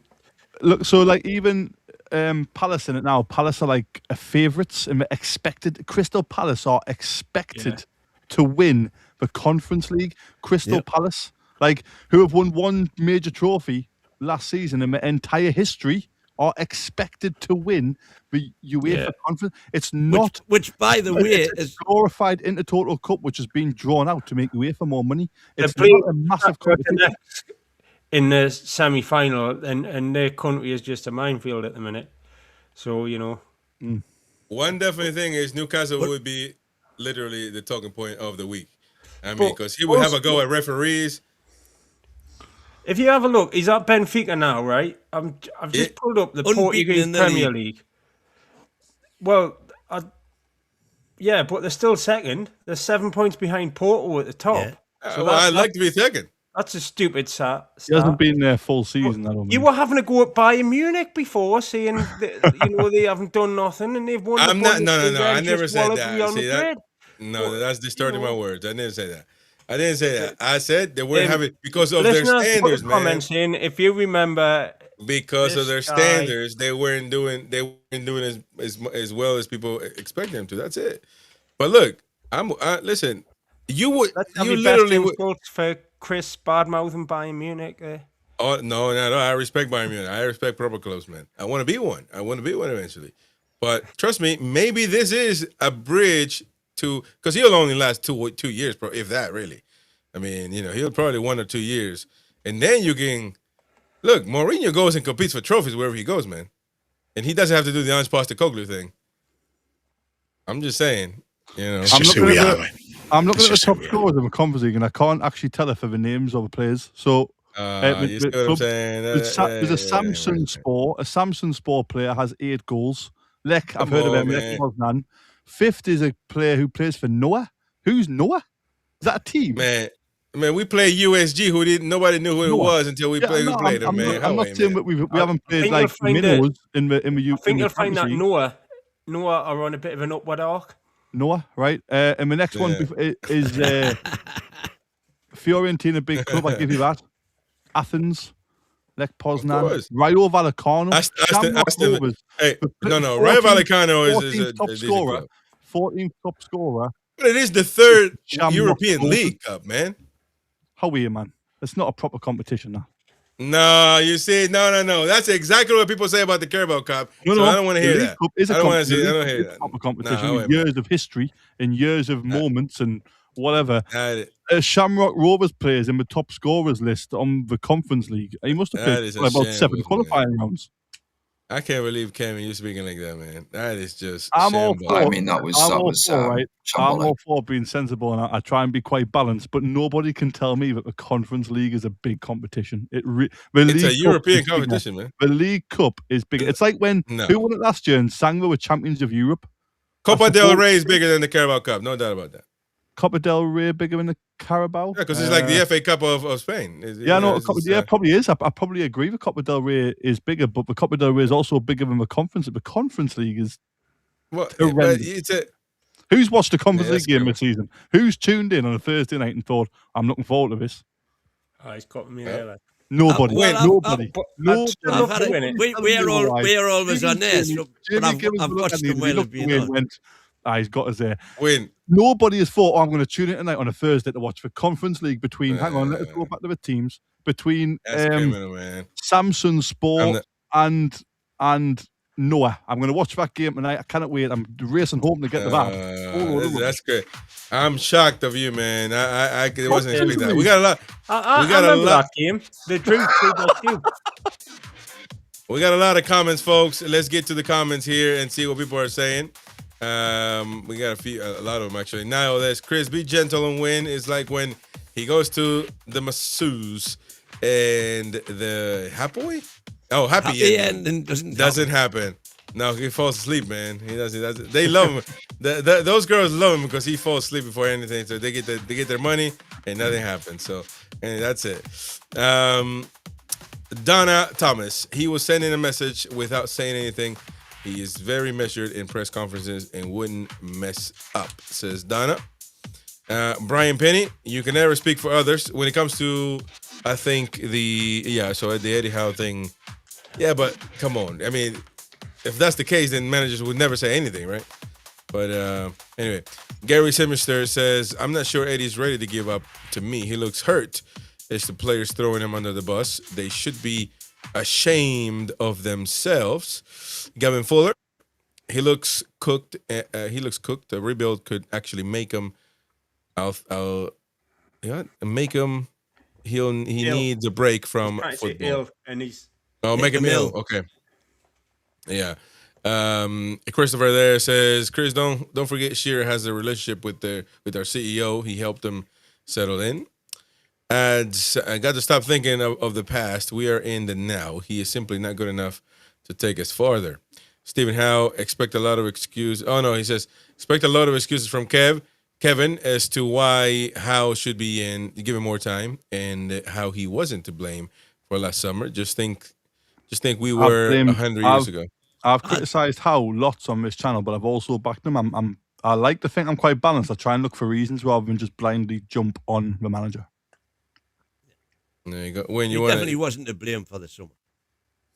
Although he was in charge of the players coming in. Come on. You can't do that, man. You're hurting Howe by saying stuff like that. You're hurting him. No. Yeah, you are. Because you have to give him responsibility. He might not be the sole person responsible for it, but he's got to get some responsibility. Everything chose these players. Was wrong last summer. He chose these players. So he chose them. He wanted. And by the way, I don't think we had a bad season. Third and fourth choices. That's Newcastle United, mate. Whoever comes in. Well, that's because of what was going on behind the scenes. Okay. Gary says we couldn't sign players for 3 windows. Every team needs refreshing and a new competition for places. Exactly. Says Gary. Woodby Farmer. We can argue till the cows come home, but we do not know if any other manager could get what would have done a better job this season in the Premier League, and Howe did do very well in the Champions League and did okay in cups, says Farmer. Gavin Fuller, a manager like Jose, who has won everything in the game, 27 trophies, would put Gordon in his place as he has won nothing. Well, that's the petulance in players would go away.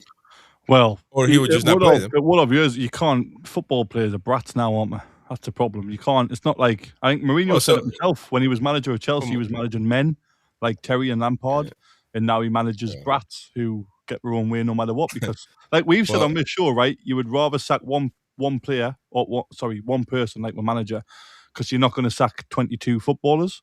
So Mourinho, if he falls out with players now, it's only one way, isn't it? Unfortunately, even though I agree, Mourinho's way for me is better, but it doesn't work in modern football. The players have all the power. I don't know, man.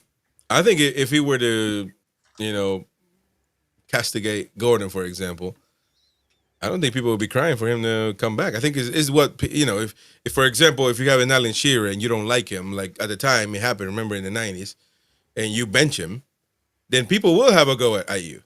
You will have to pay some, you will have to face the crowd for it. I don't think that they will be crying over Gordon, or maybe Bruno that people will be crying for. Maybe Tonali, as they were when Longstaff was playing over him.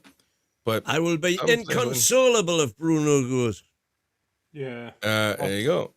The only one. Geordie up and there. Well, Geordie I up and would say, there. for me, it's Bruno, Hall, and Miley are the untouchables. Agree. Although I'm Geordie up and worried there, about Miley's injuries. Sorry, go on. Yeah. No. But we didn't talk about Tino. Maybe we got a minute. Because Tino, it seems like maybe we need to sell him. Maybe Tino was right not to sign a contract and doing us a favor, because it ain't working, man. It's not working. And at Do you think Man City will buy him? Do you think they'll still want him? Don't know if he'll trust his body Well, now. according to Martin Mancunian way, they've already wiped the hand, washed the hands of him. Interesting. Geordie up and Gordon needs to leave. What a waste of Newcastle shirt worn by him. He has been awful. Sorry. Daniel Taylor, he is overrated. Pace isn't everything. 2 assists, 2 goals from open play. Gary says, because Gordon wouldn't have to work as hard in Bundesliga. In the Bundesliga, he wouldn't have to turn up every week in, week out. The league isn't as strong. Paul Frempton, thank you, Paul. First time seeing you. Never heard anything so stupid and disrespectful of disregarding company as that manager that got Burnley relegated. He has that Bayern team purring like a kitten and needs more respect. Well, I didn't factually say anything. I didn't factually say anything wrong, did I? He got Burnley relegated, and Bayern Munich got him, and it was a shock throughout the world. You said they had a crap season, and I think you called I didn't say it was crap. I didn't say it was crap. I said not the particularly great. You said Bayern make crap decisions like appointing company. Just like any other club. Which is why they would make a crap decision. You said company's a big soft bollocks, and you will have him out in a fight at any time. And all he needs to do is not even companies. Let me tell you something. Not even companies' kids thought he was going to be signed by Bayern Munich. None of us here did as well. Nobody here is talking about that company guy, man. Man United, Arsenal going to scoop him up. It was a shock when company went to Munich. Come on, man. Burnley relegated. Left them down there in the little Town Moor. Is that no, not Town Moor? What is that called? Their stadium? Turf Moor. Turf Moor. There you go. Not Town Moor. We can build a stadium at Town Moor, man. Come on, get one of them old guys to turn the who wants the Town Moor? He's been dead 1,000 years, and they still worried about we can't build on there. Come on, man. What was the name of it? What was it? There's a title to it. Like the Freeman of the City. The Freeman of the City. The Freeman of the City. He's been there 1,000 years ago, man. We've got 2 of them. Come on, man. And John Hall. Give out one, man. Should have a vote. Anyways, Niall, do I think Gordon is one of our best players? Yes. But 8 or 9 players ain't playing any game. He has lost dressing room, Chris. Is that simple about the situation? Daniel says everything is in the wrong at the moment. I think starting thing is to keep a clean sheet. We are too easy to concede against. Woodby Farmer, we all know that it's easier to find one problem, how, than to take the time to analyze every player and every nuance. My goodness. I don't mean that Howe's blameless, but we gotta admit it is easy to hit Howe. I agree with that. I agree. It is easy, and there's a lot of, but he has to take a lot of responsibility on it. The thing is, I think some people think getting rid of Howe is. You said before it's not the full problem. Some people might think it's a silver bullet. You get rid of Howe, you get a new manager in, and everything's hunky dory. It needs a full rebuild. And you just need to make sure there's a manager who's up to that job. And they might think it's Eddie Howe. Or they may... Yeah. All I'd ask is they do it quick, whatever they're going to do. Quick and painless. I don't think you've turned into a bad manager, do you, in terms of... I mean, this season hasn't been good enough, but let's not forget the previous 3 or 4, and I know people here going back in time, but, like, it has been. You look at his time overall; it's been a success. There's no argument with that. It hasn't been good recently, but I've said it before on a previous show. You look at the top of a Premier League; it's teams who have had managers for years and have went through some difficult times with that manager. Pep was getting linked with kind of maybe he's been last year. Arteta, about his second season in, was getting called to go and not being good enough. Villa have had Emery for a while. We've had Howe for a while. I know we're not up there this season. Of course, we're not. And then you've got teams like Chelsea and Man United who are changing manager and they get that little lift. I think Rosinha won 4 of his first 5 or something, and then now looks like a bit of a clown. Carrick came in and did amazingly well, but very similar story to you at Middlesbrough, but it's happened quicker in the Premier League. He's been found out and looks like he's struggling to adapt in such a short space of time. So it's not an easy fix, and I agree with them. I think it was Farmer, wasn't it? It's an easy thing to do, but it's not necessarily the right thing. I don't know. It's very difficult. I'm a massive Hull fan, obviously, but I'm not against a new manager, but I think it has to be the right manager. You can't just bring in any Tom, Dick and Harry and say, chuck Areola in, he's had a good couple of seasons, or chuck Glasner in, he's had a good couple of seasons. It needs to be a proper manager who fits our environment and fits what we need right now. Well, I think if Glasner wins if Glasner wins the conference, that's 2 European trophies and an FA Cup at Crystal Palace. Conference. Hang on. It doesn't matter. It's a trophy. More like Crystal Palace. 2 European trophies. It's like winning the conference. It's only one European trophy. It would be one European trophy win. Bayern Munich. There's only like one other team to beat. Oh, there you go. But it's only one. It would be only one European trophy win. You're wrong in that. Did he win? Was he Frankfurt manager or something like that when they won it? Okay. Well, there you go. But listen, he's a nice bloke. I think. I don't know him, but people look nice. No, but I mean, you look at the lot he's had at Palace as well. He's had to sell all his best players. Elise. Yeah. Gay, but so has the Brentford manager, man. But we're not gonna go get him, are we? So it just the Brentford nice. manager, the Brentford manager at the time would have been Thomas Frank, and I would have taken Thomas Frank. No, I wouldn't either. The Brentford manager now, he's doing a lot better than the Thomas Frank. He is indeed. Yeah, it goes to show. Like, Frank had a really good rep, got the Tottenham job, and completely flopped. I mean, my God, look where Tottenham are now. So it has to be right. And the new Brentford manager lost every single player he could possibly lose, and they're still getting the job done. But at the end of the day, you can't.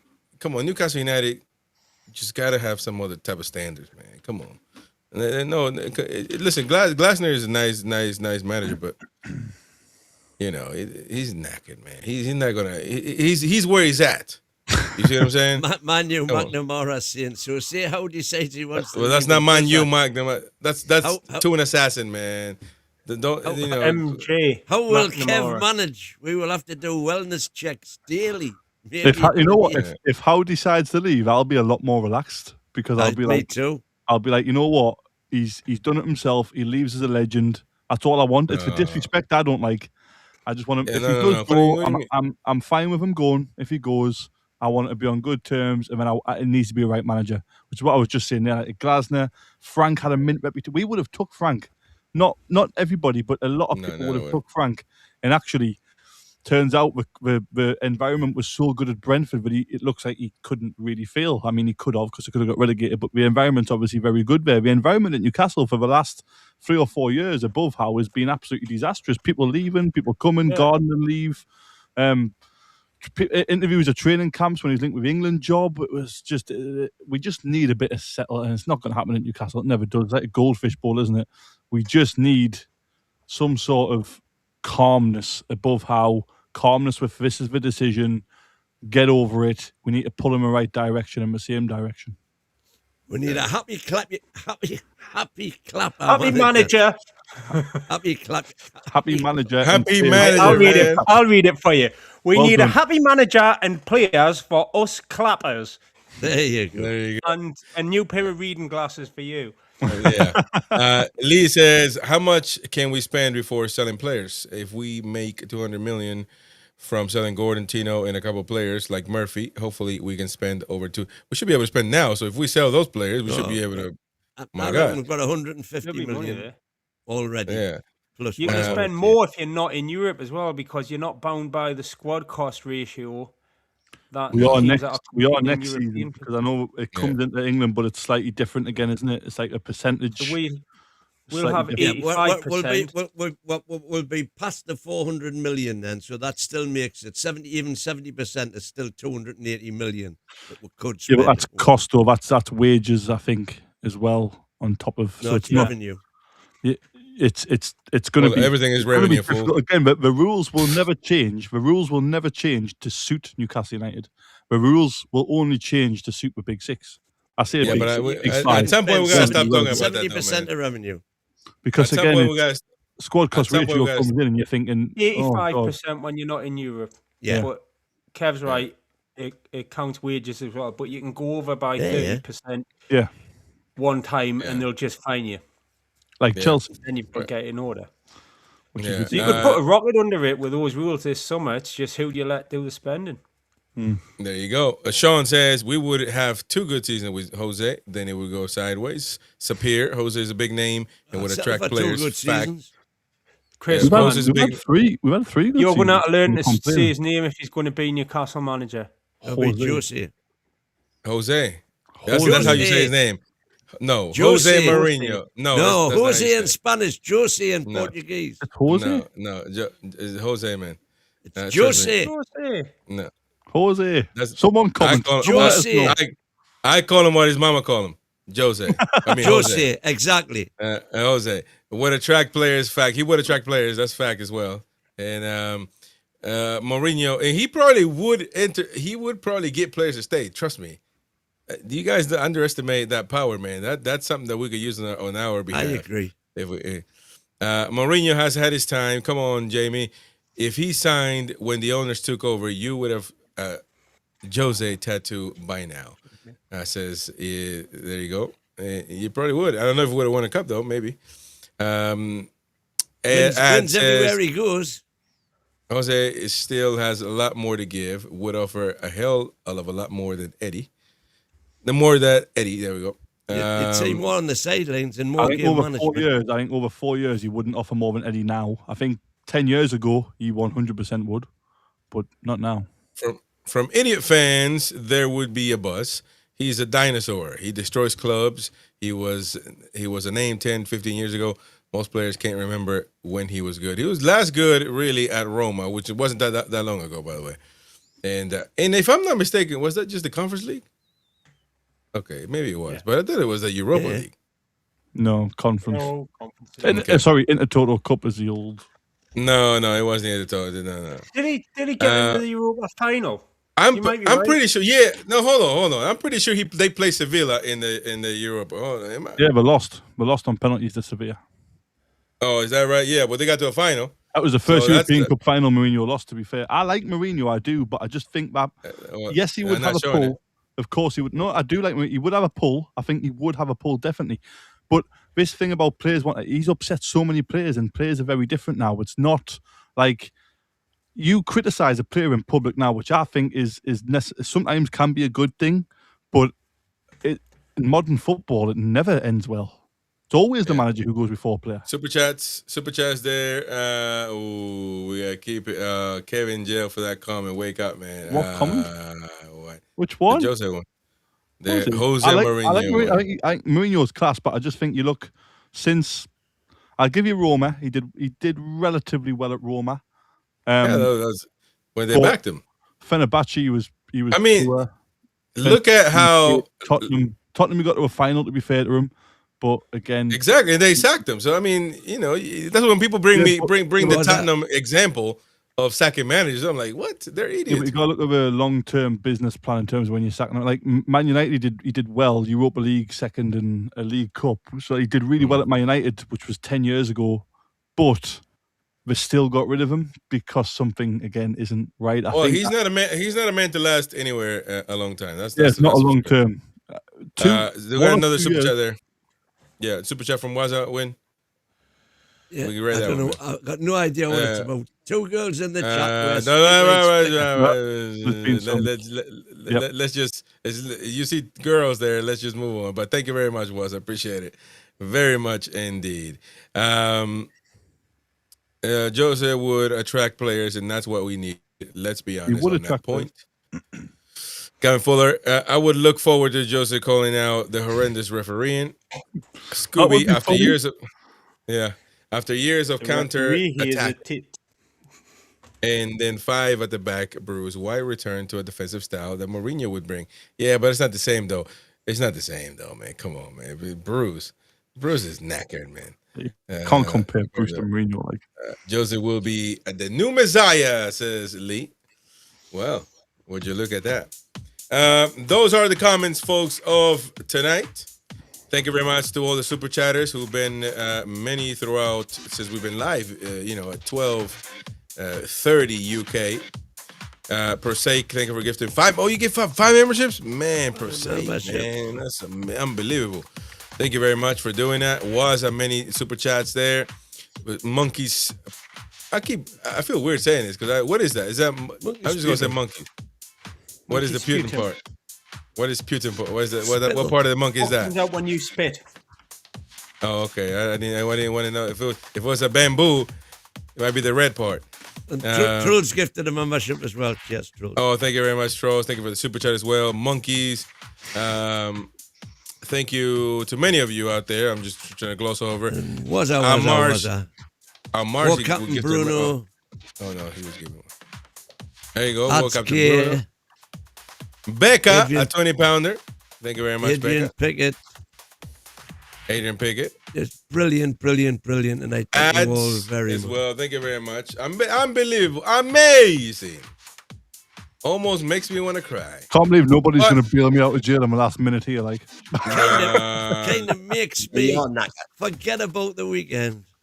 Forget about it. Let me tell you something. We're going to bring the Friday Neat Show. I know I've been lacking, but it's been busy, man. Busy. But people want the Friday Neat Show back. We're going to get it back. We're scheduling on Friday. Don't worry. We'll be back as of now. I've been ready every week, folks. Yeah, and I got many topics lined up, but many pictures. Man, I got so many pictures. So much stuff to talk about, the old tune. It's a lot better than talk about the game. So like Trump, sure. I got so many. So many. So it's all lined up. It's so perfect. Newcastle great again. Great people. There you go. Listen, thank you very much for joining us. We'll be back again tomorrow with more panelists, and coverage tomorrow starts from 8 p.m. So thank you very much indeed. And there you go, booze, cause we got one coming in. Sean. Just before the end, what a legend. Free Kev. Before the end. Free Kev, there you go, baby, there you go. Right, there you go. Anyways, we'll see you later, folks. Away the lads. Take care. Away thank you very the much lads. to all of you. Thank you. Cheer up.